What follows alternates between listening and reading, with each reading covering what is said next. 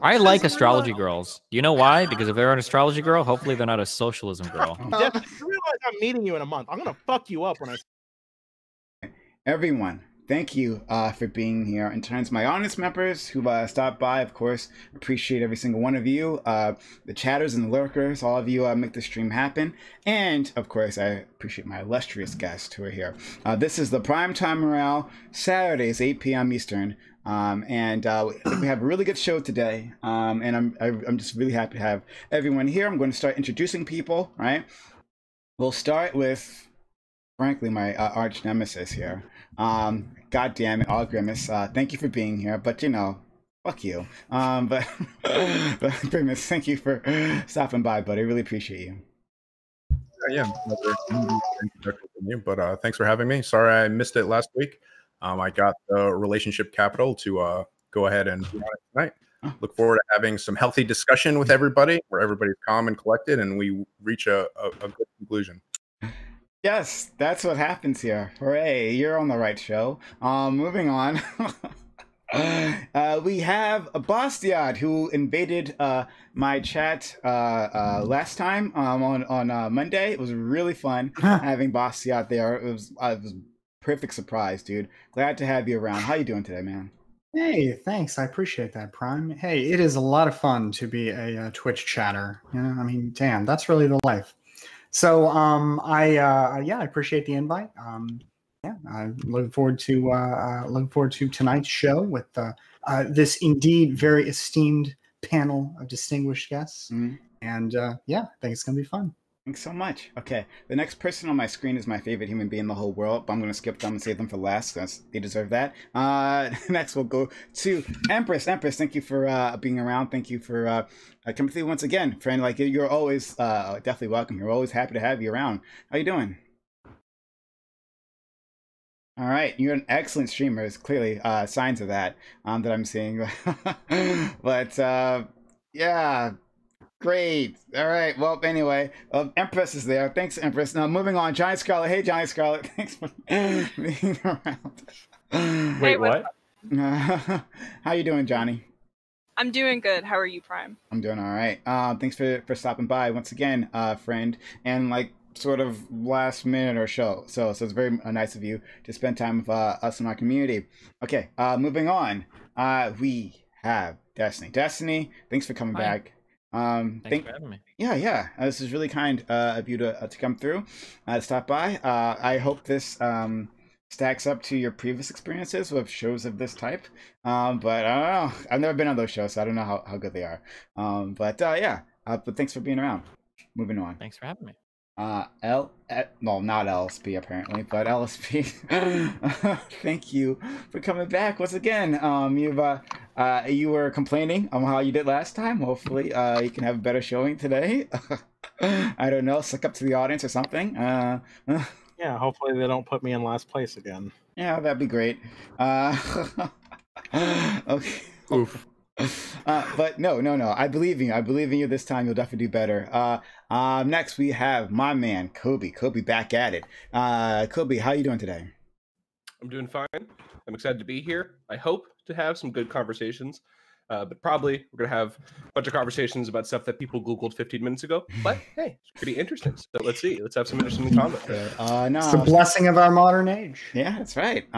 Google does my thinking for me, and not very well. But Kobe, one of my illustrious mods here. Thanks for being here, stopping by.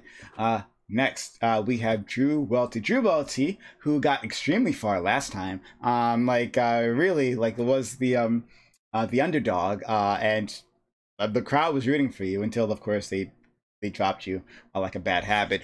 Drew Welty, thanks for coming back. Yeah, I would like to formally state Google is not my companion. Google Scholar is my companion, as true intellectuals use. So, yeah. Okay. Thanks for having me. Nice attempt to be better at the rest of us. Well, not actually be better than the rest of us, but really appreciate it, my friend. Next, we are going to another of my illustrious mods. His name is Polar's World. He's back at it with us. Polar, one of my MVPs. Polar, thank you for coming through and spending time with us. Yeah, thanks, Prime, for having me on. It's my first Primetime Royale. It'd be nice to be in the top half, so chat, please. No, other than that, yeah, it's a great cast on. A lot of good faces here. Very excited. Okay, yeah. Same here. Next, we have Kyosan. The second, no, actually the fourth best Australian on my screen now. Fourth. Because there are only two. But It's too many goddamn Australians, dude. Let's just go. Kyosan, dude, thank you for coming through. I always enjoy talking with you, and always enjoy having you around. How you doing today? I was doing all right until that. Yes, but I don't take back any of my words. All right, moving on. Last but absolutely not least, audience members, you know this person's my favorite. I made it very clear to you. If you don't know, then you haven't been around. My absolute favorite person in the whole world, or at least all of Twitch at the very least, because I like my mother a lot. But the one and only Joe, the silly serious. Hey, Joe. How you doing, buddy? Hi. Hi. Nice to be here. Yeah, I'm looking forward to it. Her intros are just. We're working on it. We're working on the intros. That was exceptionally cringe. Yeah. Really dropped the Best ball I got. there. Sorry. Okay, great. You know, you can't find greatness without a whole lot of cringe along the way. So frankly, I think you should own the cringe and be proud of it. Damn right. You're growing as a person, Thanks, Prime. Beth. Look at it that way. Okay, to the audience members. Okay, so what we're gonna do is we're gonna introduce a topic, right? We're gonna have multiple rounds. Each round shorter than the last round. At the end of the rounds, we're gonna have a straw poll. You're gonna vote as to who you want to keep here, who you want to keep, not who you want to leave, kick, right? Who is your favorite? You're gonna be voting for whatever, right? In terms of your favorite person who's a big memer, who's been the most informative, whatever your criteria are, you're gonna be voting for who you want to stay on the panel, right? Great, but that'll be at the end. And then after that, we'll have our elimination round, and it's got rules there. I'll explain that at that point. But yeah, then we'll boil it down. We'll have a final round where it'll be like 5 people left or something, and then we'll just pick a winner from there. All right, so pretty simple. I think you all enjoy it, and I thank you all for stopping by. All right, so topic number 1. So the first topic we're going to do is in countries where gun control measures have been instituted, they have been proven to reduce the rate of firearm-related deaths. Should the U.S. follow in the footsteps of countries like Australia in taking a hard stance against guns with harsh gun control measures? Okay, so that's the topic, gun control. An hour on the clock. Go. Anyone? Yeah. Yes. Yeah. So I 100% think. yes. I think that banning firearms in their totality would decrease firearms-related deaths if you combine it with some sort of confiscation measures. But I think those measures would actually have to be directed at handgun ownership. And I think that it's sort of complicated. There's a lot of people that say they don't want to ban guns, but then like you have to get into conversations about actually having to ban handguns if you want to decrease this type of stuff, because rifles and long guns aren't really the problem here. I think in our country, you should have the right to own a handgun. That's my personal opinion. As far as suicides are going, because 2/3 of these gun deaths are related to suicides, and there would be a dramatic decrease in suicide effectiveness when we're talking about this. I think that the correct method by which to address suicide would be to address them via like regular mental health interventions rather than trying to limit people's freedoms. But if y'all are okay with banning handguns, then I guess that's up to y'all. But I'm not comfortable banning even regular firearms. Yeah, let's be honest with ourselves. Banning People want firearms, guns. I don't think is on the table for just about anyone who wants sensible gun control. What Australia really does well is the registry, and I'm completely for an Australian-style registry of all firearms. Maybe you guys have heard my militia take. I also have sort of an idea for a generalized local militia that's not run by any military or anyone who's not really a civilian. And it would be a place to keep firearms as well as be taught how to use them effectively. I think that something like that added into the mix would be incredible. Wait, so who would be a part of this militia?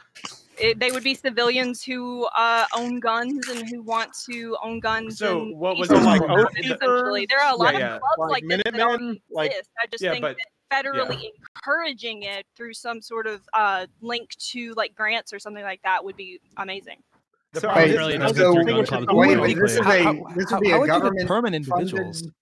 funded- Excuse me. This would be, so you're saying this is a government funded like some Yeah. like some sort of group. So then how do you determine which individuals are supposed to be a part of this So- group, this some sort of militia? Well, grants are a funny thing, right? They don't have to be necessarily federal. They could also be something that people buy into on a more generalized, like civilian basis. That's also something that happens a lot. But if you've ever heard in the South of like the Turkey Club or something like that, that's already basically a militia. I would just like to see them have also a space to keep firearms. So like, Can the we problem define is, militia? well, hold on, like Johnny, you know how this is going to turn out, though. Yeah, right? I know how Rich this is gonna turn out, communities, but I rich also white know- communities. I also know that all of you are going to, at the end of this conversation, say you're not using the term militia right, and I'm using the term militia to mean a group of people, especially civilians, who take their gun ownership into a space where they can all bring their firearms together, they can keep them together, and they can also organize in a way that benefits their community. Yeah, that's Johnny, fine. for what I purpose? don't Wait, care wait, about wait. isn't it state subsidized gun club? It Is that what it seems is? like The this state is- subsidized club? One at a Does time. everybody- One at a time. Entirely One separate. at a really- time. Everybody- Bastiat, go ahead. Yeah, Man, this seems fuck off. entirely separate from the subject that we're Yeah, talking about, like it gun is. control. I mean, it's It's interesting. It's a crazy. It's case. interesting. I kind of feel, similarly, but I don't know that like this seems totally disconnected from either what they do in It's Australia just an or any other country that impossibility. has gun control. The Well, it's- government it's should not not fund the necessarily. KKK. I Okay, just, that's No, all I'm it's saying. not- I just really She didn't say the quickly, if I government may. should fund the KKK. That's what would be What anywhere. Drew That's what- suggested that's earlier, what because that was a militias would be. specific gun Would they be control white policy, is supremacist actually militias? unconstitutional. But it would be.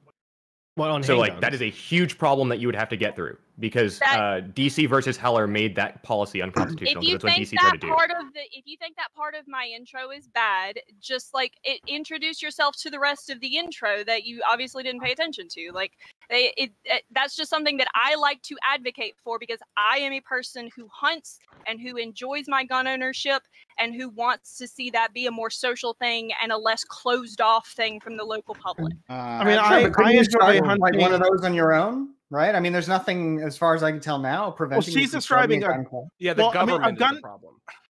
How? Okay. Well, no. The problem like that Johnny's having is she's describing a militia to like police her community, right? She says it's Oh, there No, to I'm benefit. not the, actually. you did. You said it was there to help Yeah, your but you community. feel like They could vague Yeah, community form a stuff. policy to benefit help the your community. Why did you say police when I said benefit? How do you equate think- policing with benefit? Yes, I do think Yeah, like policing is a benefit. But peacekeeping. how do you mean? How do you Right, well, mean? that's a how whole do you- separate problem. Johnny, how do you foresee this militia helping the community? I This is foresee by this def- militia getting together as a group of people, like in the same way that the Turkey Club does, except in ways like they have raffles, they have local charities, they have local people who come together and who help one another get certifications so that they can So a teach gun Okay, firearms. so when you say militia, do Like, you to just be mean clear, gun that's literally club? just no, Like you just I'm mean not gun sure why club? you're advocating against Yeah, I was gonna say something gun that club. already exists, Yeah. and I'm just So- saying that it's a good thing. So to be Okay, clear, this do is like you literally realize- Australia's. Johnny, This is by literally def- wait, Australia's Johnny, you laws realize- already. Sorry, go on. Yeah, so I was just gonna say, but Johnny, so by definition, by the group that you described, right? Like, you're describing some form of police force, right? You understand that? How? That's How? Not How necessarily. is People, no, wait, no. no. People- Well, that's what I thought, but So- I think she's describing a gun club. Yeah, when she I'm says describing helping a the gun club, and I community. said that I mean- before, and none of you were paying attention. I think Well, what's you being said talked about is more militia. a form of like, it's kind of like think of like an expanded Boy Scouts kind of, except with more central, like kind of something related to guns. There's nothing to do The with policing first or whatever. thing that Bruh, Drew brought I'm- up was the I'm- limiting of Why y'all are freedoms. so triggered by that? It's literally just the Turkey Club with a clubhouse. The first thing Yeah, that got so- brought up by Drew was but, the limiting of freedoms. what- That's a big problem with what- people that advocate for guns, is that they don't want the Right. government to control the guns, right? I don't think Yes. government Right. regulated Mickey Mouse fun clubs is going to be really good for people that want guns, right? So to be clear, this is literally True. what Australia does already. So handguns are, like Drew mentioned before, the most restricted firearm in Australia. They're you have to have a specific gun club license. You have to keep them at the gun club. You cannot make them leave the gun club. So this is exactly within that. I'd wonder if, looking at like DC v Heller, from what Wyman mentioned before, whether limiting where people can store their firearms would consider being unconstitutional. Considering that law was to do with how people store them, I believe it probably still would be. But I don't think constitutionality has gotten in the way of putting laws in the US before. So Well, actually, Well, in yeah, 2006 So And just to hang be on, clear, if I may, it it has, but like when I do say a lot that, like there's been that. certain laws. Hang Yeah, on. So I'm one going to at a clarify. time, I'm one at a gonna time, one at a clarify. time. Can So, we clarify yeah. really quick that I believe it was in 2006 was the last really big landmark legislation in the Supreme Court we had that decided that this was actually that the Second Amendment was actually speaking about Individual right? Am I correct on that or no? Yeah, 2003 well, DC versus 2008 Heller. That And would have that been the was- case that that affirmed was that right in the 2008, modern day. and then 2003. there's Okay, another so- case that and expanded was, that. In and that 2011. was a legislation that was not. It was not a legislation. It was a rethinking of the Second Amendment by the Supreme Court. Correct. So are we demanding? The interpretation It was was not understood a- and it was upheld not in a federal appellate rethinking. courts for years before it was affirmed in the Supreme Yeah. Court. The Supreme Court just didn't hear the case until 2003. I think for about 50 to 60 years. But it wasn't. It never made it to a Supreme Court case. No, the prior precedent was But from the I United just want to States clarify versus really quickly. The problem with DC versus Heller wasn't just the requirements on safety. It was more so the banning of a classification of gun, right? So it was like you cannot ban handguns specifically. That's why I pointed out what Drew proposed is currently unconstitutional and would require amending the Constitution. This would be a very, very hard policy to pass, though I do agree it would be an effective policy in terms of gun safety. But most Americans are not going to be in favor of that If you're policy talking about, like- because of their reasons for holding guns. So if you're to talking about clarify, I'm banning, not. Wait, what if you're one talking second. about- One second. Yeah. So to be clear, I don't know if this isn't clear or not. I'm not for banning of handguns. I'm just saying that that's what it would require. Right. Yeah. I'm just saying okay. that policy would be impossible. Yeah, I under the agree, current- and I don't want it. I was expecting to be attacked a little bit more about it in a room full of Oh, us. well, But y'all are Does that arguing limit about where you have to militias store your instead. handguns though, because like specifically that under would our laws, depend, we have though.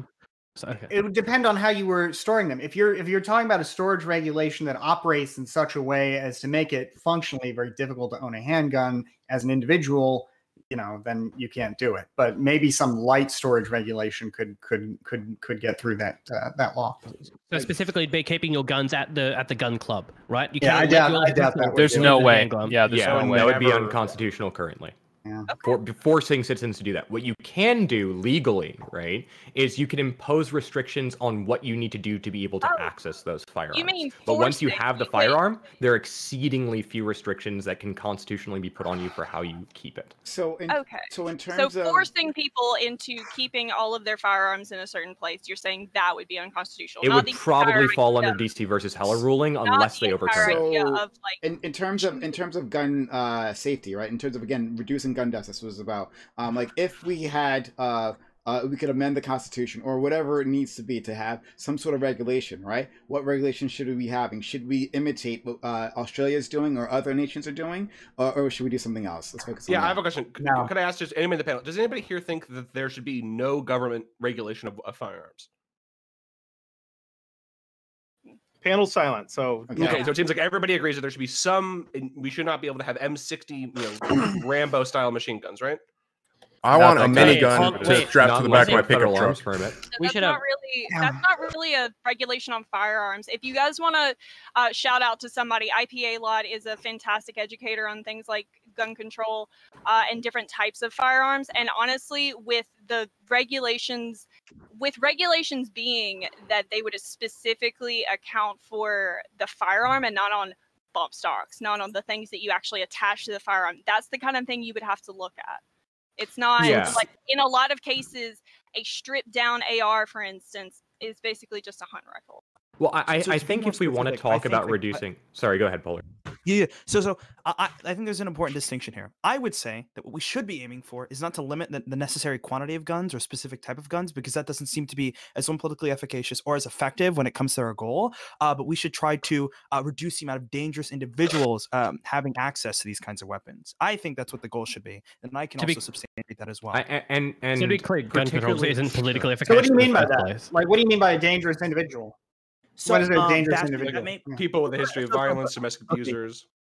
So the point that I'm specifically trying to make is that you should be trying to the way of reducing like gun deaths or gun harms isn't necessarily by like reducing the type of weapons that individuals can access, but stopping specific individuals. If you want to get into like what specific measures, I can get into that as well. Whether that be like expanding universal background checks, expanding. Yeah, I like, would be some curious. I'm curious. I would be curious here for because, example, for example, private just sales because somebody regulation. does violence, just because somebody engages in violence, at one point in their life, I mean, doesn't mean Yeah, like their they should whole lose the rights right are to gone. self-defense I don't agree with forever. I don't necessarily agree with that. I don't necessarily disagree. To be clear, I don't necessarily disagree with that.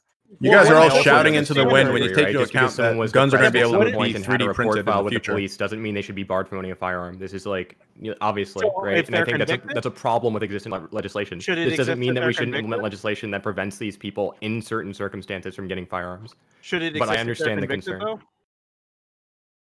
Yeah, but if they're convicted, should they be barred from owning firearms? If they're convicted for domestic abuse or some That's sort of tough. crime, So the problem I have with this is that, and like, in an ideal world, yes. In a world where our justice system is known for its inherent flaws, this seems like just a way to keep firearms out of the hands of black people in the same way that they tried to keep the firearms out of the hands of the Black Panthers, right? I have some concerns with doing that because of the biases to that system, but if we did have an ideal justice system, I would say, sure, go ahead. My question. Even if we had an ideal justice system, once you've served your sentence, you've served your sentence. That's to fair. say that you should be stripped of your right forever, though? In certain circumstances, I think so. This would be my Bastiat, question. I mean, certainly you must understand some people have like patterns of criminality. They repeatedly engage, like the recidivism rate is like an actual thing. Yeah, I find that to be obviously we're not talking about very race, Destiny. It doesn't. No. But race. we say recidivism is an actual thing. I think we usually view that through the frame of, well, because once you've offended once and you're registered with the criminal justice system, it's really hard to reintegrate back into society after that. Not because you're like predisposed to crime. Right. Yes. This is my And to question. say that these people should lose, basically, and to me, just to be clear, with guns, I think they're a very important form of self-defense because they are an equalizer against what might otherwise be very major physical differences. Well, that'd be true if they were actually effective at self-defense, which they're not. Yeah, So- this is true. Maybe not for you. I mean, but for an individual. Empirically speaking, on average. In studies of home defense Empirically cases, speaking, they're on average, very poor. sure. But what You're more about likely to get individual shot with your rights? own weapon. Yeah, sure. Correct. That's a real convincing argument empirically. I wouldn't even deny it. But nevertheless, that doesn't mean that you should therefore be able to say no individual should be able to try and do better for themselves. Wait, hold on. Would you make the same argument about? I mean, if want to overall recenter here that a like second, doing we've better kind for of gotten themselves off in the created weeds more again. harm, then absolutely they shouldn't be able to, right? Wait, Like, I don't Houston, care how we're- good you are with a fucking firearm. If the overwhelming majority of people with firearms are causing more harm, they are doing good, then fuck that. Let's get rid of them. Let's get. I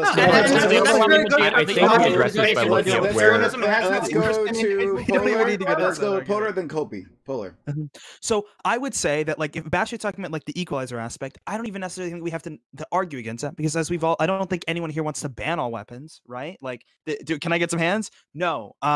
So I think the specific points are going to be like, hey, like, do we want criminals to be able to, or like past people who've already got out of prison, have the ability to access to weapons, rather than just looking at this and appear like, oh, we're getting rid of this, no more equalizer. I personally am okay with the idea of letting people who've once committed crimes in the past have access to weapons again, with some specific, like, very few, like some specific exceptions to that. And I don't think most people would disagree with that, right? What would the exceptions most be? people would. I think people who are extremely likely to reoffend. If we're going to implement something, if we're going to implement something like I don't even think violent Australia has crimes. anyway, if we're going to implement a background check system and a 3-day wait period like Australia has anyway federally, then we could have tiered systems wherein you might have to have a phone call or some sort of interview with an FBI agent or someone who is on some sort of board for gun ownership. If you want to up your gun ownership after committing a felony or something like that, depending on the crime. That's totally right, possible. but the concern with that is what happened in Florida with voting rights, right? Where it turns into a commission where, like, you can be totally qualified in by all objective, quote unquote, empiric measures, right, to re-own a firearm, right, and they still won't let you do it, right? In their case, that would be voting rights, something that's much, I mean, two are linked. Let's go to Kobe. I'm glad you mentioned that, because Empress, you're absolutely right. In fact, when you create a panel situation like that, you create a situation where the incentive is to basically say, except in extreme situations, no to anyone, because you've created a real sort of political liability for the people who have to make those approval decisions. So why would you want to give those people guns when you could just deny them flat and protect yourself? Let's go to Kobe. Let's go to Kobe, and then Han, and then Joe, and then Drew.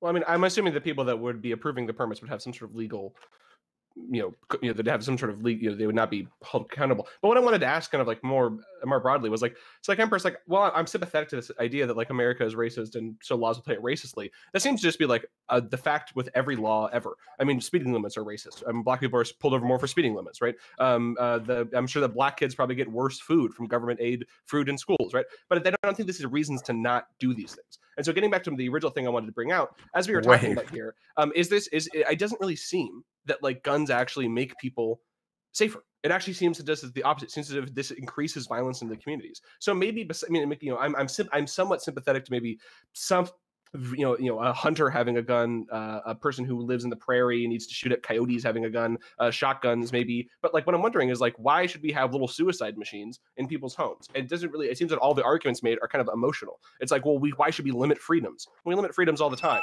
Why should we take away the great equalizer? Well, it doesn't really seem like it is a great equalizer. I don't understand why this is an emotional argument. Somebody could perfectly well be proficiently trained in the use of firearms and make an individual decision that that's how they want to defend themselves. And personally, defense against other human beings is at least as important as defense against coyotes or desire to hunt recreationally. And to add on that, the only emotional argument I hear is people who are saying that speeding laws are racist for some odd reason, and that like that kids are getting less food. No. So again, I can explain. You're virtue signaling. No, I'm not. I'm not. Okay, no. I want. That's an argument. Well, no, I want to. I can stop. I can address this easily. You're right. It isn't fair. Please let me answer. So the reason why I brought up speeding limits is because obviously I'm sure that we can agree Black people and people are going to be pulled over more likely more than white people. Meaning that at the end of the day, the way that it actually plays out in the real politic of existence is that Black people are more subject to speeding laws than white people. That's just the way that it plays out. That's all I'm not saying that when people are coming with speeding laws, they were talking about how we can hold back Black people. That's not what I'm saying. So what does the term racist mean to you, if not intent to discriminate against somebody based on their skin color? Why is intent required? No, yeah, exactly. Yeah, it could be unintentional, like, and I mean, I would never, when I said it's not fair, by the way, I don't think it's fair to just accuse somebody of virtue signaling like that. But what I was going to say though, is I think the fact that there's a disparate impact might, absent some real good justification for the law, be enough reason to say no. Let's go to Joe. Can we let Drew get in? No, hold on, Joe. I think you can't put in Australian gun law in America because they're two completely different countries, different histories, different geographies, different legal systems. As Bastiat has brought up, there are protections for individual rights in America that do not exist in our constitution in Australia. We didn't have any sort of civil war or uprising that required a militia in Australia. So our relationship to guns historically is different. Obviously, acknowledging the use of arms against the Aboriginal Australian people by the First Fleet and settlers. But I think we have a different relationship to guns. We have a different legal code that controls guns. We're an island nation. So the illegal gun trade is also very different in Australia because it's much easier to regulate. We don't share borders with countries where weapons can be easily brought across the border. In terms of what Kobe said, that gun violence and crime have a relationship, I would say that gun violence and lethality have a relationship. So crime will still occur, violence will still occur, but if you introduce a firearm, it ultimately becomes more lethal simply because a firearm ups the stakes of the damage that is done. And in terms of background checks, I'm not positive that, given the size of the illegal arms market, how many guns already exist in America, and of course, the ability to just get someone else to buy your gun for you, that this is necessarily a foolproof way to control guns. I have a quick question 400 million. for Joe. Joe, in Australia, you have to get a gun permit, correct? You can't just go to. Okay, yeah, that's another good reason why it could never be implemented here, because that's just like you would have to like having to have a permit for one of your constitutional rights is kind of cringe. You can. So that's legal under DC versus Heller. Okay. DC versus Heller explicitly states that you can have regulations imposed before you can access classes of firearms, but you cannot have a strict ban on certain types of firearms. Yeah, that'd be the problem is because you've got like the.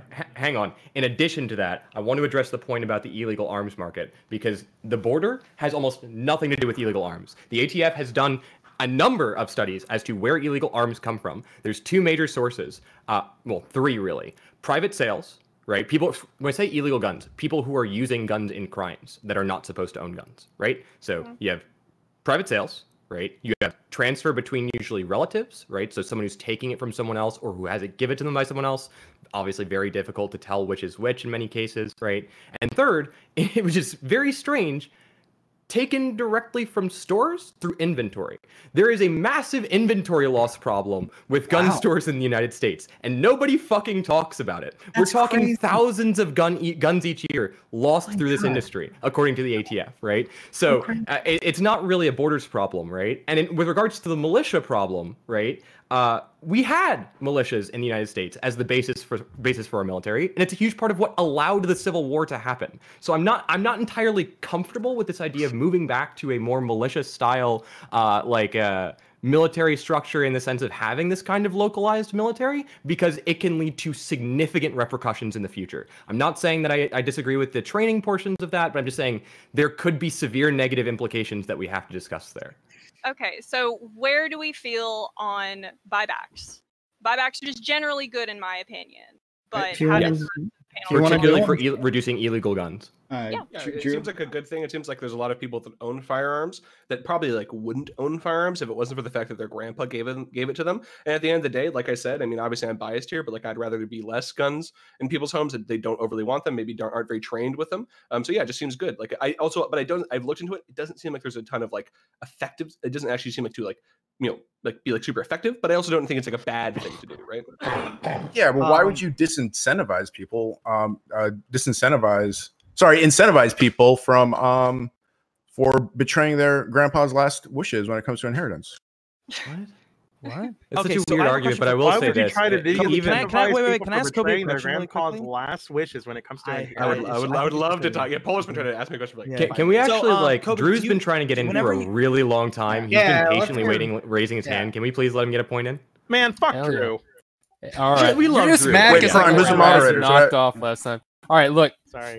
So something that keeps getting brought up is firearms being you're more likely to use your firearm in yourself or something like that than use it in self-defense. So, that has in large part has to do with suicides. I'm just curious, out of curiosity for people, if there's like an individual who's responsible with their firearms or keep their firearms locked up, they follow gun safety, so they're not really at a high risk for an accident, and they don't have a substantial risk of suicidality. Why should this data be concerning to them?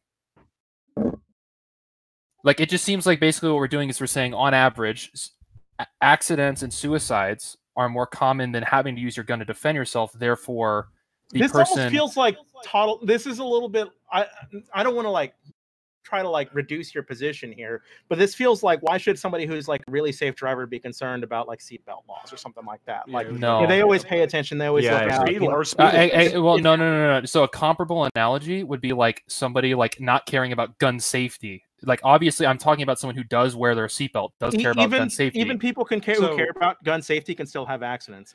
Are you saying that the rare accident is a justification for banning all firearms? Because that's what I'm talking about. No one on this panel wants to ban all firearms. From what I understand, I keep hearing this point brought up in opposition to firearms. Well, firearms, you're more likely to hurt yourself with the firearms than you are to use it in self-defense. So if that point's not being brought up to say anything about the legality or illegality of the firearms, fine. If you just want to shout that out into the universe, that's fine. Sure. So I brought that up as a response to the idea that like guns guns are this massive, wonderful thing for self-defense. I think it seems as if statistically it's much more likely that you're going to turn that gun against yourself than you're going to turn the gun against. This is a question that I had for Kobe. So Kobe was. I'm sorry, I gotta get in here. So I think it's important whenever we think about these things, if we take into efficacy into matters, right? So Kobe, you were talking about I would prefer that, I would like it, if we could reduce it as much as possible, yada yada yada.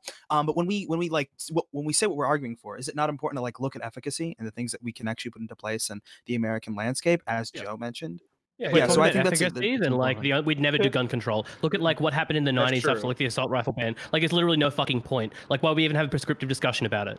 I want to address what someone said in chat right quick. It's true that accidental deaths from firearms are low compared to suicides. Suicides make up the majority of deaths, but injuries are also very high, which is something to consider. So B-more, you are right on that one, but there's more than just deaths, right? It's kind of like police brutality. Most police brutality doesn't end in death. So I do think that's important to bring up as well. It's important. I would also say when we keep bringing up Australia's gun law, I don't think Australia's gun laws really did that much in terms of banning the sale of certain firearms. If you actually look at the trends I know people like to jerk off no mass shootings, but mass shootings are such rare events that they're not really a good way to measure things. If you go and you look at the actual amount of homicides per 100,000 people that live there with firearms or crimes committed with firearms, or it might have just been injuries with firearms, I don't remember, but it was trending down anyway. And then you see the Port Arthur ban, and it doesn't really have a huge impact. It's not it dramatically dropped right after that happened. It was already trending downwards anyway. Just as it's similar rates in the United States. At gun control laws in the United States, what do we see? We see that regulation that we've implemented has historically been very effective, right? There's also the question on whether or not the classification span of assault rifles was effective. While it doesn't seem to have been effective at actually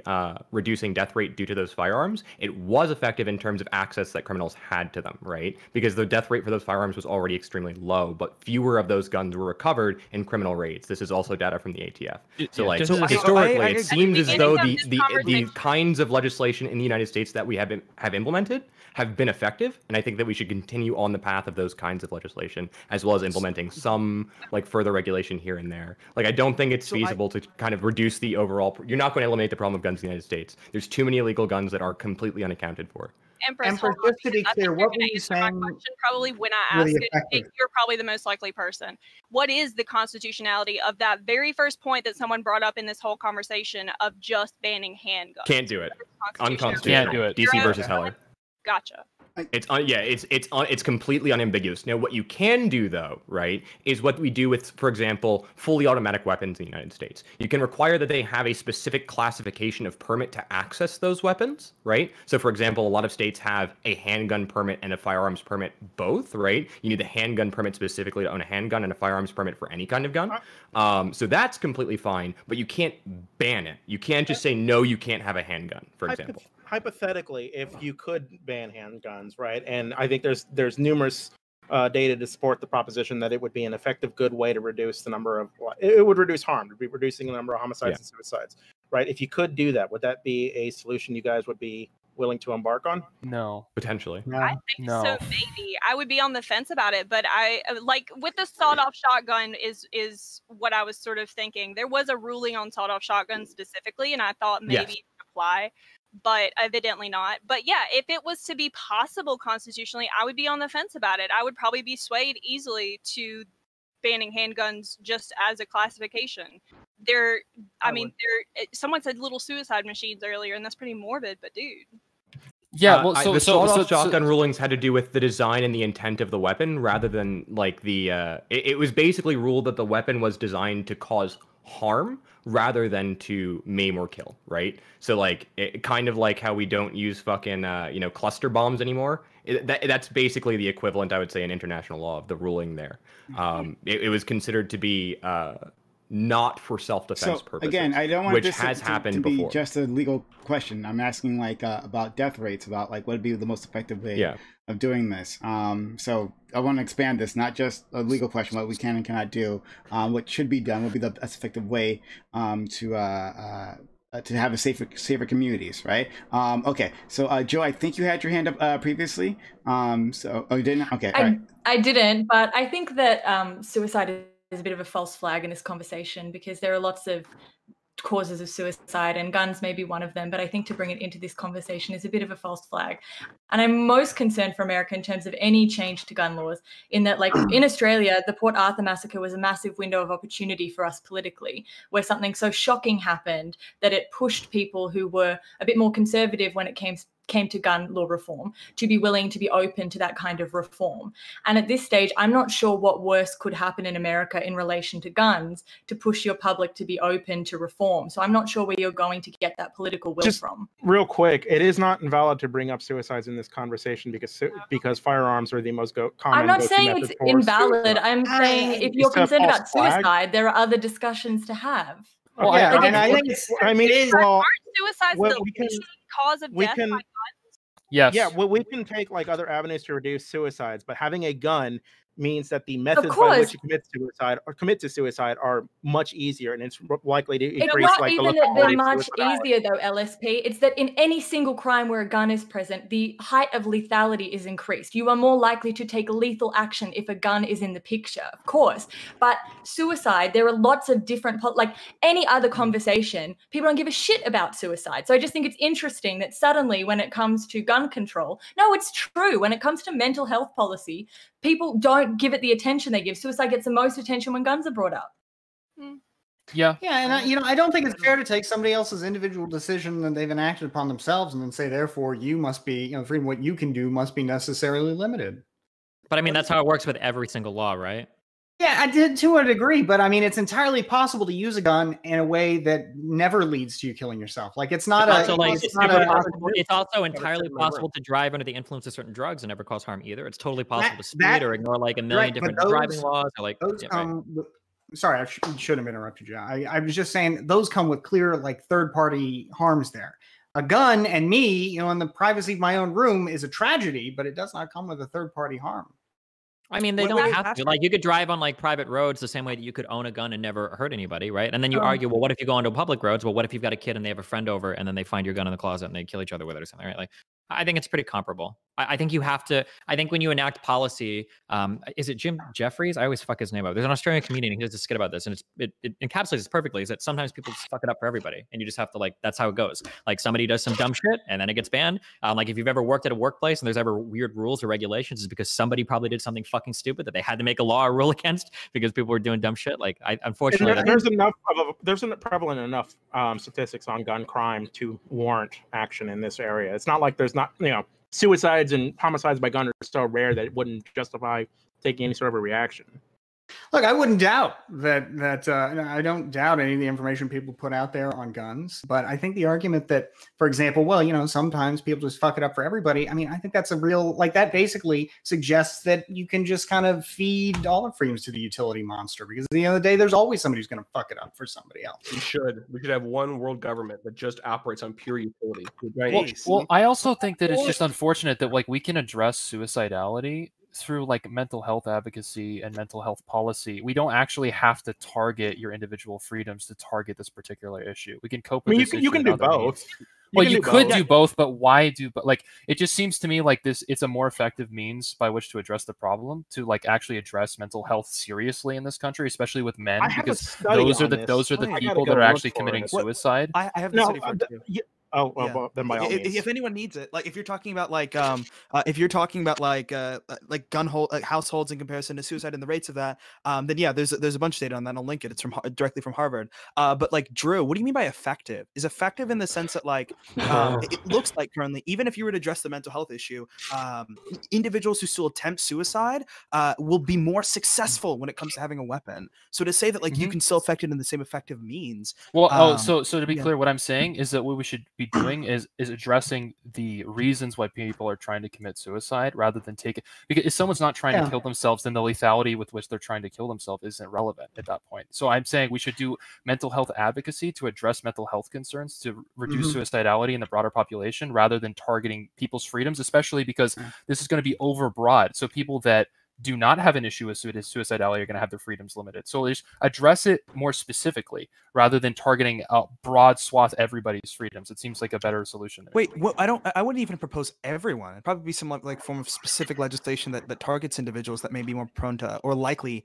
to having like these kinds of issues, right? That would be much more effective in that sense as well. I don't think that would be, no, I've had that sort of logical mind. I get concerned with targeting people with mental health issues with firearms. The idea that you could ban someone from having a firearm based on their mental health status. Yeah. It can, very, very tricky. It can add to people's. But at the same time, if you want to ban firearms on the fact that some people commit suicide with them, no one on this panel is advocating banning fiurarms. Why do we keep going back to this ridiculous straw man of banning firearms? The only person who did that. Sorry, imposed laws. Excuse me. But I don't think he was really. Maybe it was. I don't think anybody's actually saying the idea that we shouldn't restrict certain people's freedoms because of their mental state as being bad is just ridiculous. Should we not? Should we allow people? That, I mean, like, again, like there are certain people that probably shouldn't be able to drive because they're mentally. Mental state makes sense that maybe somebody. We make these decisions all the time. And we require licensing, among other things, to drive. We require you register your car, for example, right? You don't have to register your gun. We have a lot of requirements for driving that when people make that comparison, don't talk about at all. Maybe we like I have to hard disagree with Kobe here. When it comes to people who are mentally incapacitated to a point where they probably should not own firearms, there are already custodianships in place to keep this as a barrier. Why would you add legislation? Like, give me an argument for that. Because it doesn't seem to be effective really right now. Well, you had the legislation. Custodianship suck. Well, okay, so to Kobe's thing, like that we don't have these laws like on the basis, like one of these mental health protections we do have for firearms is wait periods. I don't think people realize this, but having to wait 3 days before you can get your firearm gives people like a cooling down period. A lot of suicides are a matter of impulse. A lot of homicides are a matter of impulse. People are just suddenly they something's gone wrong in their life that they want to take their life or they want to take somebody else's life, and it's usually a very impulsive decision. And then you give them this cooling down period. It's been shown to save lives. And again, I have research on the second proposal. And then to cite that direct study, it's also shown what like it looks like it helps reduce homicides by like 17% as well. So it seems to be somewhat of an efficacious. Can I actually get that data from you, LSP? A question? Wait, Elspeth, you said you disagreed with me. I agree with that. What did we disagree about? Oh, I thought you were arguing against having any kind of like reforms to for like mental health issues. No, I was arguing the opposite. I was arguing the opposite. I'm sorry, I misunderstood your argument. What's up, Bastiat? Well, suppose somebody has threatened me, perhaps a an angry spouse. Destiny's threatening you. What? Suppose there was some kind of some kind of threat, right? And a person has threatened me with a credible threat of violence within a 3-day period, right? And basically my only recourse in this situation seems to be, if I have a 3-day waiting period that I have to go through before I can get a weapon to defend myself with, I have to hope the police will come and save me. And if they don't, then that's it. If someone is a credible threat of violence, they're already committing a crime. Like that's already a. I don't think in all seriousness, I don't think that there's like, is there a realistic situation where that's happened, right? Where someone there are situations where that happens, but due to the delegitimizing of police in many areas, lots of people don't trust the police. No, I agree with that. And part of that, actually, we had a really interesting panel the other day on delegitimizing the police. And part of that, I think, comes with the over-policing. When police are over-policing things like traffic laws or some bullshit like that, broken they're windows. not free to actually sit at somebody's house or something like that when they're having a credible threat of violence against them. So depolicing in unnecessary areas and then re-legitimizing the police in individual areas that have a lot of high rates of crime and domestic abuse would actually be like something that could affect this without directly affecting gun laws. Algorithmic policing is massively problematic if the population isn't high enough, and there are way too many police departments who don't have a satisfactorily high population that are using algorithmic policing. So I'm just saying, like, as a general thing, that's only good in big cities. That doesn't fix the problem for small towns. That was irrelevant. So that's what I'm saying. Bastiat, what was I to take your question as? What is the recourse for a person who is under immediate, imminent threat of violence from somebody else? Yeah, and immediate imminent threat of violence, and again, the police have no duty to protect you. So you just kind of, it sounds like you're saying basically for that 3 days, you just gotta hope the police will protect you, right? Essentially, because I think the issues is people getting, I think more impulsive acts of violence are more prevalent than people being threatened and not being able to escape or needing firearms on the spot. Like if it were skewed the other way, I'd agree with your argument, but I don't think. Yeah, I wouldn't even deny that you're probably right, but that's real cold comfort if I'm in that situation. I just got to say, well, this is for the good of society. That I'm just kind of sitting here in the water, just kind of. We don't look at anything that way. We do, but policy cannot be tailored to individual needs. It has to be looking at a collective issue and trying to solve that issue on a collective basis. You've basically just said that the numbers are more important bigger number, therefore more important, right? And I don't accept that as a default, right? The right of these people who will use weapons. And by the way, we've got 400 million guns in this country, the vast majority of which will never be used in the commission of a crime, which is also worth remembering.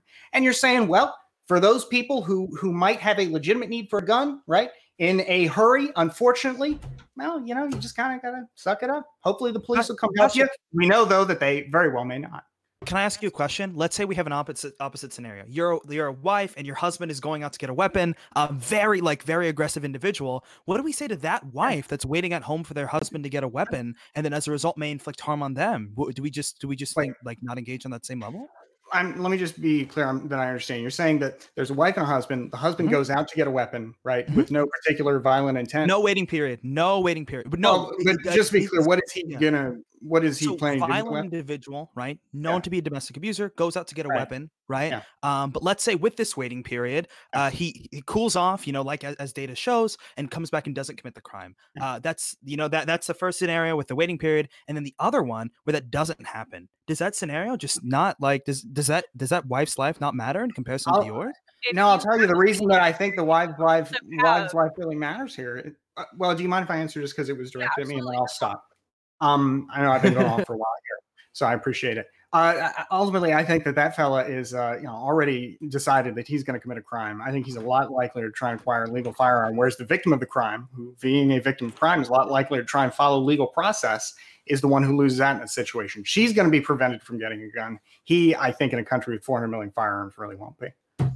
Do you mind if I ask a follow-up question to that, Polar? Because are you saying that this person who, are you saying that there is a possibility for a crime, that 3-day waiting period happens and then no crime gets committed? Are you asking if that person should be sent to jail?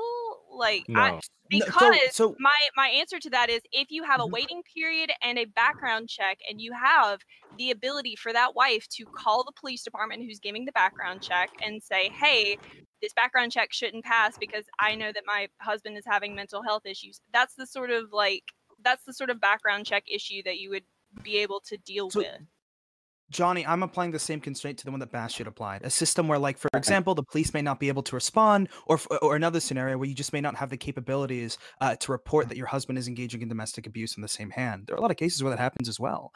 That I'm just applying with the same constraint that Bastiat was specifically talking about. Polar, are you wondering if there's evidence for the Bastiat example over the Polar's example? Because we know empirically that the example Polar's postulating with the abusive husband buying the gun and then killing their dead wife, we know that these things do happen. Is there empiric evidence that shows that people are dying from being unable to buy guns? Especially considering how low gun self-defense is. That would surprise me. To be clear, the situation described here is one where the police refuse to help, right? And the police have no legal duty to help. And there have been cases where people have said, why didn't the police come and help me? And the police said, well, we couldn't or didn't want to for whatever reason. Maybe we just didn't believe you, right? And so they don't help, right? And, that happens, right? Now, I wouldn't even argue necessarily that it happens. I don't think I could make the case with numbers that it happens more often than people just hurting themselves with guns. But I mean, it does happen. And I think, it's one thing to just say, well, numbers, outweigh in this situation, but I'm not prepared to say that a person's lawful rights should be curtailed because there are people out there that are inclined to break the law. And can someone please produce the data for this so I can look at it? I'd appreciate it. We have less than 20. I only have like a court case that says the police don't have a duty. We have no. I understand your point. The waiting period data. That's what I'm talking about. We have less than 15 minutes left on this round. So if you want to get in, let people know. And we're talking about like prescriptions here. It seems like we should be like generally following the data instead of like obviously we should keep in mind these edge cases because they're important, because it could be the case that we leave out certain people that we don't want to be targeted, that would usually want to be targeted by the bill. But usually when we look at our prescriptions, we should look at the data. I want to make a quick point about before. Destiny made a point about Australia's gun laws not having a major effect because it was already on a downcline. I wouldn't necessarily say that like when we look at the data, we should probably look at like immediate declines. Gun buybacks are probably going to have that effect, but the laws stopping buying, I don't know if that's necessarily going to be the case. And I don't know if you could make a regression to show that like the numbers in the downtrend would be affected by the lower purchasing rates as opposed to that. But it seems like a little bit weird just to point out that like these laws came into effect and the deaths went down immediately. I don't know if that was what would show because the guns would still be in circulation, like killing people that are already there, right? But like I honestly think like just to like bring the conversation down a little bit, I think that Australia generally does like gun control best. Now, obviously, when we look at these things, we need to look at culture, like the difference between like the Swiss gun control and the US and right. Australia, right? Like the Swiss can have like most people owning guns because the Swiss just have like a culture of like gun responsibility, and a few other things, but as like a part of this, I generally think like when I look at the laws personally, and I've gone through them like outside of like, I think genuinely Australia does guns best. It seems like different people needs different gun for different cases, that sometimes we should keep like more high risk guns out of people's homes, and that keeping certain guns out of citizens' hands just seems to be like a better idea, especially when what we're looking to prevent is like mass shootings, like obviously that's like the one that everyone like is tragic and we want B to prevent like massive gun deaths because obviously we know that gun violence is more lethal and I think that's about it. Maybe my brain's like running a little bit hot, but I think like genuinely, I think like Australia does it. If we could look at some way to replicate in the US, I think we should. Now, if we're talking about like the ways like how efficacious it would be to put it through, I don't think we should look at gun control in the US in the near future. I think there are like way better things to be spending our political capital on than gun control. Gun control is a very big issue. It's very close to my heart, right? Like my old man was a championship shooter. Love guns, but that being said, It's probably like if we're looking at like whether we should do it anytime soon. I don't think we should be doing it anytime soon. This is someone who's very, very in the corner of gun control because there's just other things to be spending political capital on here. Can I agree with Kiyosan? I think you're right on the point that like this probably isn't like the first goal of our current administration. But I'd also like to talk about the point when it comes to the Swiss is that it's somewhat of a myth, but somewhat of a reality that it has to do with culture. But for example, policies that they engage in there, where they stopped, I think like Swiss Army men and Swiss Army people from having access to their weapons on off time, help reduce their suicide by a lot. So it's not like they don't have the policy that like we want. It's the fact that like there's kind of this myth and like this aura around there. But I generally agree. Yeah, I was probably overstating the culture part. I just wanted to make a point of it, but I appreciate that. Thank you. I guess I would just. Is there anyone who inherently disagrees with the general 3-day wait plan and registration that Australia offers? I think I do. Yeah. What's up? I mean, I think I made the point generally that I think what you're creating is a situation where law-abiding citizens are told that for 3 days they are without recourse except to the police. Bastiat, between your policy and my policy, which one do you think would save more lives? Yours.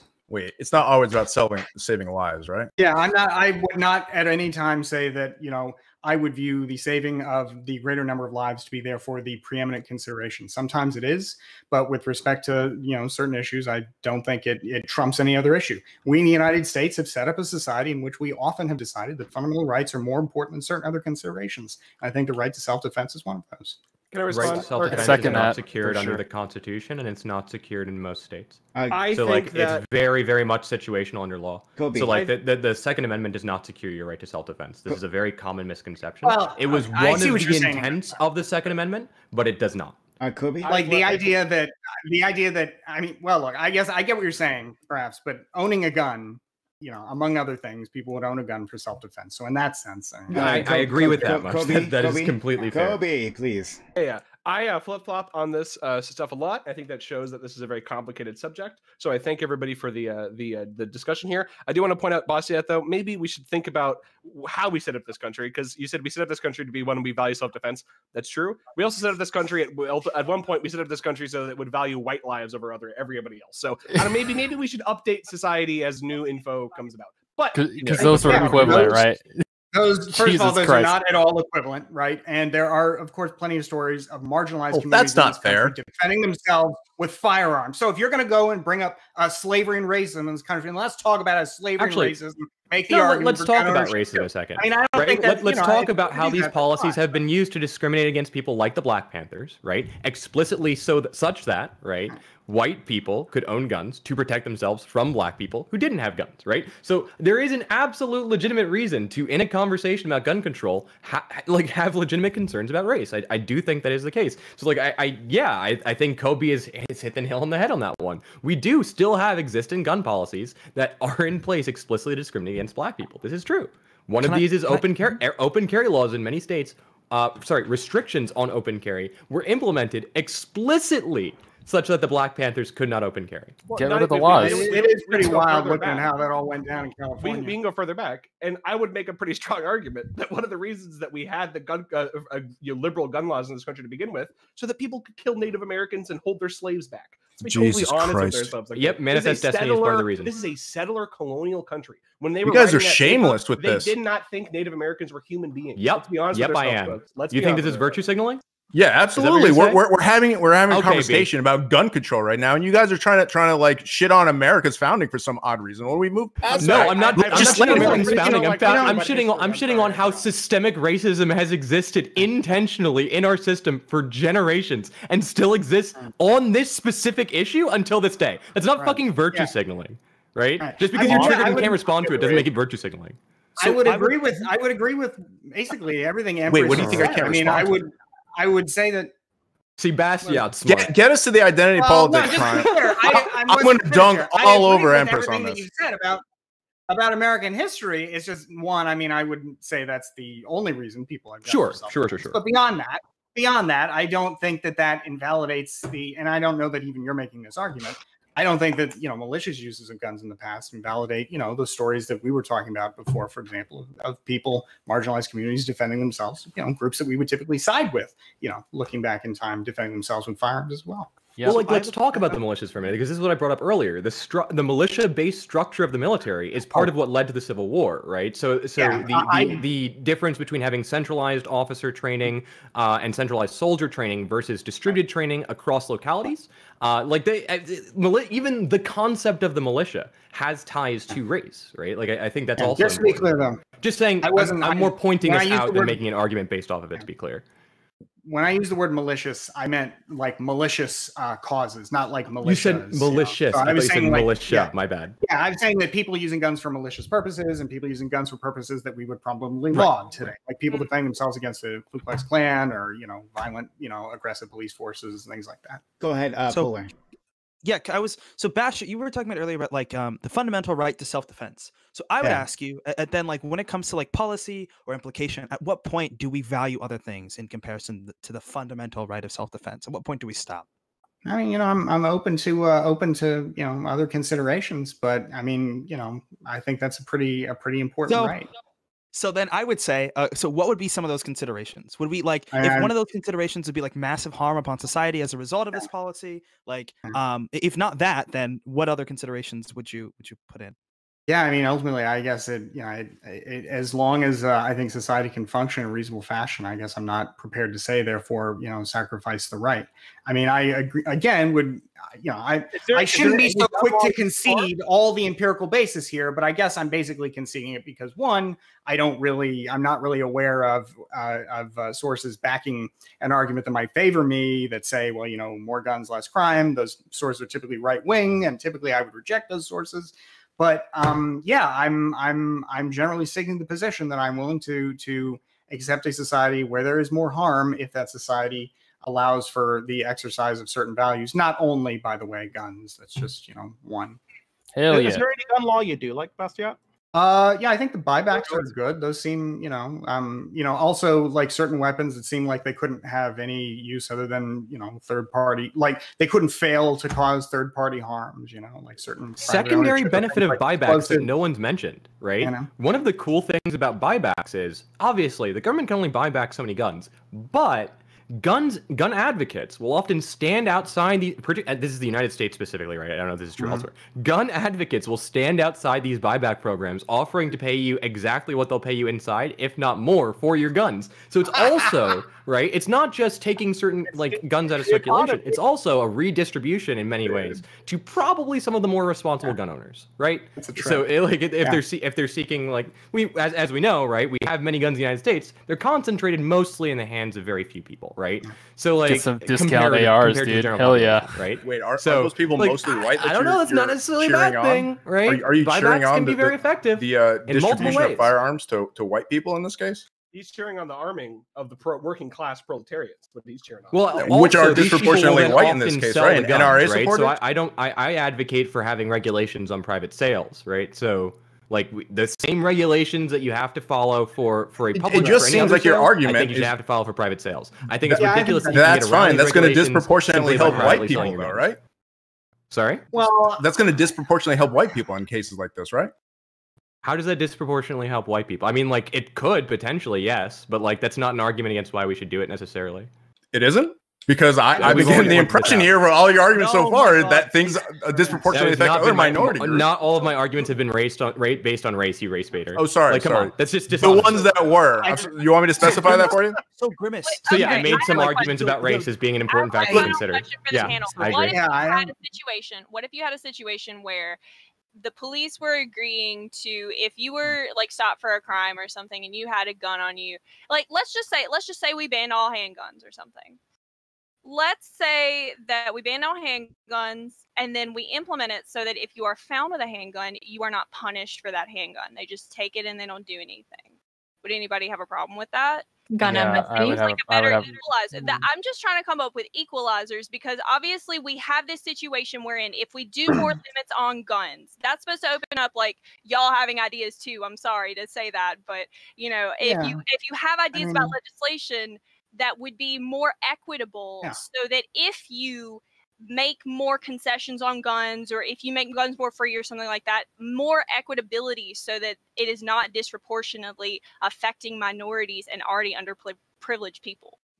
I guess as far as restrictions that because I think I've been making some pretty consistently pro-gun arguments here. You have that. What I would say is some restrictions I would be interested in would be, Empress mentioned equalizing the restrictions on different types of sales. If you're going to have those restrictions, it does, I think, make sense to say, well, look, if you're selling a gun to your cousin Bob, it's kind of weird to say that that's kind of a loophole around, what would otherwise be a private sale that somebody like me, who doesn't have anybody in my family who owns guns that I can buy, can't take advantage of. So I think that, equalizing those restrictions, so saying you're going to have them, I think that makes sense.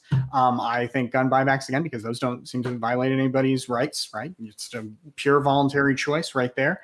And something else I suppose that might be interesting would be to think about whether you could have a police force that really does have a duty to protect, but I don't think I'm not sure that's really possible. Can I real quick? People bring up that case. I wish I remember the name of the case of like, does the police have a duty to protect? That case didn't mean. A lot of people interpret that case to mean that like, oh, well, the police can see you, suffering through some crime and just walk away and not give a fuck. All that had to do was whether or not you could hold cities like liable for like a failure for a police to provide a service, which I think everyone in here should agree that you shouldn't be able to do that, because then cities would be sued every time. If I call the police, somebody breaks in my house and they don't make it in time, should I be able to sue the city to get the money back? Look, that was I agree. Trying to say. Yeah, I agree. It's kind of an absurd. Yeah, you're right. And I can send it to you. You're right. That would be kind of an absurd result. But at the same time, if I can't sue, if I have no recourse, then I'm left with a situation that we've seen, with police for the last year, with all the Black Lives Matter protests that successfully, raise this issue among Americans, and police have very little accountability, right? Not just in respect to the violence that they sometimes do against innocent civilians, but also with respect to the things they don't do for civilians, I just want to say is a single right. I don't know that I'm actually for universal background checks, but I realize that that's sort of opening a Pandora's box right as the topic's about to end. Yeah, no, just I like background checks. I just don't know about, practically speaking, for universal background checks. So you're not against them in principle. You're just against them, like you don't think they can be practically done. No, so I'm for background checks, like through gun stores and like licensed firearm dealers, but like universal background checks don't seem to, like, for me, like I'm open to having my mind changed, but like, number one, I'm not comfortable with the registry, and number two, I don't see a way practically that it actually does a whole lot, because essentially what you're asking for is criminals to essentially subject themselves to a background check rather than like, because like if I go sell a gun to my friend and I know they're not a felon. That's who you want. Well, you want to subject people to background checks because you want criminals to like try to find different ways to find firearms. They don't want to. They should just be able to buy them off some guy in the street because there's no background check, right? It makes it harder for criminals to find them. That's the whole point. I don't know. I just don't think it's about we mitigation. haven't really posited a solution to the issue of inventory loss, right? I think we just need to better regulate gun distributors as well to an extent. Wait, I don't know. Because what it is seems like there is law? like if you are losing that much inventory on guns, like there's a problem, and the ATF has pointed out that this is a problem and nothing has been done. Okay, about what is so the I'm a bit inventory law? concerned on that front. I don't know enough about the gun industry to say how you regulate that. I honestly don't. Wait, what is the inventory loss problem? Is this actually like? Yeah, so there is a significant number of illegal guns, according to the ATF, have been traced back. I don't remember the exact numbers off the top of my head, but to lost inventory from gun distributors. Well, like what? Because earlier the number you said it was thousands. But I do believe it was in the thousands. Yeah. So if there are 400 million guns in the United States, this is like a rounding error. Like I don't care if thousands of guns are. If it's like if we have 400 million, like the fact that it's in the thousands is a bit concerning already, though. I can double check those numbers right quick. I'm sure that like as somebody that has ordered and kept track of things in a restaurant, I'm sure inventory gets lost among a lot of shit all the time. I don't know if that being in the thousands is necessarily indicative. I don't know if you're implying there's foul play or just or what the implication is there. But like if I don't know how many tens of millions of firearms are sold every year in the U.S., but if like a few thousand are getting lost, there's going to be some number that are going to get misplaced. That's just going to happen, right? I would imagine. Yeah. No, I completely agree with you there. The number struck me as being larger than it should be, but it could be the case that it's within reason. I honestly can't say off the top of my head. Mm-hmm. But it seemed like the ATF was pointing it out as a problem in the stuff that I read. I can go. So sure, the ATF should be making noise about every problem because the ATF is like criminally underfunded and completely because of U.S. regulation. So it wouldn't surprise me if they bring that up. But I don't know. So in 2019, in Ohio specifically, gun dealers and pawnbrokers had 454 guns stolen from them. And that's the round. Stolen or lost. That's the round. All right. Thanks all for that. Next, we're going to be voting for who you're going to keep here, who you want to stay. This is to my audience. We're going to be putting in the Twitch chat the link, the straw poll link. There it is. You'll be voting for who of among these wonderful people you want to keep here to the next round. Not keep, not kick. All right. So please remember that. Don't fuck it up. If they're most interesting, the most funny, most memey, whatever, doesn't matter. Who you want to continue on to the round. The link is being spammed in chat. Vote right now.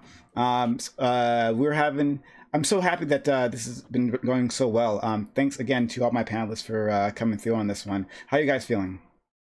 Great. I feel like best beard is a good criteria to judge this by too. So yeah, I'm sorry, I cut some folks off while I was talking. I'm trying to get back. You're good, man. It's a lot of Last time, my dumbass didn't actually vote for myself. I'm not making that mistake again. All I'm gonna say is we're going by best beard. Drew, you're going, buddy. Oh man, I will take you on any day of the week, brother. Oh, dude, this is gonna be the battle of the beards. That'd be battle of the beards, my friends. I'm unironically nervous. Holy fuck, Prime! You've assembled a hype lineup today. Me too. Holy shit! A lot of great guests. Great guests. Yeah. Can I ask you how many people are going to get eliminated this round? Oh, two. Two are gonna be eliminated from this round. Yeah. I think the audience should know who I voted for, right? Can anyone guess who I voted for? Come on. You better have voted for Empress. You voted for no problem. All right. Apparently, you don't know me very well then. Yes, but everyone, please vote now. Vote now. If vote right now. Oh well, yes. Forgot to put the timer on. So you guys know we have 5 minutes left on the clock to vote. All right. I put it up. At the end of the timer, we're going to go. We're going to pick, right? So don't come at me because your favorite left because you didn't vote. I don't want to hear it. Vote right now. The link is in chat. Vote right now. Don't wait because then you're getting real fucking pissed at me.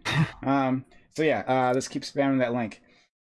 Sure. I just want to make a real comment real quick. I thought that topic in general was really kind of useless with the future we're heading towards, where everybody can 3D print a gun and have their own suicide machine print whatever method they want in the future, right?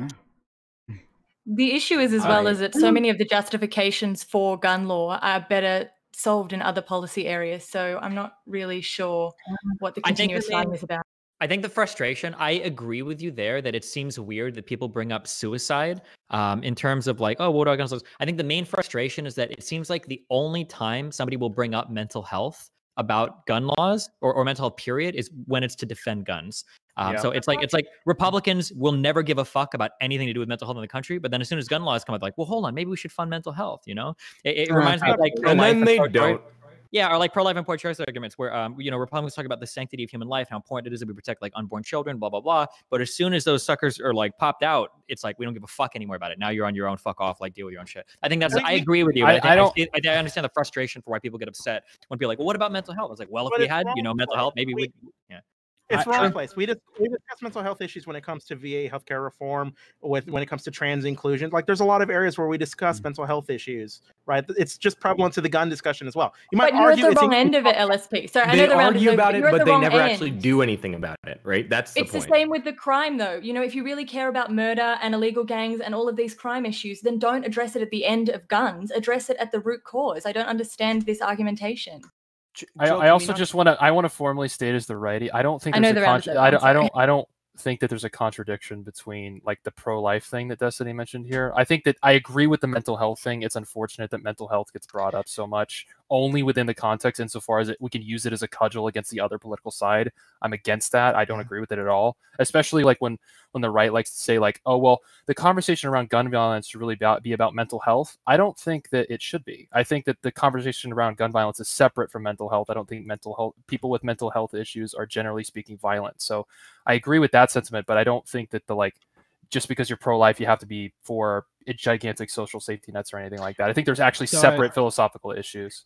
I would agree with you, Drew, but I mean, at the same time, I think if you actually wanted to do something about like reducing the number of abortions in this country, it does seem like from the last I checked at the Guttmacher Institute, like the majority, somewhere between 40 and 50, maybe 60% of abortions are the result of basically resource constraints. Like people just don't feel like they're ready because they don't have the resources to have a baby. Sure. And I mean, I agree that like it's that doesn't, you can believe that you don't have a right to kill an unborn human and not feel obligated, not be morally obligated to also spend on the social welfare state. But I mean, if you're trying to reduce the numbers, that does seem like the best way so to be clear, my particular ideas on this would probably be on more like on the contraception side, so like providing contraception rather than simply like I'm not for abortion. Like if you want to actually talk about decreasing it, like I actually don't know what I think about social safety nets because I never get to get that far with lefties. I'm sort of not formed my thoughts on that, but I'm more for contraception than anything that was just said, just because I think it's from what I understand, it's super cheap and just good and that's all like around. another really good, like somebody will talk about how like adamantly they oppose things like abortions and whatnot. It's like, okay, cool. What about like sex ed in high school and easier access to contraception? And then they'll be opposed to that too. And it's like, well, what the fuck do you want? Like, what is your like? And there's reasons for that, and I could talk about it all day, but I do think that I think the contraception needs to be the conversation around that needs to be normalized on the right for sure. Time, definitely. We have a minute left. A minute left for voting. Everyone, if you have not voted, again, now is the time to do it. Less than a minute left in chat. The link is in chat. It's being spammed in chat. Use this opportunity to vote right now. Now's the time. We have less than a minute left. Don't cry to me later on when your favorite gets tossed because you didn't vote for them. Now's the time. How long do you keep these votes open? 5 minutes, goddammit. 5 minutes. There's timers. There's a timer. I just want to say, Bastiat, my chat's attacking you for stealing my clout. I think I'm just happy I agreed with you so much. I was not expecting that. So sorry. Well, I actually really enjoyed I've watched you before on panels, Empress, and you're certainly one of my favorites. So I enjoyed it. I imagine some that actually makes me feel really happy. Hey, I imagine we'll come blows on Sunday. Hey, everyone. We got if Empress was in a fire and I was in a fire, who would you save? Oh my god. Oh, never mind. That's not the one who got more votes in the poll. Everyone, shut up for a second. Thank you. Hey, bigger number to the channel. To my audience members, we have a YouTube channel. !YouTube in chat. There's the link right there. You'll see clips. You'll see these panels put there in case you miss them. So go sub to that YouTube channel. Do it right now. Link is in chat. Sub to my YouTube channel. And we're trying to push that right now. So this is where you can find these things. People have been asking for it. Now you have it. There it is. Okay. So voting is done, and the results are quite surprising. I don't understand these results. I don't understand the audience like at all. Honestly, I don't get it. But we're gonna go with what it is, and yeah, we're gonna make some cuts, and it's gonna be actually quite brutal. Motherfucker. I'm sorry, I don't understand the audience. I don't get it at all. All right, so okay, they're in their fantasy land. When a reality comes knocking on the door, they don't like it. Okay? No, they don't like it. Okay, so at the top of the list, oh yeah, what a big surprise, Steven. Sure. Barely says anything the whole time. Wonderful. Hey, when he did, he made it count. True. Next, who did say a lot, Bastiat. And then after that, we have Empress. Hey, there you go, my buddy. Thank you so much, Empress, for being around. Okay. So what will happen is we'll now put the people at the bottom, and the people at the top will be able to vote for who gets to leave, right? So people at the bottom, and I don't know how this happened, guys. I don't know. The audience, you guys are fucking terrible. Kobe, how? You were doing such a good job. LSP, freaking how? I know. It's your fucking audience. What do you mean? I don't know. Exactly, right? What am I supposed to do? I just come up here and argue. You do such a good job, LSP. I like you a lot. And Johnny Scarlet, what? I don't get that. What? I don't understand. Why is this happening? Got a bunch of gun nuts watching you, Prime. Yeah, apparently. Okay. So here's what we'll do. The top three, you are going to vote among the bottom three who you're going to kick, right? You're going to DM me your answers, right? Don't say it out loud. DM me your answers. So it'll be Johnny, LSP, or Kobe. Johnny, why should they keep you? You should absolutely keep me. I'm really excited for the future questions that we're going to be having. I actually did a little bit of research that wasn't Wikipedia, so you know, maybe some spicy takes that are well informed. Okay, great. LSP. Because sometimes I'm funny. Yeah, sometimes. We haven't seen an example yet, but sometimes, yes. Next, Kobe. Oh, I'm gonna pat myself on the back. I would pay money on the idea that I'm probably top 3 or 4 most educated on the Israeli-Palestine conflict in this call. If you want to have like a fact-based conversation that exists in this realm, not in Narnia, you can keep me on. If you want to have I'm Narnia like top conversation, 4 out of 9, guys. Top 3. DM me right now. So we'll move on then. And everyone, so we all DM you, Prime. Yes. You individually DM me. Thank you. Yes. Send me those DMs right now.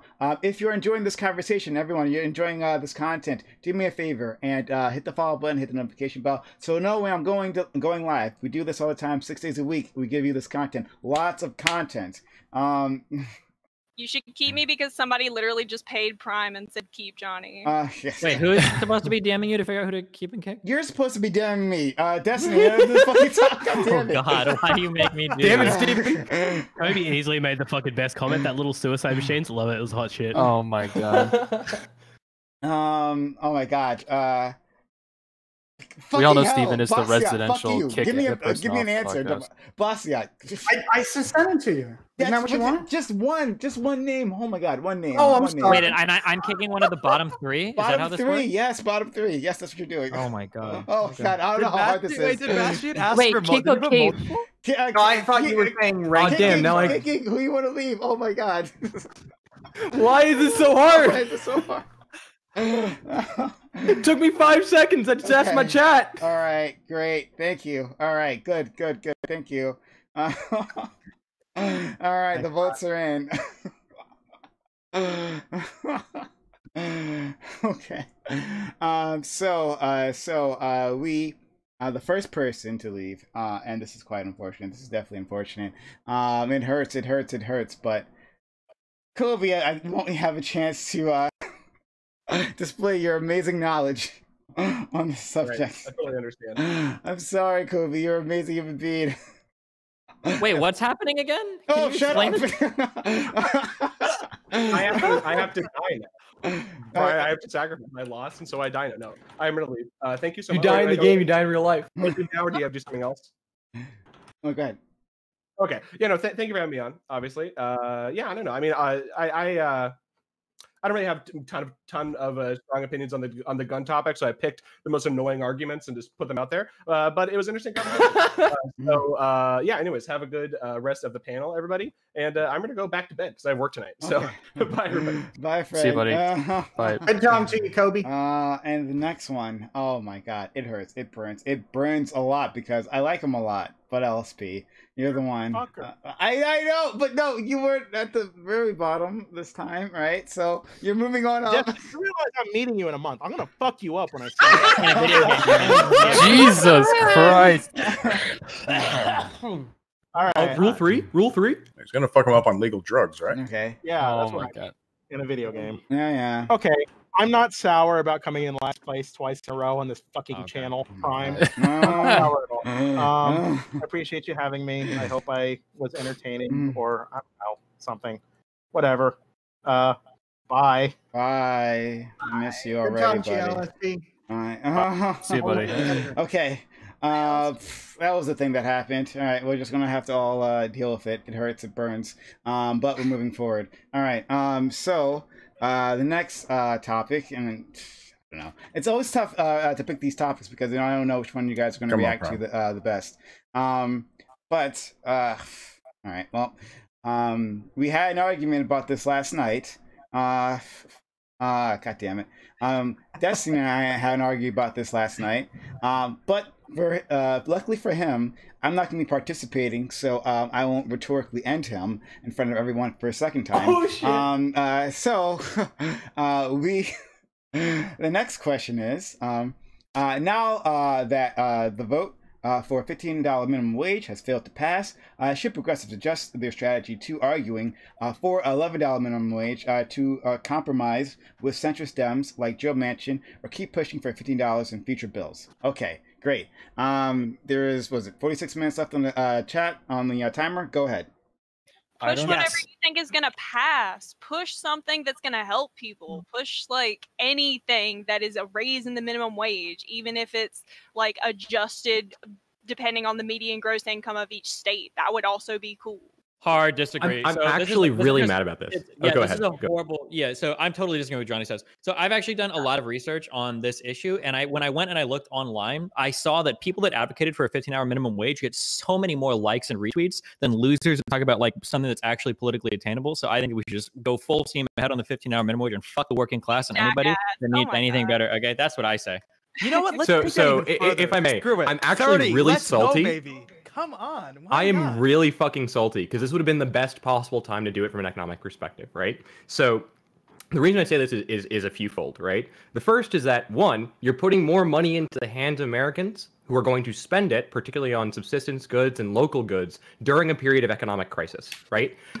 People need that fucking money, right? And in addition to that, it's going to help stimulate the economy further. So a lot of people are criticizing, why is this in this bill? There's a very good reason. The second one being, you have a shit ton of small business subsidies, right? So the pressure of businesses to fulfill that minimum wage is alleviated somewhat. Would have been the best fucking time to do it, smooth over the transition towards a $15 minimum wage, actually alleviate some of the problems of the pandemic, as well as solve a long-term issue in terms of the inability of our government to fucking, actually adjust the minimum wage for inflation. But no, we have to get caught up in this partisan bullshit once again. I am so fucking salty does about anyone this. have It doesn't mean like this isn't going to cover that many people. Like the Duke 2019 study that a lot of people, 2020 study that a lot of people cite for this, rightfully so. It's really well done. Says that like we should be at around about 60% of the median wage, which is where the minimum wage should be, which is what the bill was trying to tie it to. The reason why they give that is because not a lot of people are going to be covered by this. It's already effectively around about that. So that, like when you say like, oh, it'll give a whole bunch of people a bunch of extra money. Well, like the people that are covered by that are going to get a bunch of extra money. It's not necessarily like a huge group, and that's the whole reason why you can push it up. Now, should we push for minimum wage? I like minimum wage. I think it's like pretty good in place of like other policies like sectoral bargaining, which require very strong unions, which unfortunately the US doesn't have as of yet. I think it's like a pretty decent policy, and should we compromise? Absolutely. Especially if it can be tied to, is that none of this shit ever talks about the actual minimum wages for tipped workers. Tipped workers in Louisiana make $2.75 an hour. Plus tips, plus whatever people decide to give you at the end of their meal that they're probably not coming to get anyway because it's coronavirus. Isn't that up to a medium wage? I think almost every single tip worker makes minimum wage or better. No.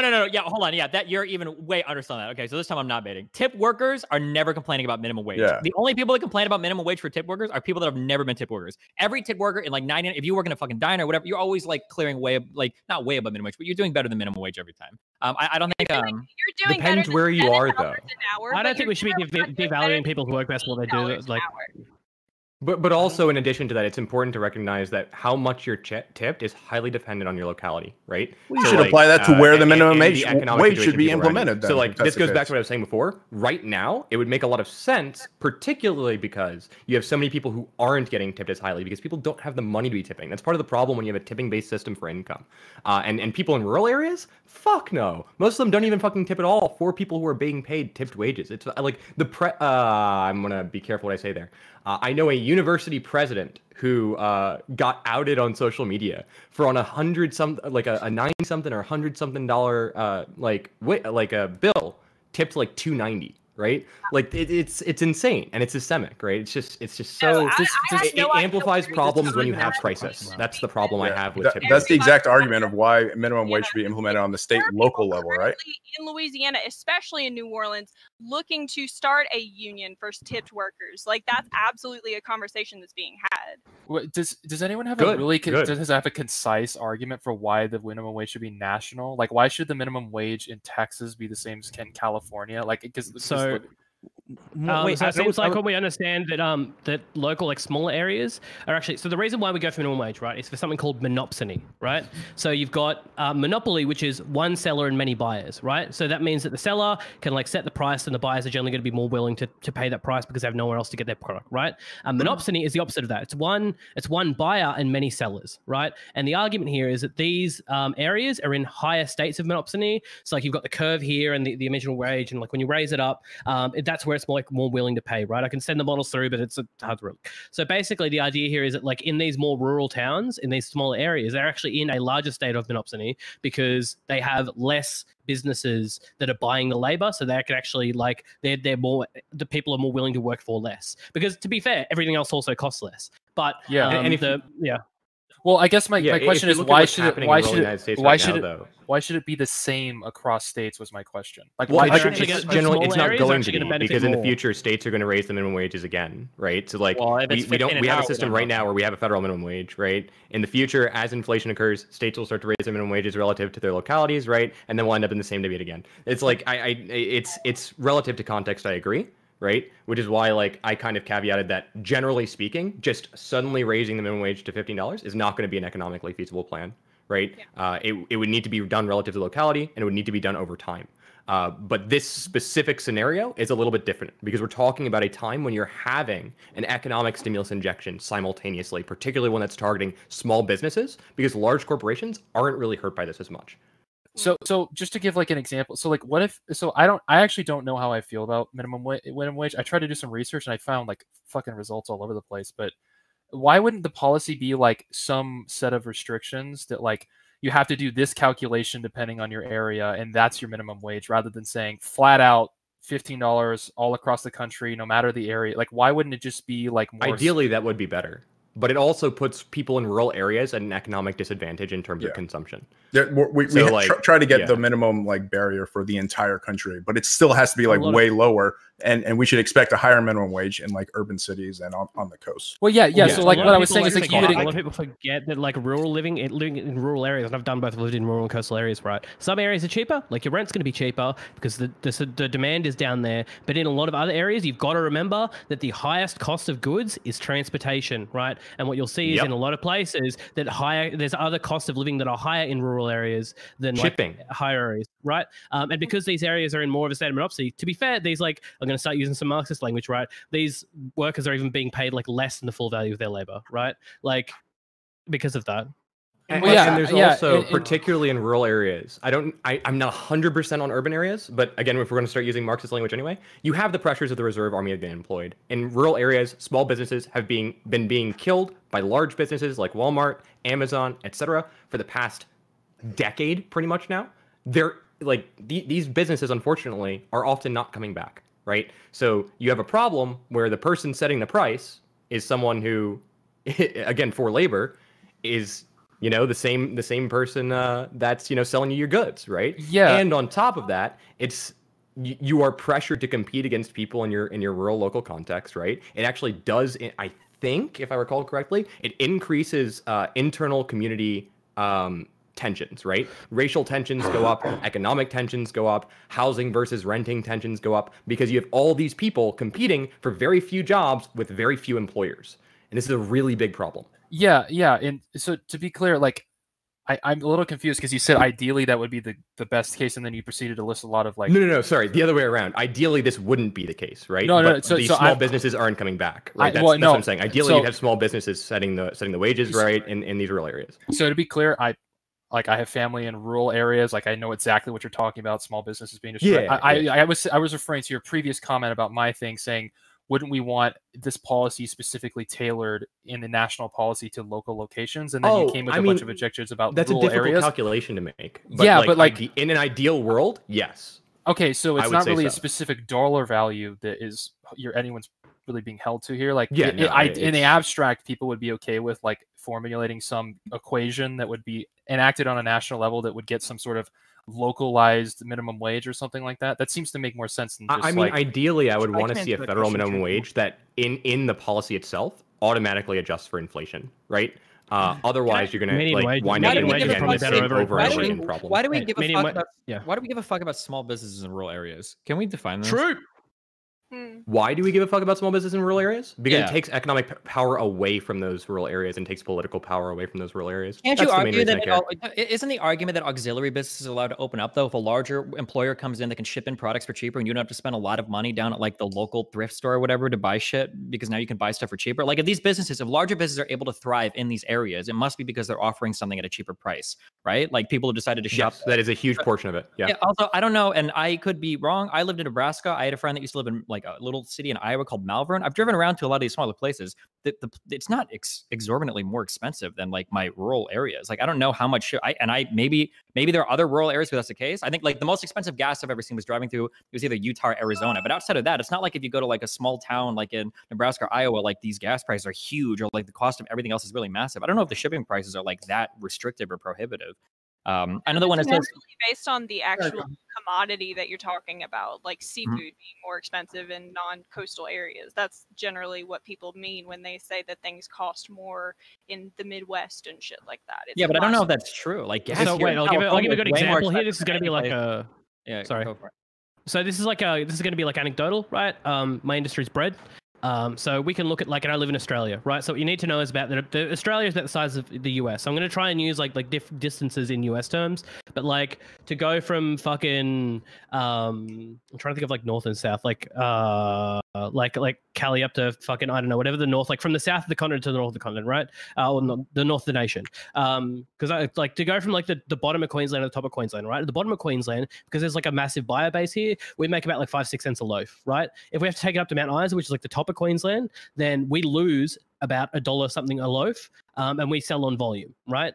And a lot of food is like this, where you sell on volume over like quality. And put this in context, we sell the loaves for about $2, right?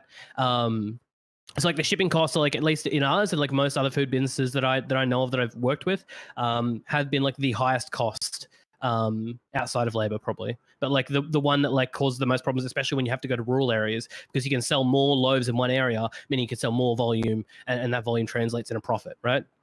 So can't we? Isn't there the issue with that? Like, and I'm trying to understand this. So the argument that specifically Empress is making is that smaller firms in these areas are inherent, like maybe more valuable because of you're employing individuals there, even if the costs of products that larger businesses are providing are cheaper, right? I think I would generally agree with this. There seems to be a point where you want to prioritize maybe having that business in that area, employing those individuals in comparison to like larger businesses at least shipping out products.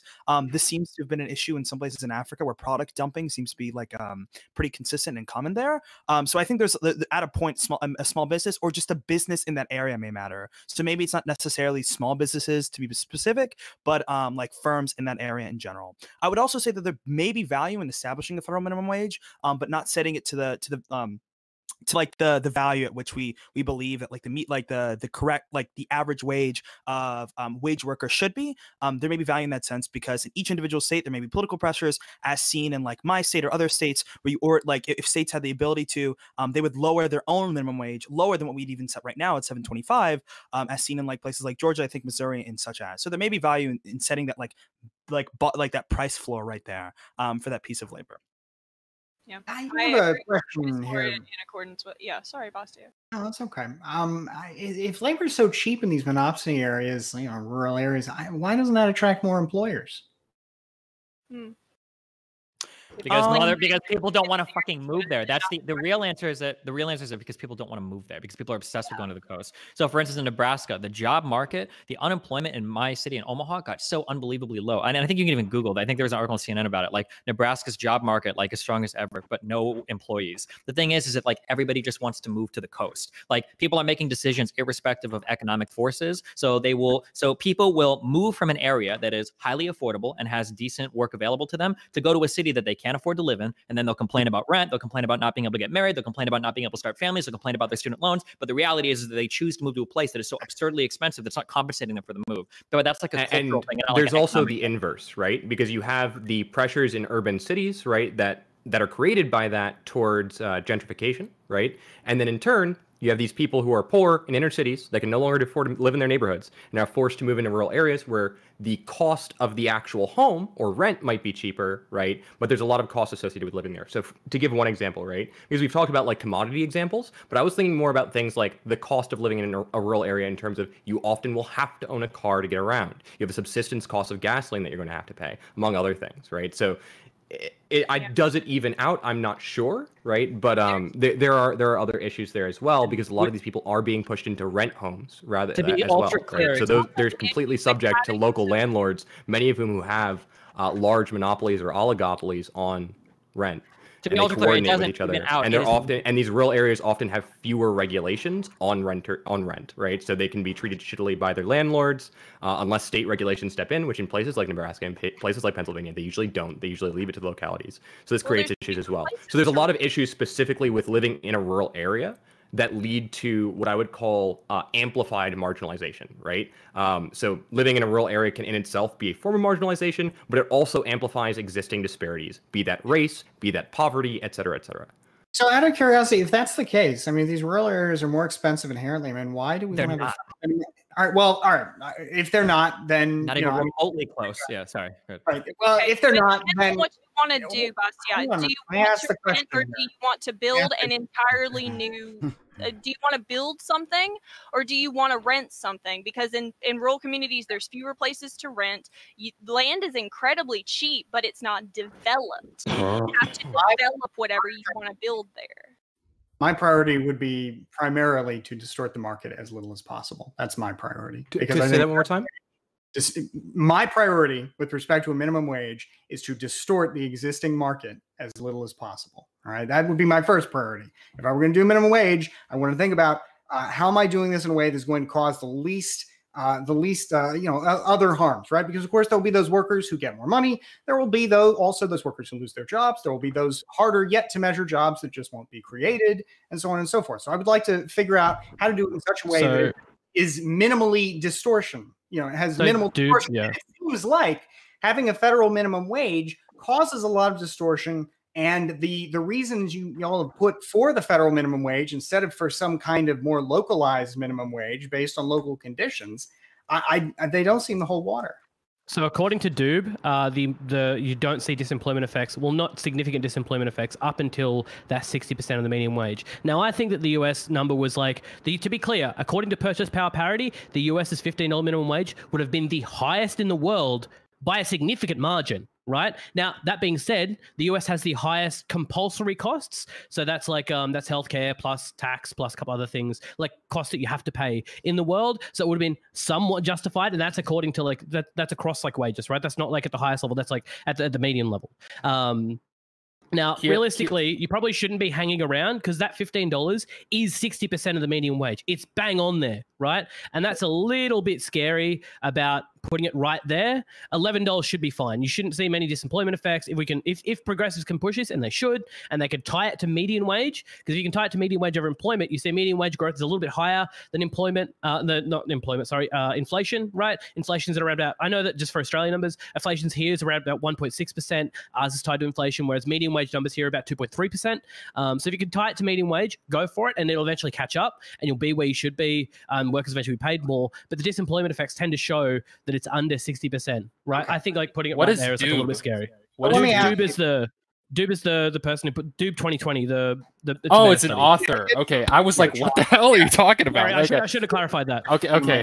So can I ask you? You're saying that above 60% is of the median wage is where you get the disemployment effects. All right. Yes. So that's why significant disemployment effects. You will still see people lose jobs. What's that? It's a significant disemployment effects. You will still see people lose jobs. Anytime you increase the wage, you're going to say that, right? So what I'm curious about then is, as far as the $15 figure, I mean, it looks like that's very close. That's right on. Yeah, it's too close, in my opinion, for comfort.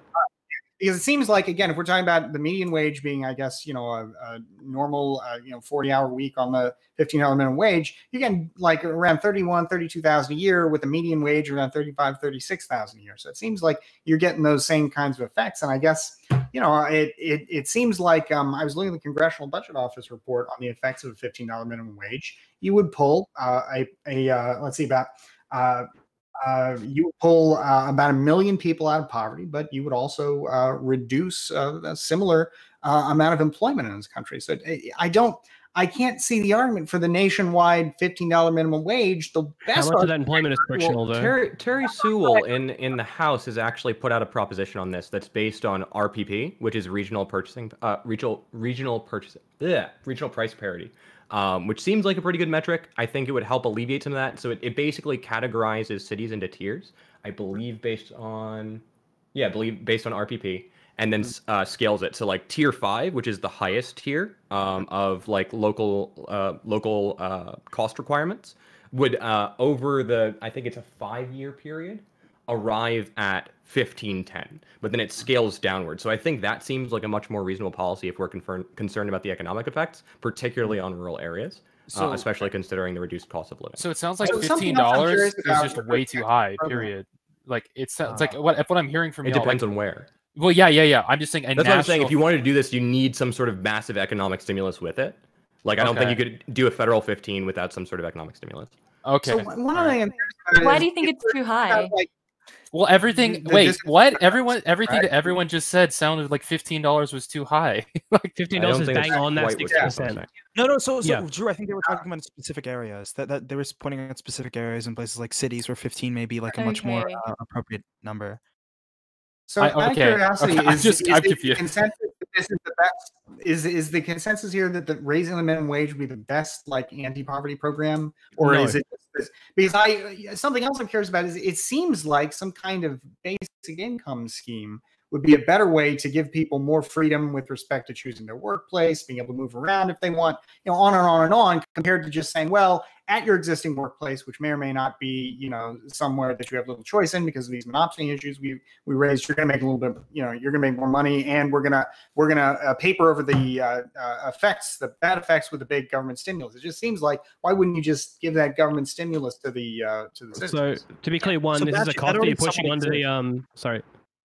I would go Paul. So I would say that So I would assume that you aren't talking about universal, right? Like, are you in favor of a universal basic income? I am generally, yeah, but it seems like if you were going to do, I feel like that is less distortionary, than a lot of the other programs proposed. But it seems to me, though, if you're talking about a big national minimum wage backed by a large government stimulus, it just seems like, wouldn't you want to just give the stimulus to people, particularly you could tailor that a lot easier than you could tailor, say, a minimum wage? So to be clear, the best. Okay. I actually. Are you talking about when you say UBI? Do you mean something more like negative income tax, or do you mean like the Yang type UBI? I mean, it could be, I guess, one or the other. I'm not, specifically. Okay, cool. So it doesn't really matter. That's fine. I mean, like, this is where I get to the hot take part, though, right? So both of these, right, whether it be $15 minimum wage, UBI, etc., negative income tax, none of these are actually dealing with the structural problems that are leading to this needing to be addressed, right? Which is income stagnation, right? Issues of poverty. So like I'm kind of conflicted on this when I hear policies like UBI, when I hear policies like raising the federal minimum wage, because yes, it will help alleviate the material condition, but it also just pushes off dealing with the actual structural problems that we're facing within our economy. Problems that you can identify that would not be solved by giving people an extra $1,000 or $2,000 a month. I agree with that, Brice. And as far as I can tell, the big three issues are that we have a form of wage stagnation. Destiny went into this yesterday to explain that, well, that's really very dependent on the particular job, the particular industry. Yes. But we have some form of it. And it seems to be the case that a lot of growth in our economy since the 1970s that would have otherwise gone into wage increases has been eaten up by the rapidly increasing costs in healthcare, housing, and education. So if you're already in poverty, healthcare, housing, and education, those are your three? Those aren't the only issues, but those seem to be. Okay, so healthcare, housing, and education are all solved by giving people lump sums of money. Well, I mean, I would be the first to say that I think UBI is a program we should consider, but I mean, there are other things that we'd have to do to resolve those issues permanently. Like, for example, the zoning restrictions that make housing very expensive, the fact that we have a strange public-private hybrid worst of both worlds healthcare system, and education's, inflation, inflating costs. So, I mean, I don't think it would really solve those issues. It would make them less harmful, but I guess I would agree with Empress. It wouldn't solve them. I just think it would solve, it would, one, alleviate some of them. And it would, I think, provide some other benefits maybe minimum wage wouldn't. Like, for example, if people really are, like Destiny says, inclined to just want to, they just want to live in cities because they just want to live in cities. I mean, well, if you want to boost people's wages, one way or another, I mean, it seems like you'd want to do it in a way that, all things being equal, will give people more freedom to make decisions for themselves. Would it actually work well with an increased wage, or would a negative income tax be? I wouldn't do it with an increased wage, just to be clear. And to be clear, also the negative income tax is also somewhat played out with the earned income tax as well, right? The earned income tax credit, isn't that like the disciple of that in that sense? And that's also increased with the stimulus bill. As well, I'm really enjoying this conversation. But the question did ask, like, when it comes to policy wise, through Congress, like, is this what we should be pushing for? And I would say you probably shouldn't be pushing for a standalone 15, like, because the Senate parliamentarian already like took it out. But even Bernie's standalone bill that mentions like increasing the minimum wage to $15 an hour only has 37 co-sponsors, and the Democrats I think have a suspected 6 people who won't vote for that, at least senators. So I think the really important question is, hey, we have all these great ideas, sure, but like, what's actually going to get passed, and what are we pushing for? I think it's probably a good thing to at minimum push for 11. It seems like 15 is going to be a lot more difficult and doesn't seem to be as politically efficacious. Yeah, I would agree with Destiny said something, I think, yesterday. I was listening to the discussion you all had on Prime's wonderful debate last night. It was a lot of fun. I enjoyed it. I was watching it until like 4 or 5 a.m., so that was good stuff. But he said something, I think, to the effect of, even if we don't think it's a good policy, like economically, it would be super good for the Democrats politically. And so in that sense, because I'm very much afraid of the prospect of the Republicans in their current form really ever taking power again, I'd still probably be down for a minimum wage if we could get it, purely because, I don't want the MAGA people to get power again. But that said, it seems like you would have an easier time, I guess, with a lower number. The $11 seems to be about 60% of the median, maybe a little less, maybe a little more. And I mean, I don't know why you wouldn't push for that if you couldn't get the 15. Like, it would still be an improvement for a lot of states. But sorry, but at the same time, on the point Bastiat just made, there's also something to say that if we pass the $11 minimum wage, that the far left socialist types, some of them on this panel, will continue to denigrate the Republican Party and shoot ourselves in the foot, causing more people not to vote and more people to leave the party in general and empower the right. Democrats, you mean? Yeah. We have. And I was we actually have 20 minutes left on the on this round. 20 minutes left. So get your. I actually 20 minutes left. No, for this round. Yeah. This So round. I'm a little. So what was what you just said, Bastiat? You basically were saying you don't know if you're necessarily in favor of the policy, but you don't want the Republicans to get an advantage, so you would be in favor of passing it. I'm willing to invoke policies that I think are probably economically harmful, but which I know are very politically popular, because the alternative of a return to rule by the incompetent MAGA movement and what's left of it is far and away more destructive to the United States than, say, an increase in minimum. Yeah, that sucks. That sounds like a really shitty like prisoner's dilemma to run straight into. Oh, that's not a good position to be in, but that's where we're at right now. So I'd also like to say that the $10 an hour, at least 11. There was another CBO report that came out that specifically referred to how 10 at least 10 would minimize the effects of those unemployment issues. So it also seems like 11 tends to be a little bit more economically efficacious as well. So that seems to be a better track with 11. Yeah. So sorry. No, you go. Please. I was just going to say real quick, I mean, ideologically, I wouldn't want any minimum wage because they're all distortionary impacts on business, and they interfere with trade between employers and employees. But I recognize that's not the world that we live in. Really, there's not much of an advocacy for that. So recognizing then, I guess, what is politically feasible, I would want one that does the least harm. And it seems to be that one around $10, $11 does relatively little harm in terms of disemployment incentives, would be politically helpful. So I don't really know what the good argument is against that, except for kind of an ideological one, which I would be interested in, of course, but which I don't really think means I much. think to an extent you actually hit the nail on the head of something I wanted to bring up earlier, right? Which is that one of the reasons that we have to have a minimum wage is because of how disempowered our unions are. So I think that's another great example of how, again, it addresses a symptom rather than one of the core problems, right? We have laws disincentivizing unions, right? Which is total fucking bullshit, right? We have laws that allow for some unions to become politically exploitative. Neither of these should be happening, right? Both of these are probably bad for our political system and probably bad for our economic system. So I think I agree with you in the sense that in principle, I think I would still support a minimum wage, but that the employer-employee relationship here that necessitates this is vastly in favor of the employer right now with the legal framework that we have. Yeah, like and that's for part example, of the problem. Yes, and this is something that is kind of difficult for me because it's hard for me to be able to say, well, I think that right to work is bad. The right to work union restrictions they put in place where they say you don't have to join, or a company can't compel you to join a union as part of the employment package, right? And that to me also is, even if you don't have any special love for unions, that violates the ability of unions and companies to negotiate agreements that say in exchange, which is the intent. Right. And that's the intent. You're right. And that weakens unions. And it's not the only reason unions have been on the decline, but that's a big reason. And it's hard for me to say, well, because of the fact that right to work exists and because we have these laws, I think that's the biggest one I'm aware of, but maybe there are others that suppress unions. Therefore, we should have this other problematic law in the form of minimum wage. But I recognize that if I were ever going to make a serious argument for get rid of the minimum wage, I think I would at least have to pair it with something like, for example, get rid of the right to work laws that disempower so many unions. So like just a quick note on right to work is like a lot of countries operate on basically not having closed shops already, right? Wait, is my thing working?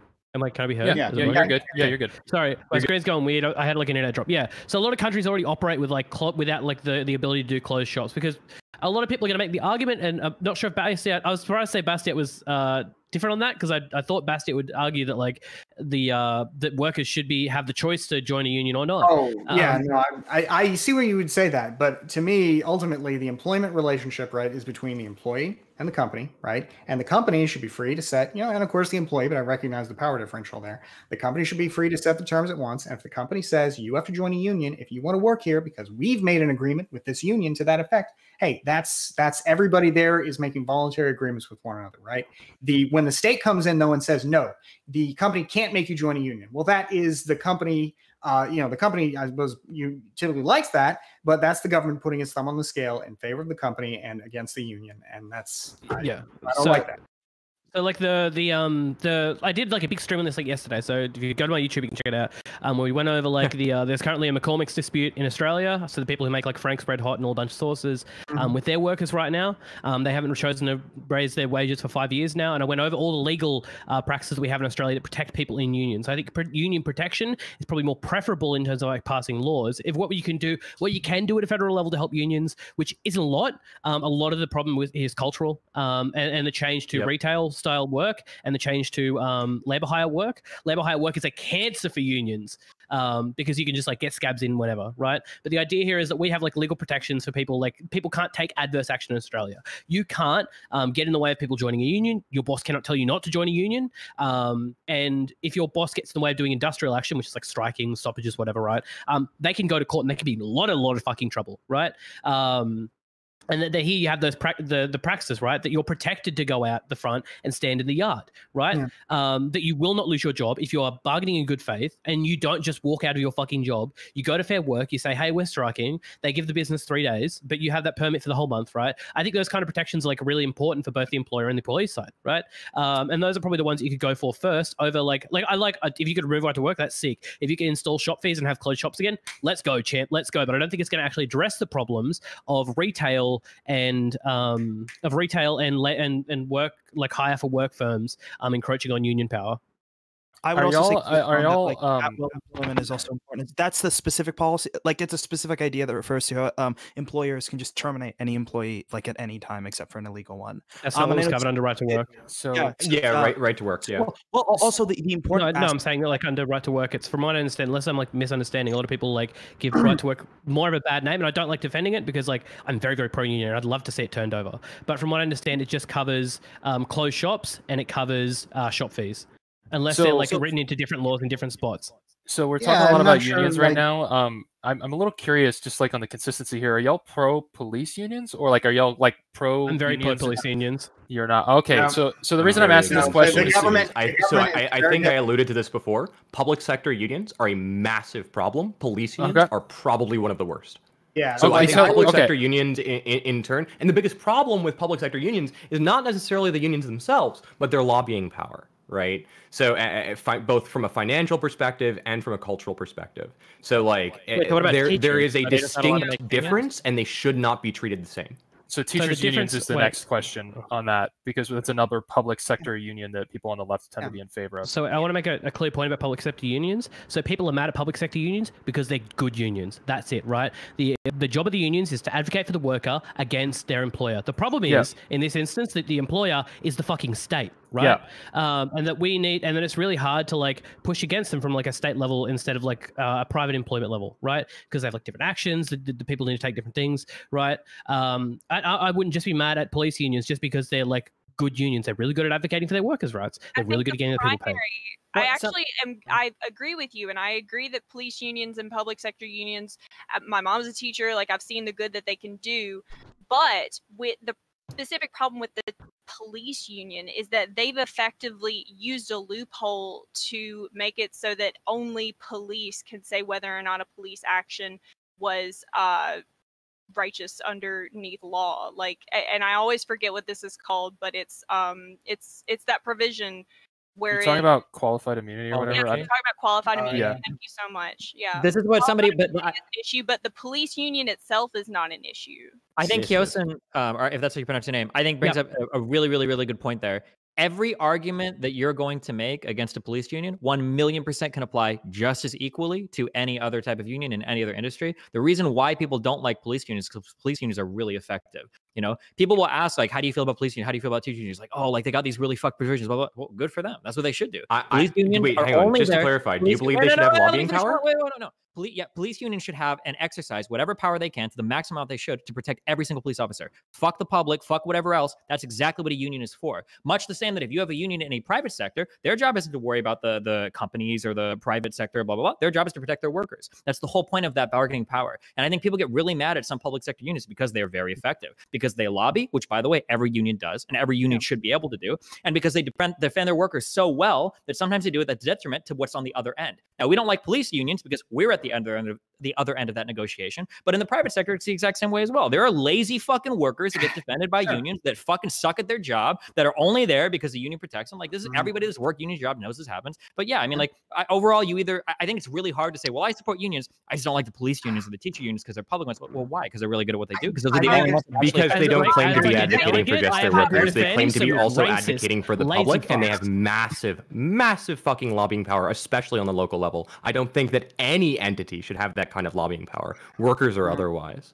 I think it's very dishonest to say that their only concern is their workers when they explicitly claim otherwise. Police unions claim it's about public safety. Teachers unions claim it's about children. And Johnny Scarlett, just to add on, I say this as someone whose mother is also a teacher. You encounter specific problems where they are not willing to advocate for their workers when it's disadvantageous to their political clout. That is bullshit. Okay, well, speaking of political clout, just to bring it back to the original question, hot take here, if we're going to talk about things that are actually going to get passed, don't touch unions. The left shouldn't be touching unions because nobody is for unions right now. We don't have the cultural climate to support that, especially with like we were talking about MAGA people coming back into power. I don't think that that's like outside the realm of possibility, and nobody on the right is currently supporting unions. Well, union support it's a real important point. Has been in a very long time right now. Unions are actually very popular in the public eye right now, right? Union support has been raising over the last like several years. Is very important. Like, now is when you should be fighting for unions. Joe Biden got elected on fighting for unions. It was one of the things he specifically campaigned on. And elected on not being Trump. Okay, we have different ideas about how Joe Biden got elected. Empirically, Trump got elected by the unions and Joe got elected by the unions. They were the swing for both of those candidates, right? Yes. In union, and as far as like, so understanding that we want to lobby for those people, we want to keep those people on our side, right? Because the left is pro-union. We should be. We shouldn't cede those people to fucking racists and shitheads. I don't care, right? Put the law through, make unions strong again. Police unions are markedly different. They are very different from all these public sector unions, or not public sector unions, private sector unions in a very important way, which is to say this: I have no choice but to do business with the monopoly of force that the police represent. Correct. I have no other entity I can go to, and if I stop paying my taxes, by the way, they just jail me. I am forced to deal with a monopoly of violence that then, on top of that extractive situation by default, adds another extractive situation in the form of a union. And that's double extraction against a citizen of the country who has no choice but to do business with Destiny. There are plenty, depending on the type of entity. depending on the type of industry that you're working with, you, in some roundabout way, you will at some point be negotiating with a union. This is kind of like when the United Kingdom wanted to Brexit and get away from the European Union because they didn't want to do deals with the European Union anymore. Well, you still have to because you have to negotiate your trade agreements, right? You might say that you want to do business with some union, like maybe the lumber union or some whatever union, but you're going to deal with them in one way or another. It's going to come down to you in the form of prices or in regulations or whatever agreement that they make. You have to deal with it down the line at some point in time. Like, but there is. I'm sorry, didn't cut you off. Well, there is no difference between an entity that already has like monopoly power, like your local police department, and then saying on top of that massive advantage, we are going to give you the power to unionize and to do all the things that come with that. Like that's just double dipping against the public. Patrick, can I ask you a question? Should police officers not be able to lobby to raise their own wages? Oh, they can. No. I have no issue with. Well, just to be clear, I don't share Empress's position about lobbying here. I don't have any issue with that. But what I do have an issue with is the ability of police to form unions. I think. What about healthcare workers? Should healthcare workers? Should you force healthcare workers out of unions too? Because I don't have a choice. If I've got to call the ambulance to go to the emergency room, I don't have a choice on whether or not I get to negotiate. Ambulances are generally privately conducted. Like these things are not done through private sector. Like your ambulance is run by a private corporation. I don't know if people know that. Should they be allowed to unionize? Should there be any medical unions whatsoever if I don't have a choice? But the argument isn't. So my argument isn't about inelastic needs necessarily. My argument's about the economic problems with it in terms of how it relates to public funding. I don't think that any union, right? Just like I don't think that any corporation or private person should be dumping money into politics in the way that unions do.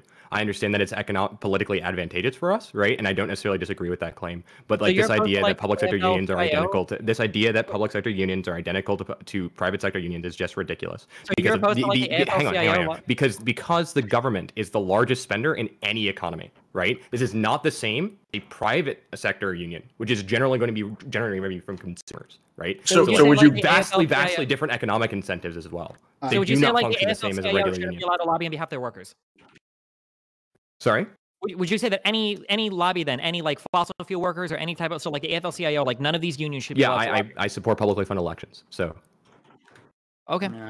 I don't think that any organization should have that kind of power. You shouldn't be able to buy elections. Yeah. It's not about buying elections. It's about advocating. Sorry, if I wasn't clear when I'm talking about lobbying, I'm talking about financial. You don't think that any employee that works in any union that sells contracts to the government, anything, none of those employees should have the rights to be able to negotiate any of their things. They just need to be at the whims of whatever. No, I think they should be able to negotiate. I don't think that they should be able to lobby. Negotiate and lobby are one and the same. These go hand in hand. No, they're not. Yes, they do. Well, who cares? What type of negotiations do you have? You're not allowed to lobby your government. What do? You just go in the back room and say, hey, can you pay us more? You threaten to go on strike just like every other union does. I don't think that any entity this large should be spending this much money on politics, regardless of regulations.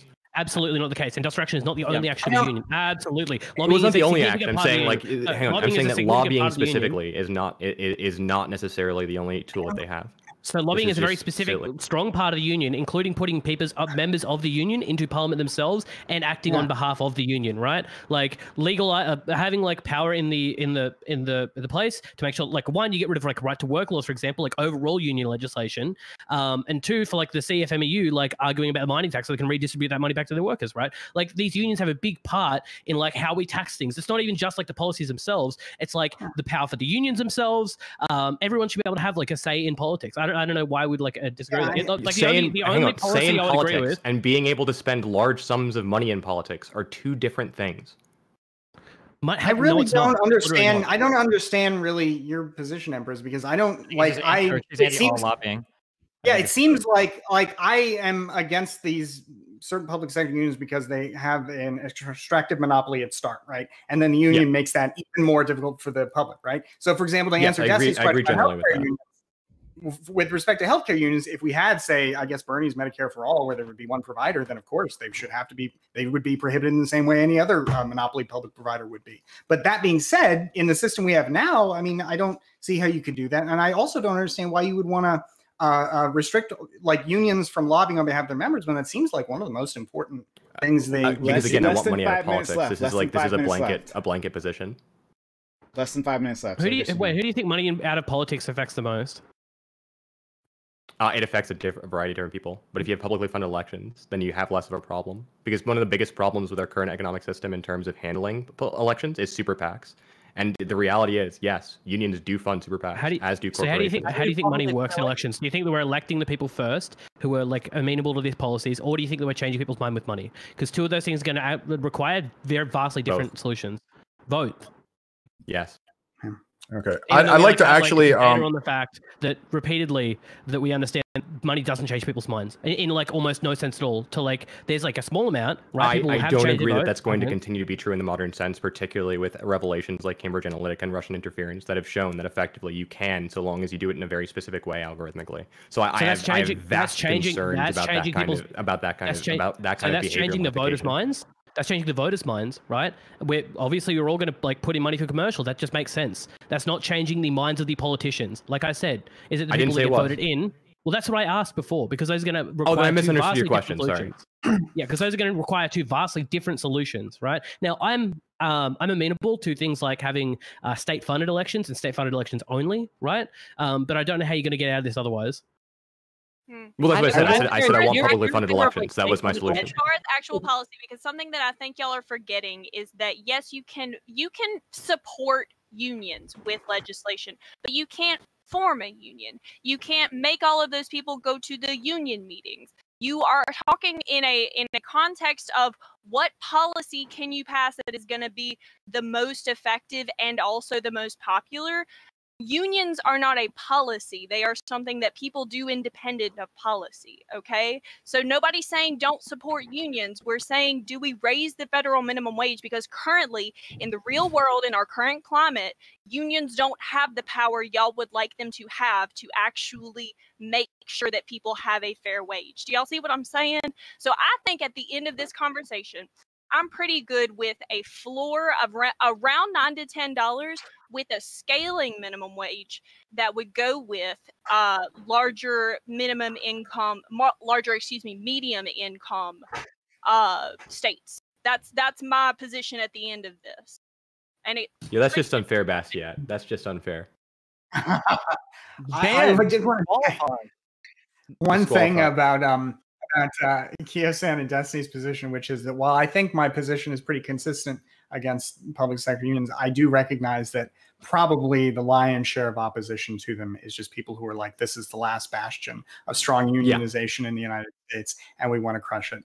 And I mean, I think police unions seem to be in sort of a category of their own because they have a different sort of political base. Seems like they're more conservative than most others, but nevertheless, I would grant you that that's probably the case. I think the problem is that what's really going on, and people will never admit this, but the problem is that people in their minds and I get so upset that people moralize all of these issues. In people's minds, union equals good. Like firm that hires union equals bad. So people just think unions are good, unions are good, unions are good. But then when you bring up the police union, it like their mind goes like cross. It's like, well, hold on, well, police bad, but union good, and I don't know how to resolve this conflict in my head, so fuck it. I guess we just hate the police union. The reality is that unions don't exist to be good, and unions don't exist to help society. Unions exist just to give more bargaining power on behalf of those workers. That might play out in ways that's incredibly beneficial. So, for instance, maybe you advocate for better working conditions that lead you to having days off or without child labor or whatever, which is awesome. Maybe that ends up being incredibly shitty for society. Like you negotiate against the city and make it so that they can't turn on like a new solar farm because your fossil fuel job's going to be threatened. Like at the end of the day, the union only exists to be a counterbalance to capital power. And that's all they should exist for. And insofar as that, I think like the teacher union and the police unions are incredibly effective. And, you know, the idea that like, well, these are different because they say they advocate for all of society. Every union says that. There is not a single union in the United States that's going to come out and say like, oh, we only care about our workers, fuck society. Every union tries to pocket their issues or frame their issues or couch their issues in the way that, well, what we're doing is actually better for everybody. We want to make sure that we remain the world leader in energy. We want to make sure that we keep our healthcare professionals like, you know, doing the best treatment that they can for people. Like everybody's always going to couch those issues in like in a more universal context or whatever. I mean, I don't sorry. You said there. It's just the only difference I think is, for example, when we talk about police unions protecting their workers, I mean, the state already has an interest in protecting itself against, protecting its workers, for example, when it comes to the violence they deal out against the public. I mean, the state already has an interest in a strong police force.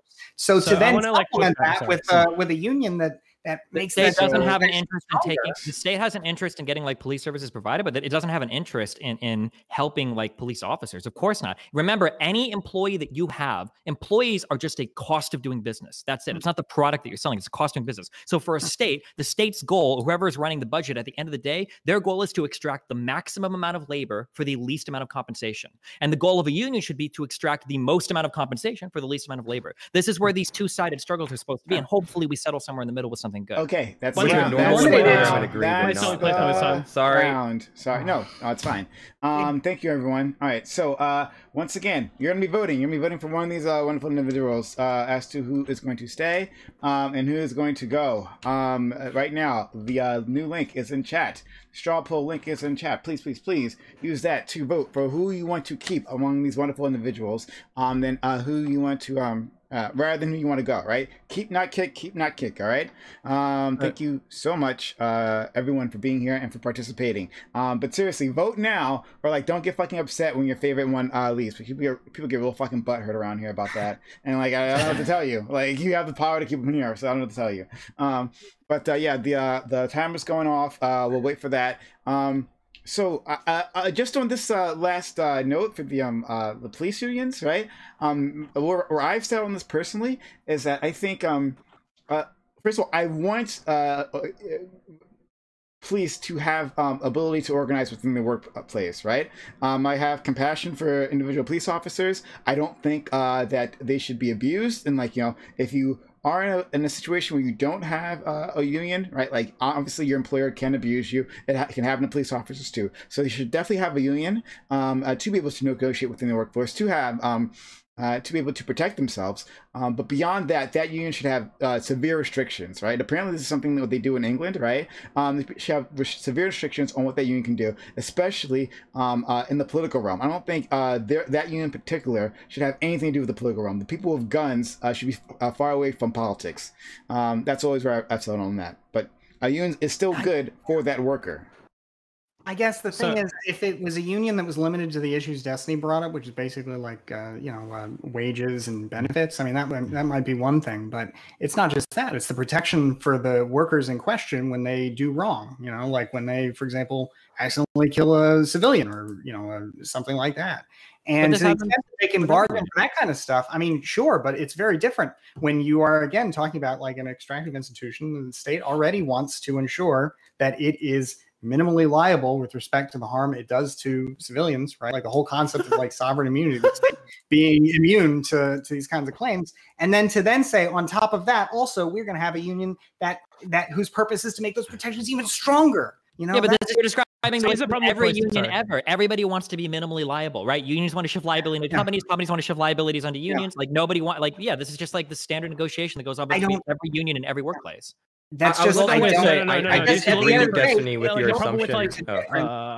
Between like the production of goods and services and the monopoly provision of use of force, like that is something that the citizens should not have to fight not only their legislatures to scale that stuff back, but also a union.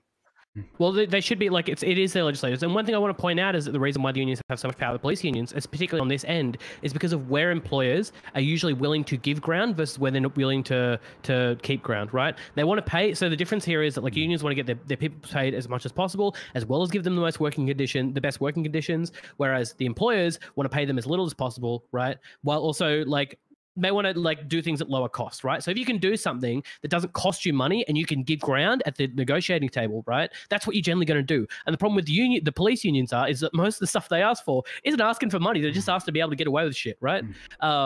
So in part, right, part of the reason why these negotiations are leveraged so hard in this way, it's is because of that, right? The way that this negotiation is done. Now, I think that there is a unique position about police unions that are different from other unions, and I just want to contend with something that Destiny said before, is that unions are only concerned with their workers. That's true, but it depends on how the union is organized. Police unions are very different from other unions, and they are separate from other unions. You will not see cross-sectional support from police unions to other unions. Police unions do not separate help other unions, right? Whereas when you've got like sectoral unions or you've got large unions like the United Workers Union in Australia, right, where you're in every industry, that means that when you lobby, you're not going to lobby specifically for that industry, right? Which is part of the reason why CFMEU is a problem, because they're willing to lobby for the mining corp, others, right? Yeah.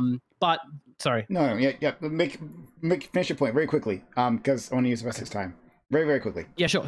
I said the problem is like it's not sectoral, right? So what you want is to have unions across many industries so that they can support many industries at once and not be leveraging that hard, right? And having those multiple industries makes the negotiation actually better because you can thread down the chain.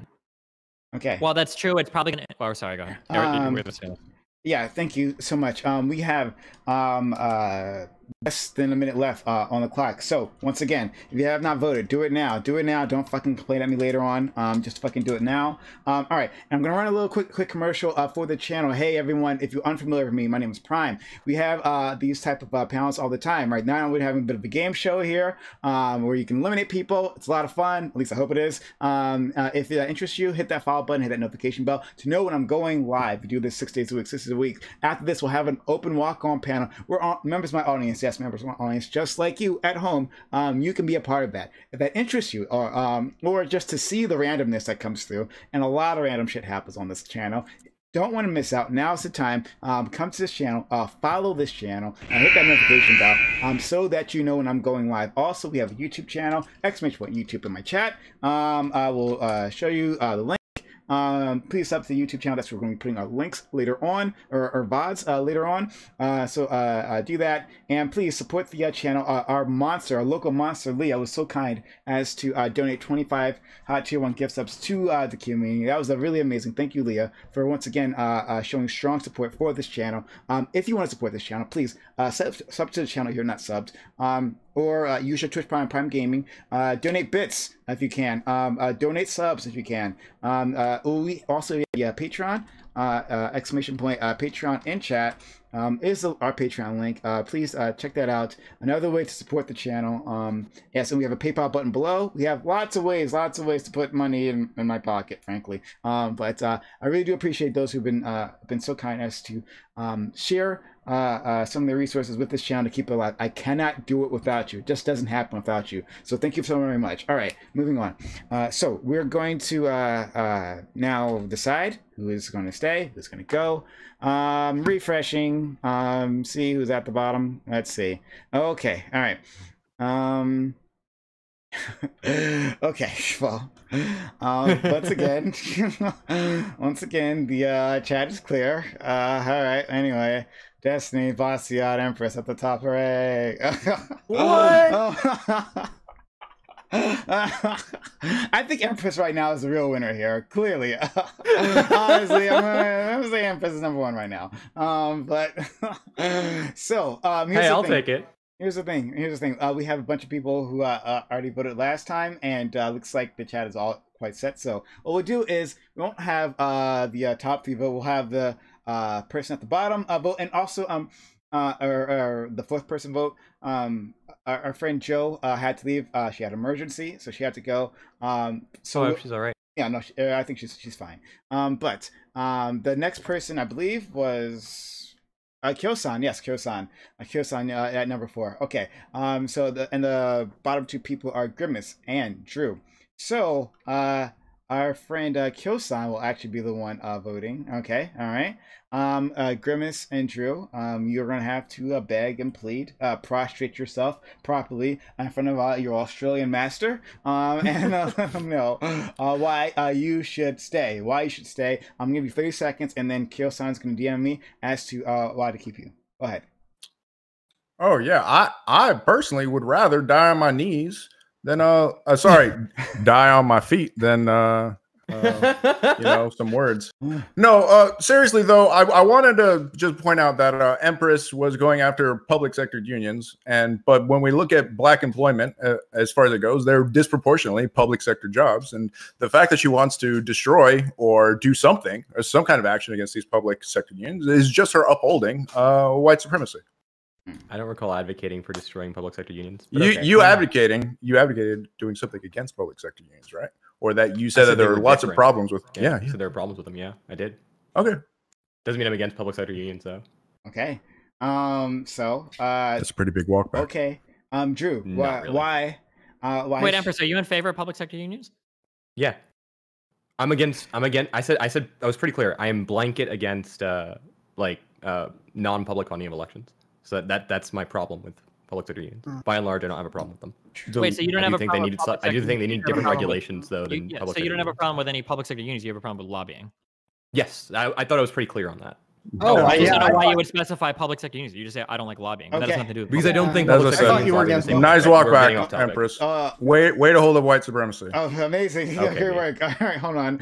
Virtue signaling like nobody else. 1 second. Yeah, because I'm making fun of you. I'm doing it satirically. Drew! Why? Well, I think Shakespeare just to be san? clear, it seems like I was the only one who was generally disfavorable to public sector unions. You all I don't are even terrible think we're human completely beings. against Oh it my as god! well. Listen to me, Drew. Oh my god! Beg for your game show life. To Kyo-san, he demands to be assuaged. Yeah, sure. I'm the only conservative on the podcast, right? So if you want to actually have somebody on here with a countering point of view, I can't possibly beat you. I have no audience, but you better conversations if I hear. I would remind you that I was the person that asked the police union question. That's why we're here in the first place. And number two, I don't actually have to put a filter on my face to have a strong jawline and facial hair. So that's a really important part of this as well. Yeah. Okay. All right. Kyo-san, if you could be so kind as to send me that DM, letting me know who's gonna go. I was supposed to put music on before. I'll put music on now. Oh, it's very spooky music. If you can hear it. But yeah, spooky music. Oh no, who's gonna stay? Who's gonna go? As we wait for Kyo-san to get his act together. Sorry. Wait, so are we sending you who to keep or who to No, pick? not you. God damn it. No, just Listen. Kyo. Just Kyo. Oh, just Kyo. Oh my god. Okay. They can't give us too much power, Destiny. Okay,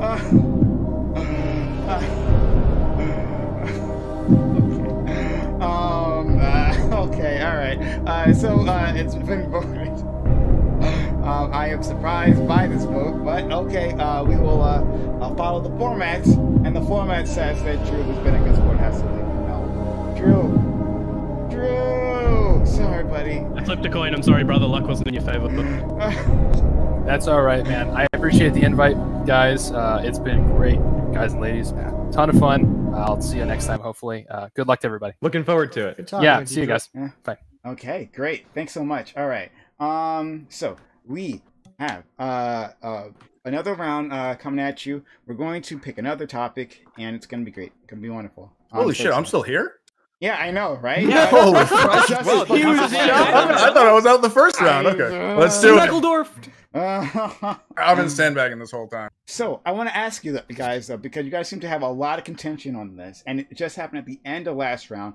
Do you want to continue having conversation on unions? I'll put it up to you. If you guys want to, we can do that, or we can go back to the list of topics I have ready for you. What do y'all think? List of topics. Go back to the list of topics. Okay. Yep. Yeah, please. All right. Fair enough. Okay. So I'm curious as to where this will go. Very curious, actually. But can white people run black civil rights organizations? Can men run feminist organizations? So the point of this question, if you haven't gotten already, is to decide whether, like, does it actually matter if you're part of this group, right? Can you still fight for the benefits of others, even if you're not part of their demographic, right? So 36 minutes left on the clock. Go. If You you're have if awakened you're talking me. about specifically like being the public face, it's probably not good optically. I have to be honest. Yeah. If you're running the NAACP and you have like a white person who's like the public face or like the highest position that's very public, then probably not. But what I think is, like, in helping these groups, whether it be like a finance person behind it who's like really running some like the high level operations just when it comes to finance, or some of the like behind like high level but behind the things kind of role, I think that's completely fine. It's just like when we think about groups, especially like civil rights group, optically those things, like the way that they present themselves, matter a lot. So I think it's possible, but not really publicly. Yeah. I was gonna say, like, my first question with this was define run, right? Like, if you're talking about logistically, if you're talking about, especially if you have a group of this particular demographic of people and they happen to vote in someone who's not of their demographic, I think that's especially valid. I guess when I was thinking about this, I was tempted to, I guess, start with a position very much like Polar's, which I think is very reasonable. And, I mean, I think that's probably the most reasonable position, like, on this one. But to try and maybe push a little farther, this question kind of made me think about John Brown and Frederick Douglass. And for those who, you all probably know who John Brown is. John Brown is the anti-slavery, depending on how you feel about him, anything from an advocate to a terrorist, who attacked slavery advocates and indeed tried to incite an insurrection against slavery in, I think, 1859 at Harper's Ferry. John Brown, I personally think, is pretty cool. I think he's a pretty cool guy. But Frederick Douglass had this murder really a bunch of people great, in cold blood in Kansas. Yeah, he did, but you know, I mean, slavery is a hell of a thing, you know. I mean, so yeah, but he absolutely, yeah, he murdered he killed a lot of people. But I guess I would say it reminds me of a line from one of Frederick Douglass's speeches about John Brown, where John Brown being a white man and Frederick Douglass being a black man, a freed slave, right?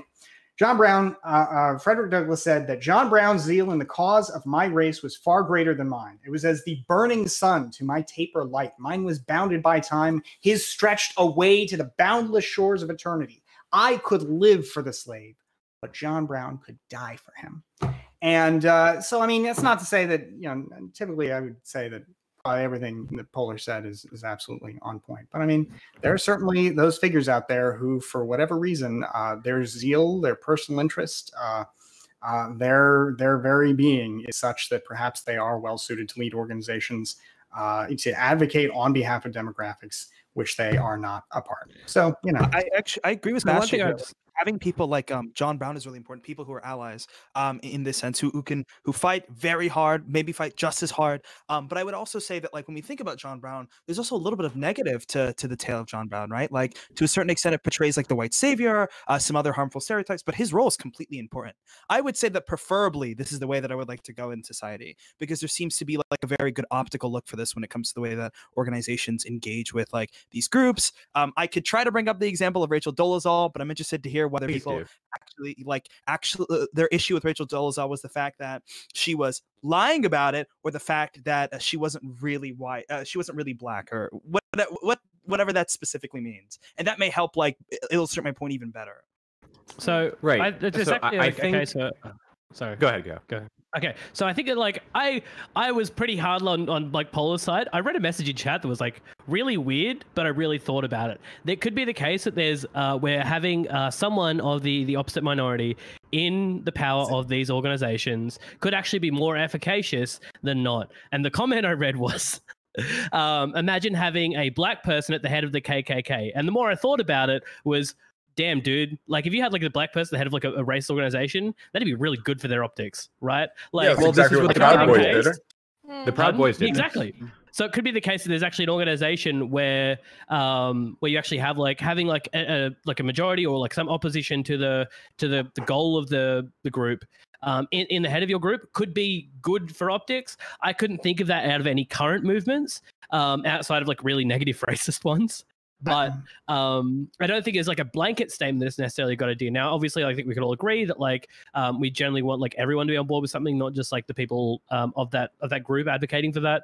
And that because like usually this is the argument I'll usually run, is like something like it affects all of us, right? If we're talking about like race, it affects all of us. If we're talking about gender, it affects all of us. It doesn't just affect those people who it affects the most. It has an effect on all of us, right? And that's like even outside of the fact, like fuck it, dude, just like be nice to people, just help them, just get out there, fucking support.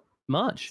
So I agree with you that this specifically affects everyone. But what I will say is I'm just looking at the effectiveness of specific organizations and the way that they engage the community. And that's just the point that I'm trying to demonstrate. You're right. Race does affect everyone, even groups who may not necessarily who are the marginalized ones or who aren't the marginalized ones. But it's also important in a way that we think that like individual organizations can reach out to people. Maybe if you don't have accurate representation of the group that's marginalized in your organization, maybe harder to reach out to that marginalized group. It may also look like a little Kyosan, I just love the idea of the opposite race.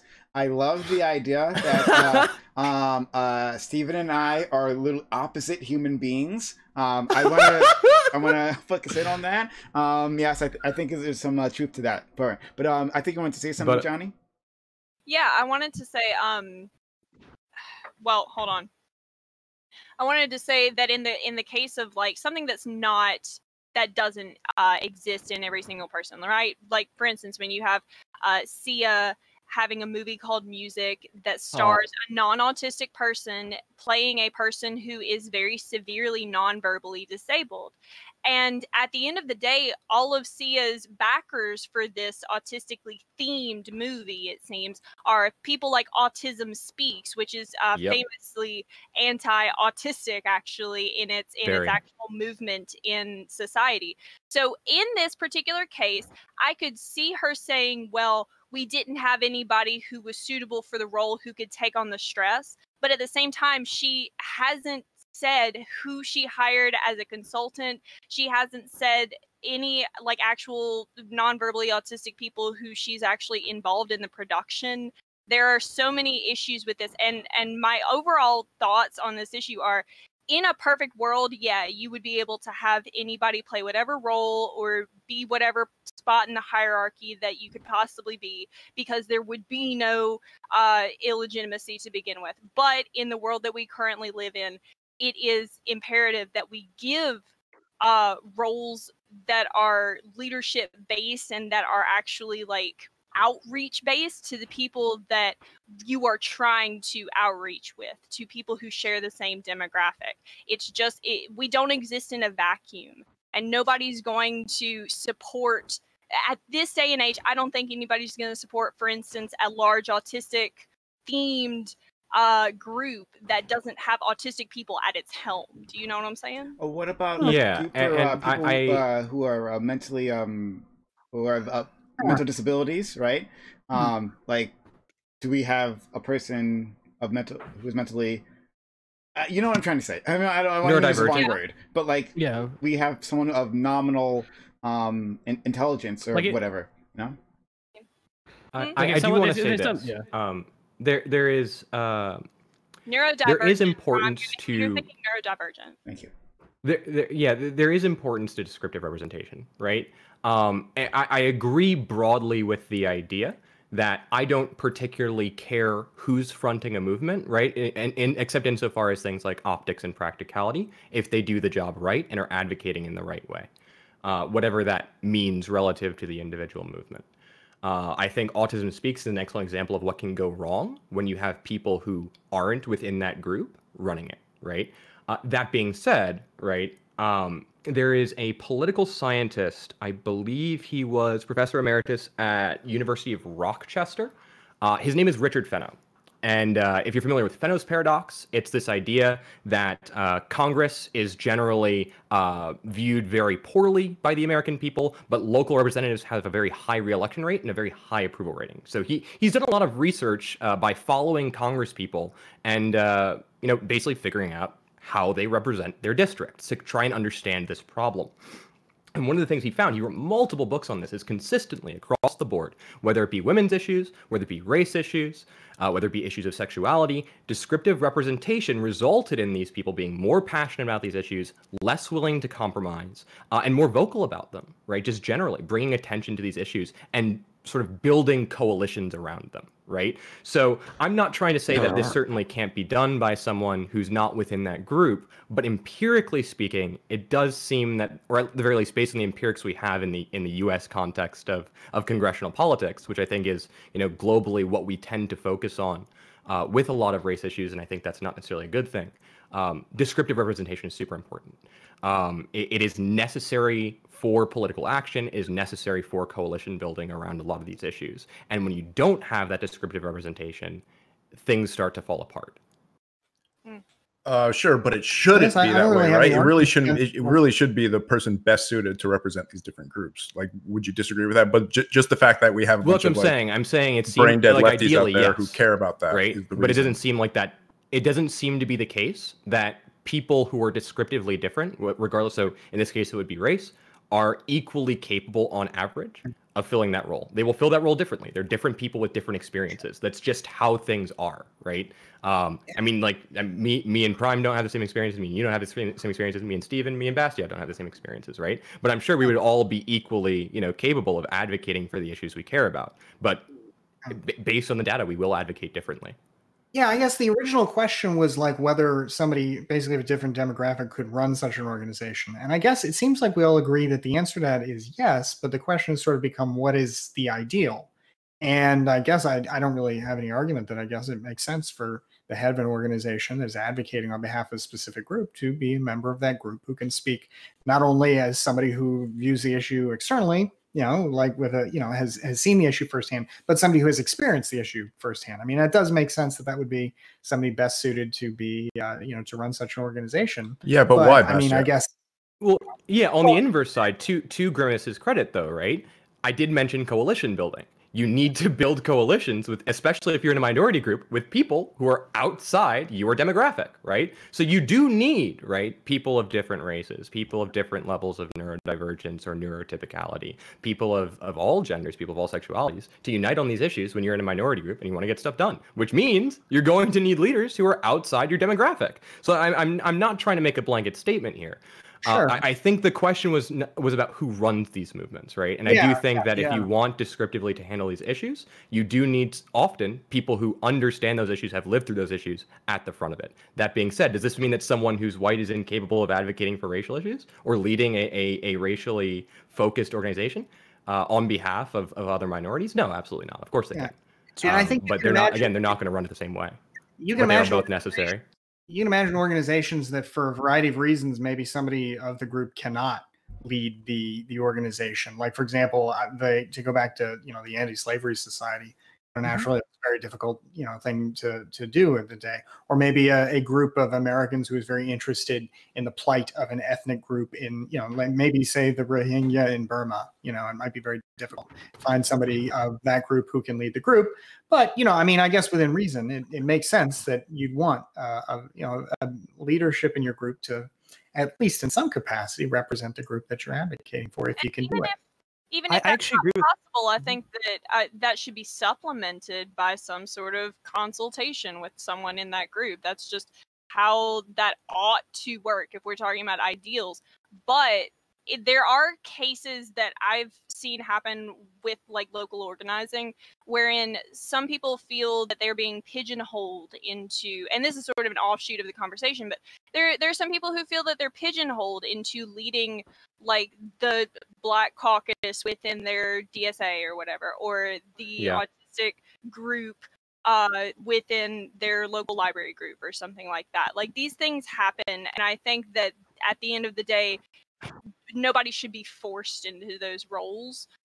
And it's not necessarily the case that every single like DSA chapter, for instance, that's one of the main people that I organize with, doesn't need like every specific minority as a focus group or demographic that is entirely like its own caucus. If you only have a couple of people who meet that demographic, or if you have 0 people who meet that demographic, maybe observe how you're being open to those people and see if you can get more of those people into your group. That's also something that needs to be said in this.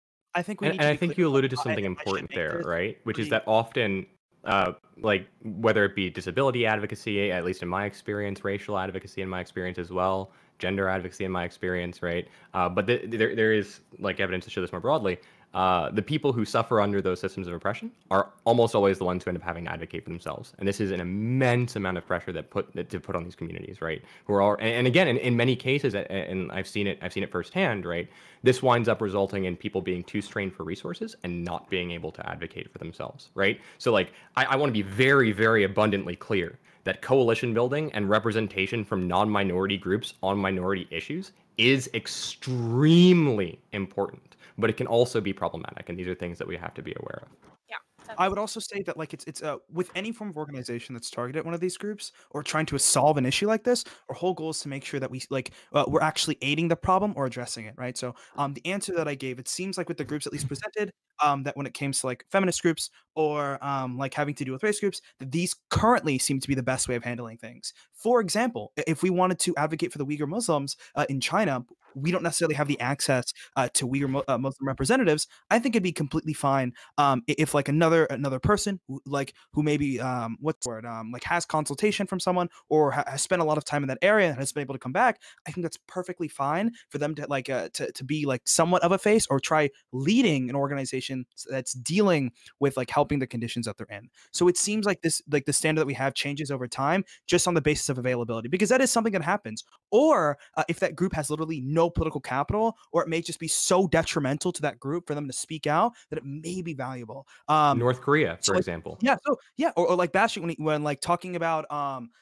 John Brown, is that there was, to a certain extent, white people had the ability to come out and at least do something and have better, I guess, for some people, better optics in comparison to like just a basic slave result to a certain extent and with some specific people. So it seems like this changes with time and availability. So I think there's like also a good point there to nail on is that like sometimes people are going to be more amenable to hearing a message from a group they already like identify with someone, right? So if like some people might like be more amenable to hear about race issues from someone who's closer to their race, right? And this isn't always the case, but like sometimes it's going to be like it's going to be they're going to get a different reaction from someone of a different race or a different gender or a different minority group than from the majority group that they identify with already, right? And in this cases, right, I don't know if necessarily having like the public face, but like having like spokespeople from these groups might actually be like a good idea. Yeah, in certain areas. Sorry, go ahead. Oh no, sorry. Just for me going forward, just the idea for these groups is that they're usually advocating, or they should be advocating, for equality and equal representation, and their outlook in general should like keep that in mind without trying to divide us into all these different groups that I keep seeing from some of you guys on the left right here. Like we should be trying our best to treat each other in the kind of way that where we take people who are best fitted for a job and have them advocate for each of these different goals from these groups without any issues, without paying attention to their race or gender or sexual orientation. That's the goal. That should be the goal, right? Like race and gender wouldn't exist, right? Like because these structures are necessarily not perfectly mapped to reality and are often designed culturally, socially, institutionally, like economically and politically, as structures of oppression, right? Race, well, it does have a 97, I believe, % correlation with genetic markers, is not a perfect map. And the racial experiences certainly don't necessarily map to genetic markers, right? So I think I think you're on to something there in terms of the point of, we should be moving away from these constructs of society, but it's very difficult to combat oppression when you don't have a way to measure it. Just really, Prime, I see you raising your finger. Do we gotta? No, finish. No, finish your point. Yeah. And just as a quick second point that kind of came to mind from one of my classes recently, I'm a bit shaky on the empirics or anthropological origins of this one, but if I'm not mistaken, consistently both in the U.S. and in Africa, Black women have been at the forefront of many civil rights movements, and not just those for African Americans and not just those for women. Particularly a good example of this is the Pride movement, which, while the origin story of Pride is like the first brick having been thrown by an African American woman, trans woman of color, better said, I don't know if she's African American, it seems to be a little bit of a myth, right? The broader point of that is true, right? In that the Pride movement, particularly in New York post-Stonewall, during the HIV and AIDS epidemic, a lot of the aid for people who were being abandoned by their families or didn't have economic support in that time due to their sexuality or gender were taken in by, trans women of color who ran local bars, ran local hotels, owned apartments, because that was all you could really do to make money, right? Because they weren't hiring you in many industries. You had to get property. You had to get a business, right? So they would, in turn, house a lot of these individuals, give them a place to stay. And this is actually where American drag culture comes from. This is not the same kind of drag culture that you see on RuPaul's Drag Race. It's a very different thing. There's problems with it, but a good documentary on this is Paris is Burning. I would also suggest reading Judith Butler's critique if you go and watch that, though, because there's many problems with it. But the point is, right, African American women have been pushing for civil liberties far more, both in the U.S. or African women just generally, right, and in Africa as well, in market movements in multiple African countries. Sorry, I forgot the point. What was the point of the African American women's leading these movements? As far as the topic goes? It seems to be the case that, like, across groups, people don't advocate in the same way, and that there's a historic cultural influence that has led to this that goes all the way back to ancient Africa in some cases. So, yeah, but you're generalizing a population right now when we're talking about individuals leading. Yes, it is a generalization to specific movements, right? So, like, if you look at leaders of certain movements, or rather people who participate in certain movements, you see consistent support from African American women and African women. There's good examples of market movements, and I believe, I'm going to get this wrong. I want to say it was Senegal. Might have been. I'm getting countries mixed up. I shouldn't. Okay, you're describing something, but you're not like. Well, I said from the beginning, I was a bit shaky on the empirics of this. I want to let Polar, and then I want to try to change up the topic just a little bit. 15 minutes left on the clocks, but I'll let Polar, and then I want to jump in here. Go ahead, Polar. So Grimace, you specifically, like, you kept mentioning best fit for the job. When it comes to these organizations, I would say the best fit person would be the one that could probably make the most political change if it's a political organization. Yep. And what we've descriptively seen is it seems like individuals from these groups tend to do the best job, at least currently, but that hasn't necessarily always been the case. The reason why I'm even arguing for currently that there should be members of this like minority representing this group is because it seems like they're the best fit for the job. Because people empathize with them more in this sense. They tend to be a little more politically efficacious and have better optics. That's always been the goal. Like, and I've specifically mentioned examples where these individuals. It hasn't necessarily been individuals of this minority, but have still been able to be politically efficacious. That's always going to be the goal for me. Yeah, that's fine. That's because that's where our culture is at the moment. What I'm saying is how it should be. And if the goals of these organizations for equality and for us to get over these restrictions we've put between each other, we shouldn't be treating them in the way that you're trying to move society away from. Okay, so hold on. I don't really understand though. Let me try this on, and then you jump right into it. Just going to slightly alter the perspective of the question. Okay, so whether we have a feminist movement, right, or like the NAACP, right, for instance, right?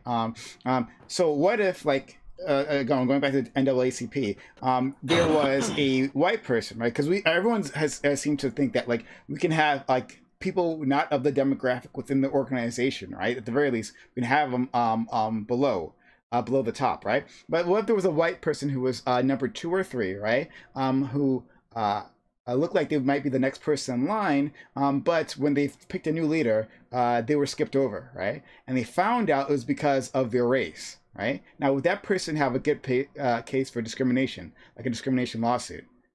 I feel like this would be, and I guess this does tie to what I was going to say with Grimace. As much as I think everybody probably agrees that what you're saying is something we would aspire to, maybe there are people who don't, but like we would aspire to a society where those characteristics don't hold you back or advantage you. There are nevertheless a handful of exceptions where, for the unique reasons of the particular job, those characteristics might make sense. And like in a discrimination lawsuit, if there were, I'm not an expert on this kind of thing, but generally speaking, there's a category called bona fide occupational qualifications.